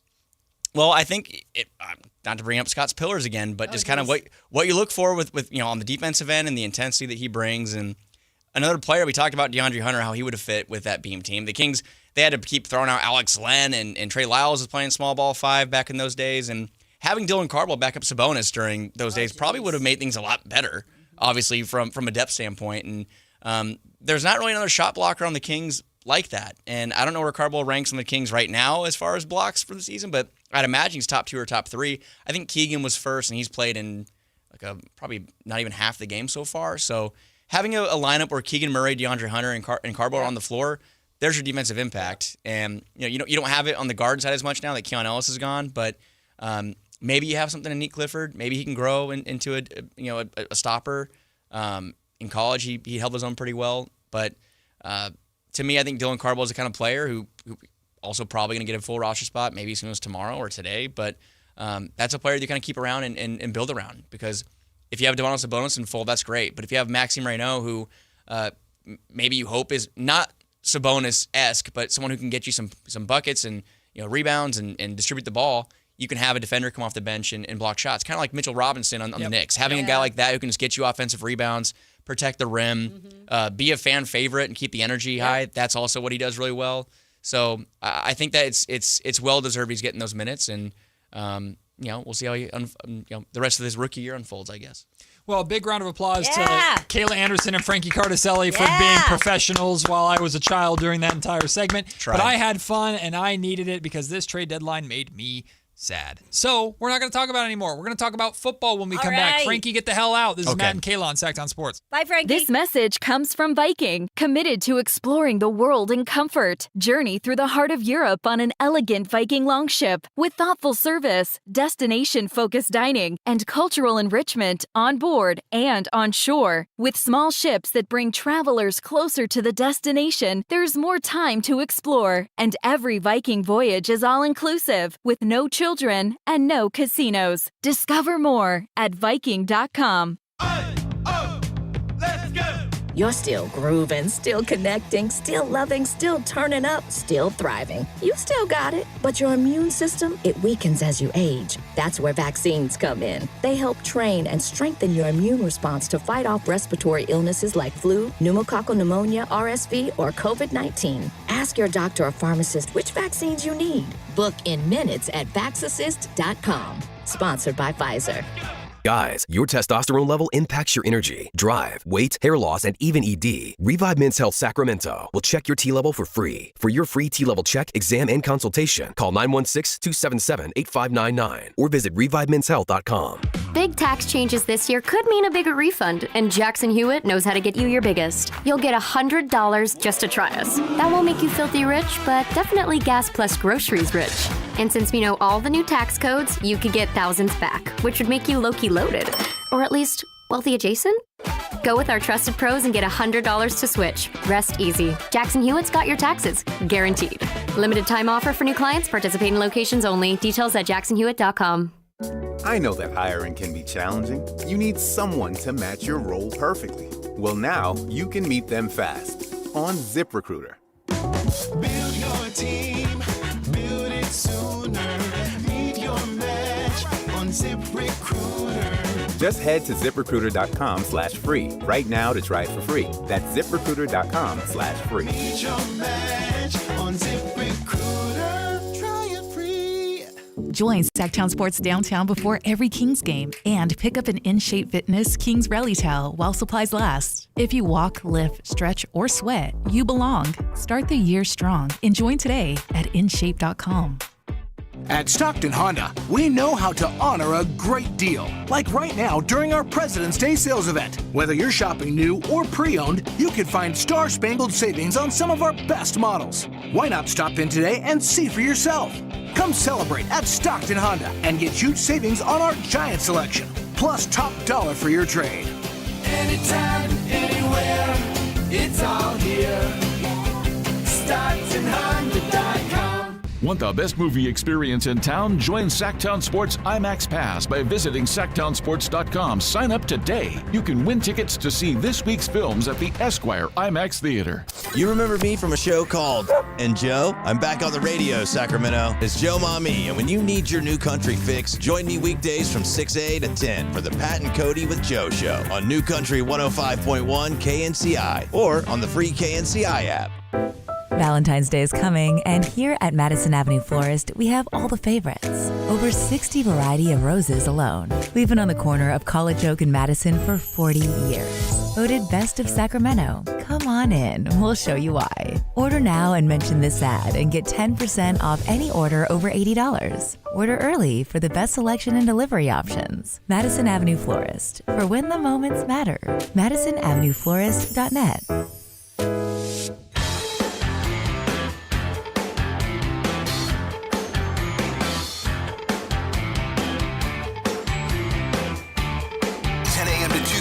Matt and Kayla on Sactown Sports 1140. It is official, 11 o'clock tomorrow morning. Kings General Manager Scott Perry will have a press conference inside of the Golden One Center. Nice. Of course, we will be on the air during that time, and we will take that press conference for you live so you can hear the comments of Scott Perry after a quiet trade deadline day. He did make a move this trade deadline, though, over the weekend. Of course, the Keon Ellis and Dennis Schroeder to Cleveland for DeAndre Hunter deal. And we saw DeAndre Hunter's debut last night. We'll see more of him tomorrow when the Kings take on the Clippers inside the Golden One Center. But also this weekend, Kayla. Mm-hmm. Oh, yeah, it's Super Bowl. It's Super Bowl Remember that? weekend. And right down the road. Yeah, just down the road, Right down Levi the road. Stadium. We got the Patriots taking on Kayla Anderson's Seattle Seahawks in the Super Bowl. And we got some updates, good and bad news for the Seahawks, right, Kayla? Yeah. So the good news, I should say, is Sam Darnold. He has been dealing with that oblique injury. Yep. Which we spoke about in the NFC Championship game. Uh-huh. Didn't seem to be a problem really. Like Yeah. he'd grimace at times, but it looks like he's good. Like it looks like the health isn't a thing for him. Great. Also, I think Drake May, the update on his shoulders, he's been practicing, so I don't think that's a full issue either. There was never a worry of either No, of them not not playing. It's just will they be 100%? Yeah, and it's always game plan a little bit sometimes defensively if you know there are certain things that are ailing a quarterback.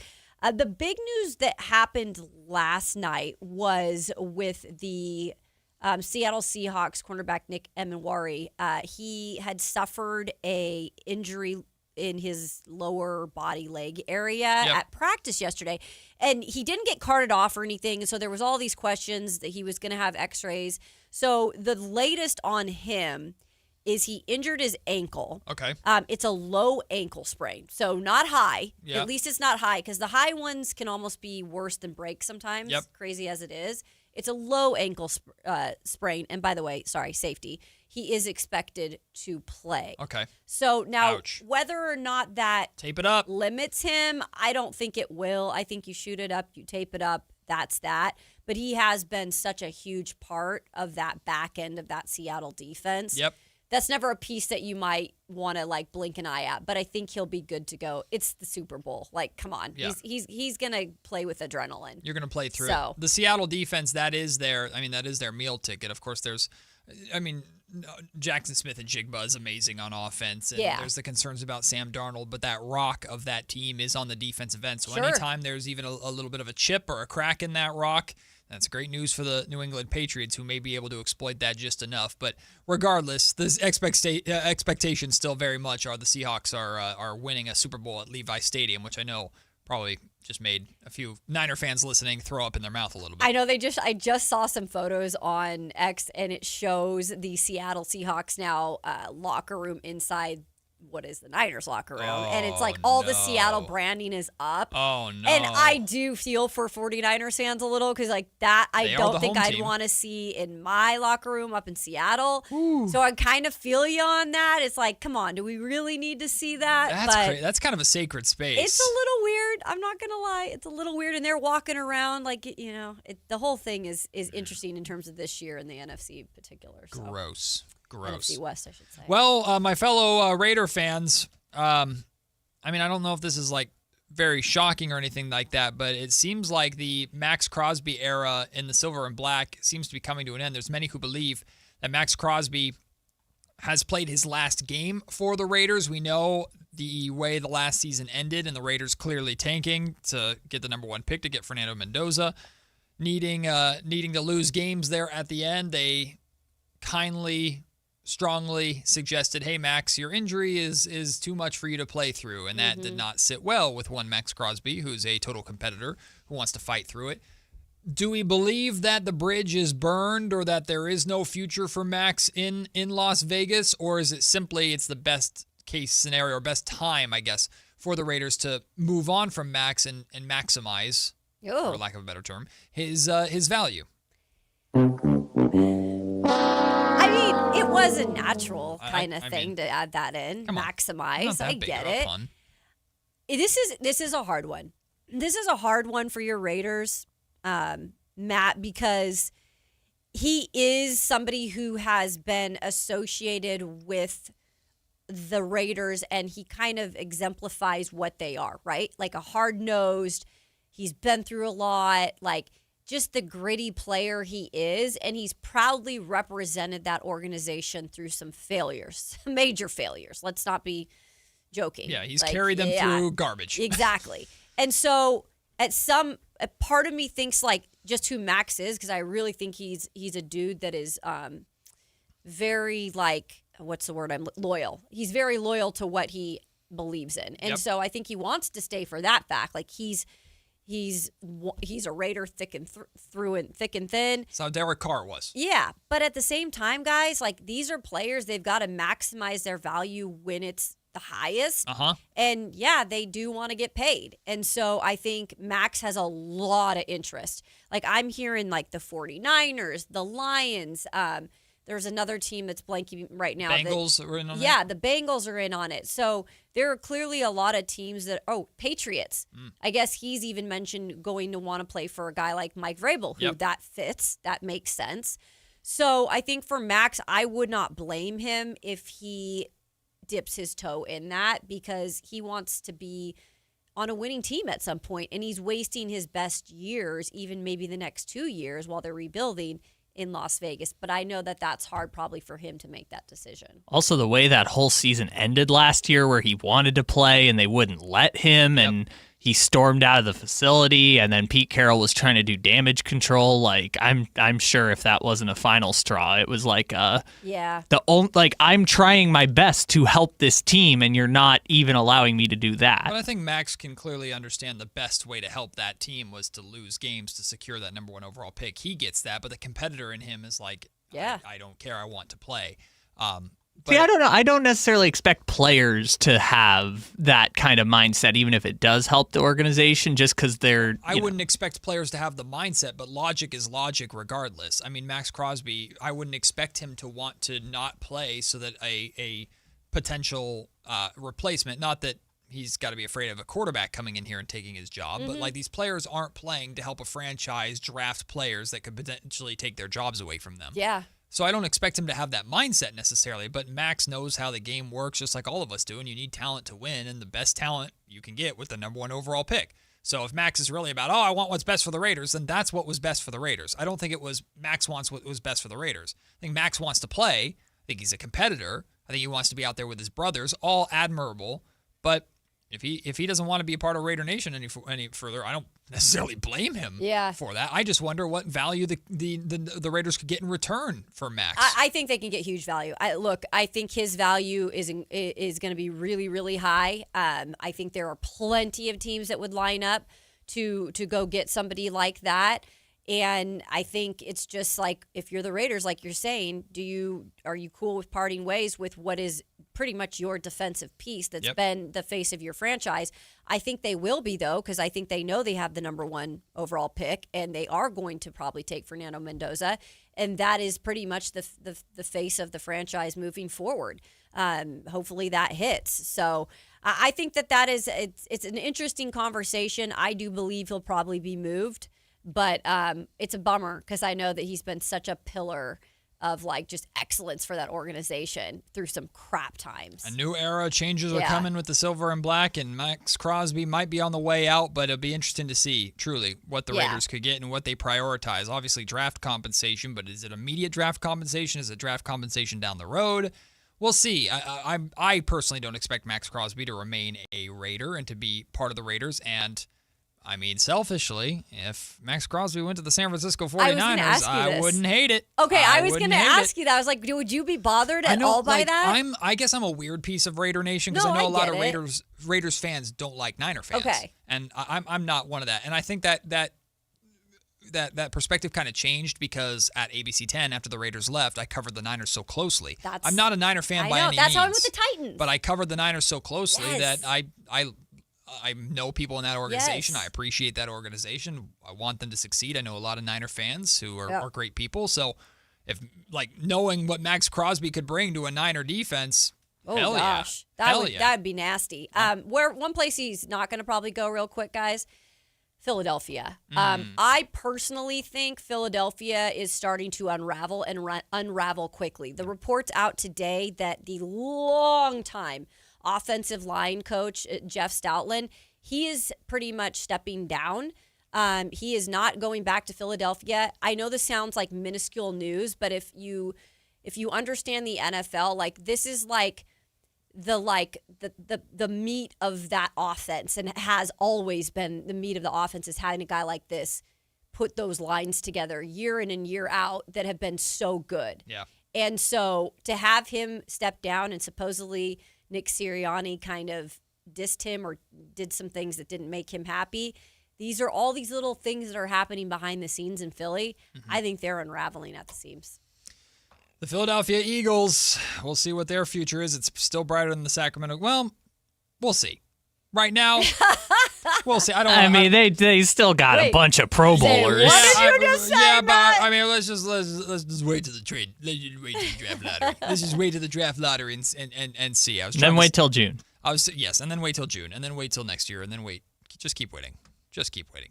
We'll have to wait and see what the Drive guys think of this trade deadline. We're like the spoiled kids because we got so many big trades over the last couple days, and now we didn't get anything Kings. We're like, we're mad. We didn't get Kings. Yeah. Meh. Well, we'll see what Whitey Gleason and Alan Stiles have to say about this dull trade deadline for the Sacramento Kings and what comes next. Maybe they can help us feel better.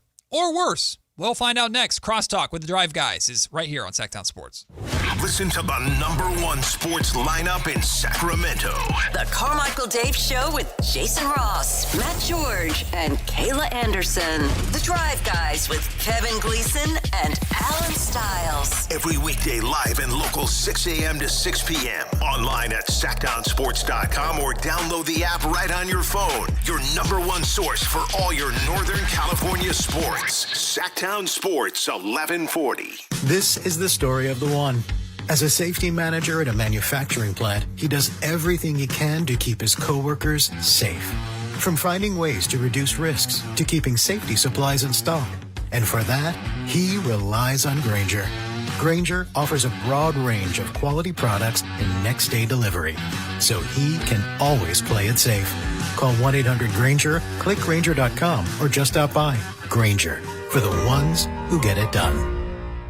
Hurry in and save big during Honda's President's Day sales event at Folsom Lake Honda, your one-stop Honda shop. Hurry in and save on our best selection of new Hondas. Each is priced to sell now. Folsom Lake Honda is your one-stop Honda shop for great pricing on a giant selection of new CRVs, HRVs, Civics, and Accords with low finance and lease options. Plus, get an instant cash offer for your trade. Get to Folsom Lake Honda or go to FolsomLakeHonda.com. Folsom Lake Honda. There are many reasons to choose Gonzalez Law Offices as a dedicated trial lawyer with an undefeated record from 2016 through 2019, and you'll know that no case is too big or too small. Due to his success, hard work, and commitment to excellence, attorney Jonathan Gonzalez has been listed in Super Lawyers Rising Stars, as well as in the top 40 under 40 list by National Trial Lawyers. You can find Gonzalez Law Office online at saclegaldefense.com or call him at 916-304-9187. Two iconic comedians, one night of laughs. David Spade, Dana Carvey. In 1998, they invented the cordless mic. Now let me just, listen, Paramount Theater, let's not jump on trends. Even in the best marriage, at one point, you look over and go, not my best choice. Friday, February 27th. The venue at Thunder Valley. Tickets on sale now at visitthundervalleyresort.com. David Spade and Dana Carvey together. Tune in every Thursday, Friday, and Saturday for the Toyota Tahoe Report with Johnny Mosley and me, Elena, bringing you the latest weather conditions up at Tahoe. Brought to you by your local Toyota dealers. Toyota, let's go places.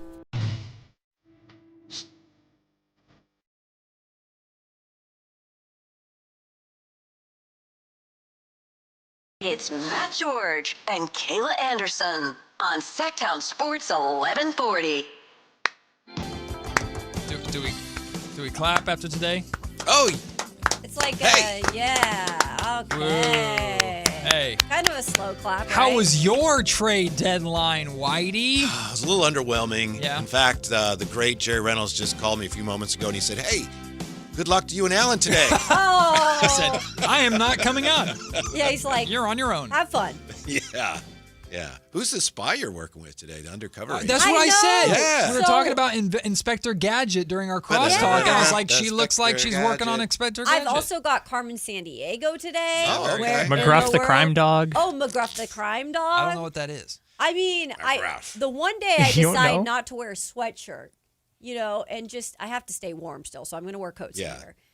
Then I'm getting compared to all these spies. I'm not going to bring up the Jersey thing. I know Dave went over that with you. I No, know. I as a- went and listen, tried to find mine. As a show, we made a choice. Apparently. To be stubborn. We said, no, we will not wear jerseys. No fun. We're bigger than No any fun here. station. Yeah, there's business. It's Is trade Alan deadline wearing day. one? I don't think so. Okay. He may be. We'll I know find- what. Well, you guys saw some. We'll Chris find out at is- some point if he shows up. We'll find out. But whenever. It's you and Jason Ross today. You're the two. I guess Chris Watkins too. Yeah, Chris Watkins was wearing his Giants jersey. You know, I thought of Alan today. True story. I had to go to the doctor. Everything's fine. Okay. But I come in and they said, "Mr. Gleason, come on in. We're going to weigh you." So I get on the scale. I don't know what I weighed. And the young lady's got her clipboard. She goes, "How tall are you?" And I said, 6. And she says, 5'6"? What? So Like, come on, I look and I nurse. was, and she was, 5'2" or something, and I didn't know what to say. And I just said, no, 6. I didn't get smart. I didn't say, Yeah. what? I just said, no, 6. So I guess she didn't hear. But So she thought you were Alan. Exactly. Yeah. We've been working together enough now where we get confused in public. So Oh, I think my that's a good gosh. sign. It's a great sign. That's a good It's probably story, your by the Johnny way. Unitas jersey. That's what did I it. wasn't wearing it at the time. Yeah. I don't know what else it could There be. he is. There he is. There he is. No jersey. Hey. We were betting to see if maybe you were wearing one. I forgot. Okay. So no. Well, while Alan gets set up, I mean, we kind of expected. In fact, it was all likelihood pointed to today being a little bit of a quiet day. But like, what do you make of the day, and where does your mind or your thoughts towards the Kings go from here in terms of not just for a 4-hour show that you guys are about to do, but Wait, we got to do 4. Oh, is it 4 hours? Isn't it? 3:45 today, I think. Oh. UC Davis basketball. Wow. Oh wait, you get done at 3:45? No, it's a 3-hour and 45 They minutes. chipped out on 15 minutes. Yeah. See, we care about you Yeah. here, so we go all 4 hours to fully entertain. right. These guys bounce out. I was like, where is UC Davis playing for a 4 p.m. matinee start? Yeah, I should have been more clear. Alan texted this last night, and Okay. we're going to talk about this. He says, if the Kings don't make another move, I can understand the reasoning behind why they chose that path. I can also understand why fans are ticked off and don't want to hear it. So who's right? We'll talk about that. But to answer your question, my feeling is just, man, this thing is – they're further from where they want to be than maybe we realized. Yep. That's why they couldn't do anything. I know people are like, well, they're idiots. I was like, no, nobody just wanted what they had. Stuck in the mud. It's going to be tougher than we thought. Yeah. The inheritance for Scott Perry when he took the job was not so great. I think we knew that, but now we really know that. Yeah, and that's what we had said with the Dennis Schroeder deal when everybody was saying, oh, well, why would you sign Dennis Schroeder and then you got to move him? I still think that when he signed Dennis Schroeder, he thought, all right, it's kind of hard to move Malik Monk, but DeMar pseudo-expiring, what if Zach gets hot? I mean, there's always Sabonis. We can move somebody, and then, 3-4 months later, it turned out he couldn't, and Schroeder was the only one, which was, funny enough, we said, does that mean Schroeder was a good contract? because they could actually move it. I do think what that's it part means. of the plan all along. That's really funny. I know they said he's a building block, and I do think the intent all along was, hey, if this doesn't go well, we'll move him. Yeah. That's what he structured the contract for. And that's what I was saying the night of the DeAndre Hunter trade. It's like the reason why he was able to move Schroeder was not just a straight admission of guilt. It's because that was the contract that he negotiated that he was able to move, because the 4 he inherited, he can't move. Yeah, or doesn't feel like he can get full value. And we'll probably find out more details on the Domantas Sabonis thing. The Wizards and Mark Spears on with you guys, that was awesome. The Wizards was clear, or You've been trying clear. to get Mark Spears on your show, hadn't you? I don't recall. Oh, okay. I don't recall. Okay. We're in the future now, Whitey. We're in the present. We're in the present. But in the present, you can't get Mark Spears. Well, I'm not going to double dip because, I'm a team player. Yeah. But When you dip, I dip. there you go. But Throwback Thursday. But as far as the Raptors thing, we never really knew what exactly was on the table, what wasn't on the table. So I'm assuming some of that stuff will come out as I'm curious too. the next couple of days. Oh, go ahead. I Kayla. was just saying, I think the massive piece. I think it's just the Pirtle thing. Like, I don't know, but the whole idea of was it? Oh, we'll take Pirtle for 2 firsts, and the Raptors saying, well, we don't want to do that. Yeah. And the idea of, well, you signed him to this contract just this summer.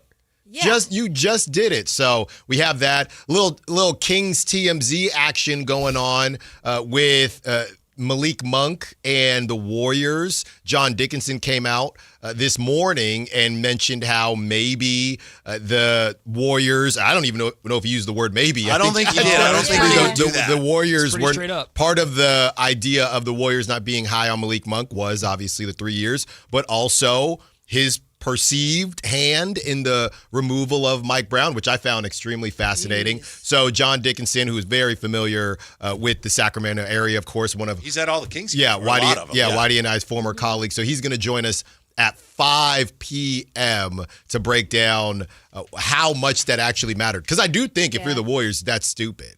Right, I personally, if you're the Warriors, you're operating in your feelings. Yep. But hey, have fun with Porzingis. Yeah, if he's there, available, He'll be there. Available. He has Yeah. an immune system Yeah. right now too. I look at Porzingis. They're going to treat him like they did on the Celtics, which was just be healthy for the playoffs. But the Warriors aren't as good as the Celtics are without Porzingis, so that's the problem. What did you make of the Kuminga to Atlanta decision? Because we were talking about earlier about we think there is going to be an opportunity there for Kuminga to be showcased. They have a lot of wings there, but they're kind of in a position of maybe auditioning him. I imagine, I talked to someone from Atlanta, there's no reason to believe they won't pick up his option for next year or negotiate a new long-term deal for him. Why would they make this trade if not that way? So Kuminga watch isn't totally dead in that sense. There's still a very loose route that he could be a free agent. The Kings get right back in the conversation. But as someone who, like me, relied heavily on the old Kuminga watch throughout the summertime months, did you shed a tear last night? I did. He fed the streets all summer long. I'll never forget running through River Cats games, my phone going off. I'm doing the water balloon toss, and I got to run to the bathroom to see what the newest Kuminga drama was. Why the bathroom? Well, because I can't be on my phone. I'm the MC. So I run in the bathroom, in the break room, see what the deal is. Break room is better. Well, yeah. Break room. I went to the Little John. Yeah, washed my hands. He had to run to the bathroom to check his phone. Doesn't make me feel I gotta see what's going on. So I don't know, but I am curious to see. In my mind, the Hawks are a bunch of bricks because Dyson Daniels can't shoot, but they actually had been shooting the 3-ball decently. Does Kuminga think he's going to supersede Jalen Johnson? Like, how unrealistic is he? Is this the level of, I can't say that Michael Jordan's better than me, like Ja Morant said? Or is he going to get there and say, I'll be cool to be a high-level Robin or Jalen or the Jays in Boston, right? Jason Tatum, Jaylen Brown. We could be something like that. I guess that's how the Hawks are going to sell it because he needs some he needs some reality kind of hit to him. I think the reality is that the Kings dodged a bullet by not getting Kuminga. Wow. You do, Whitey? Because you were out on him, then you were kind of in on him. I was never in on him. I just thought it would be interesting. Okay. Basketball-wise, I've always been out on him. Why do you feel that way? I just think he's proven that he's He doesn't really adhere to your 6 pillars. He's immature. He had a golden opportunity, and when he wasn't able to take advantage of it, he said he'd lost faith in his coach, who's won multiple championships. Like just 3 really years immature. ago. Really immature. I sense show drama. Like 2 years ago. I sense show drama. These pillars. No interest in doing the things that a player Pillars going to get you a parade. We're going to hear about pillars tomorrow. Scott Perry speaking with the media tomorrow at 11 o'clock. Another thing that happens during our show. Sorry, guys. Are you guys going to be there at all? 11 o'clock, we'll see, but you guys will probably have it live. We'll have it live. Let me tell you, Alan will be there no matter what. What are we hearing? Opportunistic and prudent and stuff about the 6 pillars? We should do a bingo card before. Yeah, I do. I've kind of heard him say, you guys have heard me say it before, and he's done so much. I would take the under. I think he's going to try to say, he might say 6 pillars, but something new. I think he's going to probably stay away from the prudent and opportunistic. I think. But, I mean, if you want to take the easy bet is just to say the over. But I don't know. I'm going a little deeper here. I think he might know that people are a little tired of hearing that. I am excited to hear him talk, though, about DeAndre Hunter. Because he's going to do a lot of that. I do think DeAndre Hunter is... I know it's not the most exciting thing, but I think Kings fans are negatively reacting to DeAndre Hunter more than they should simply because of the Keon Ellis element of the trade. So I'm interested to hear what he has to say about DeAndre and his vision for DeAndre going forward. And if there's anything new that we can hold him accountable to when it gets to summertime. Because this summer is going to be busy for one Scott Perry. It better be busy. I was going to say, is it? Let's hope so. He's got to make it. He's got to make it busy. Let's no put it that way. vacations for Scott. We'll see. Well, y'all going to be busy over the next few hours because the Drive Guys are coming up next. Thank you for spending this trade deadline, whatever we called it, with us here on Sactown Sports. We'll be back tomorrow for any more Fallout. Plus, Scott Perry will be on. Not really, but his press conference will be on during our show tomorrow. We'll react to that too. Thanks to all the support. Enjoy the Drive Guys coming up next on Sactown Sports. Peace. This is Bill Cartwright. Join us Thursday, February 5th at the Golden One Center for the Sacramento Sports Hall of Fame celebration.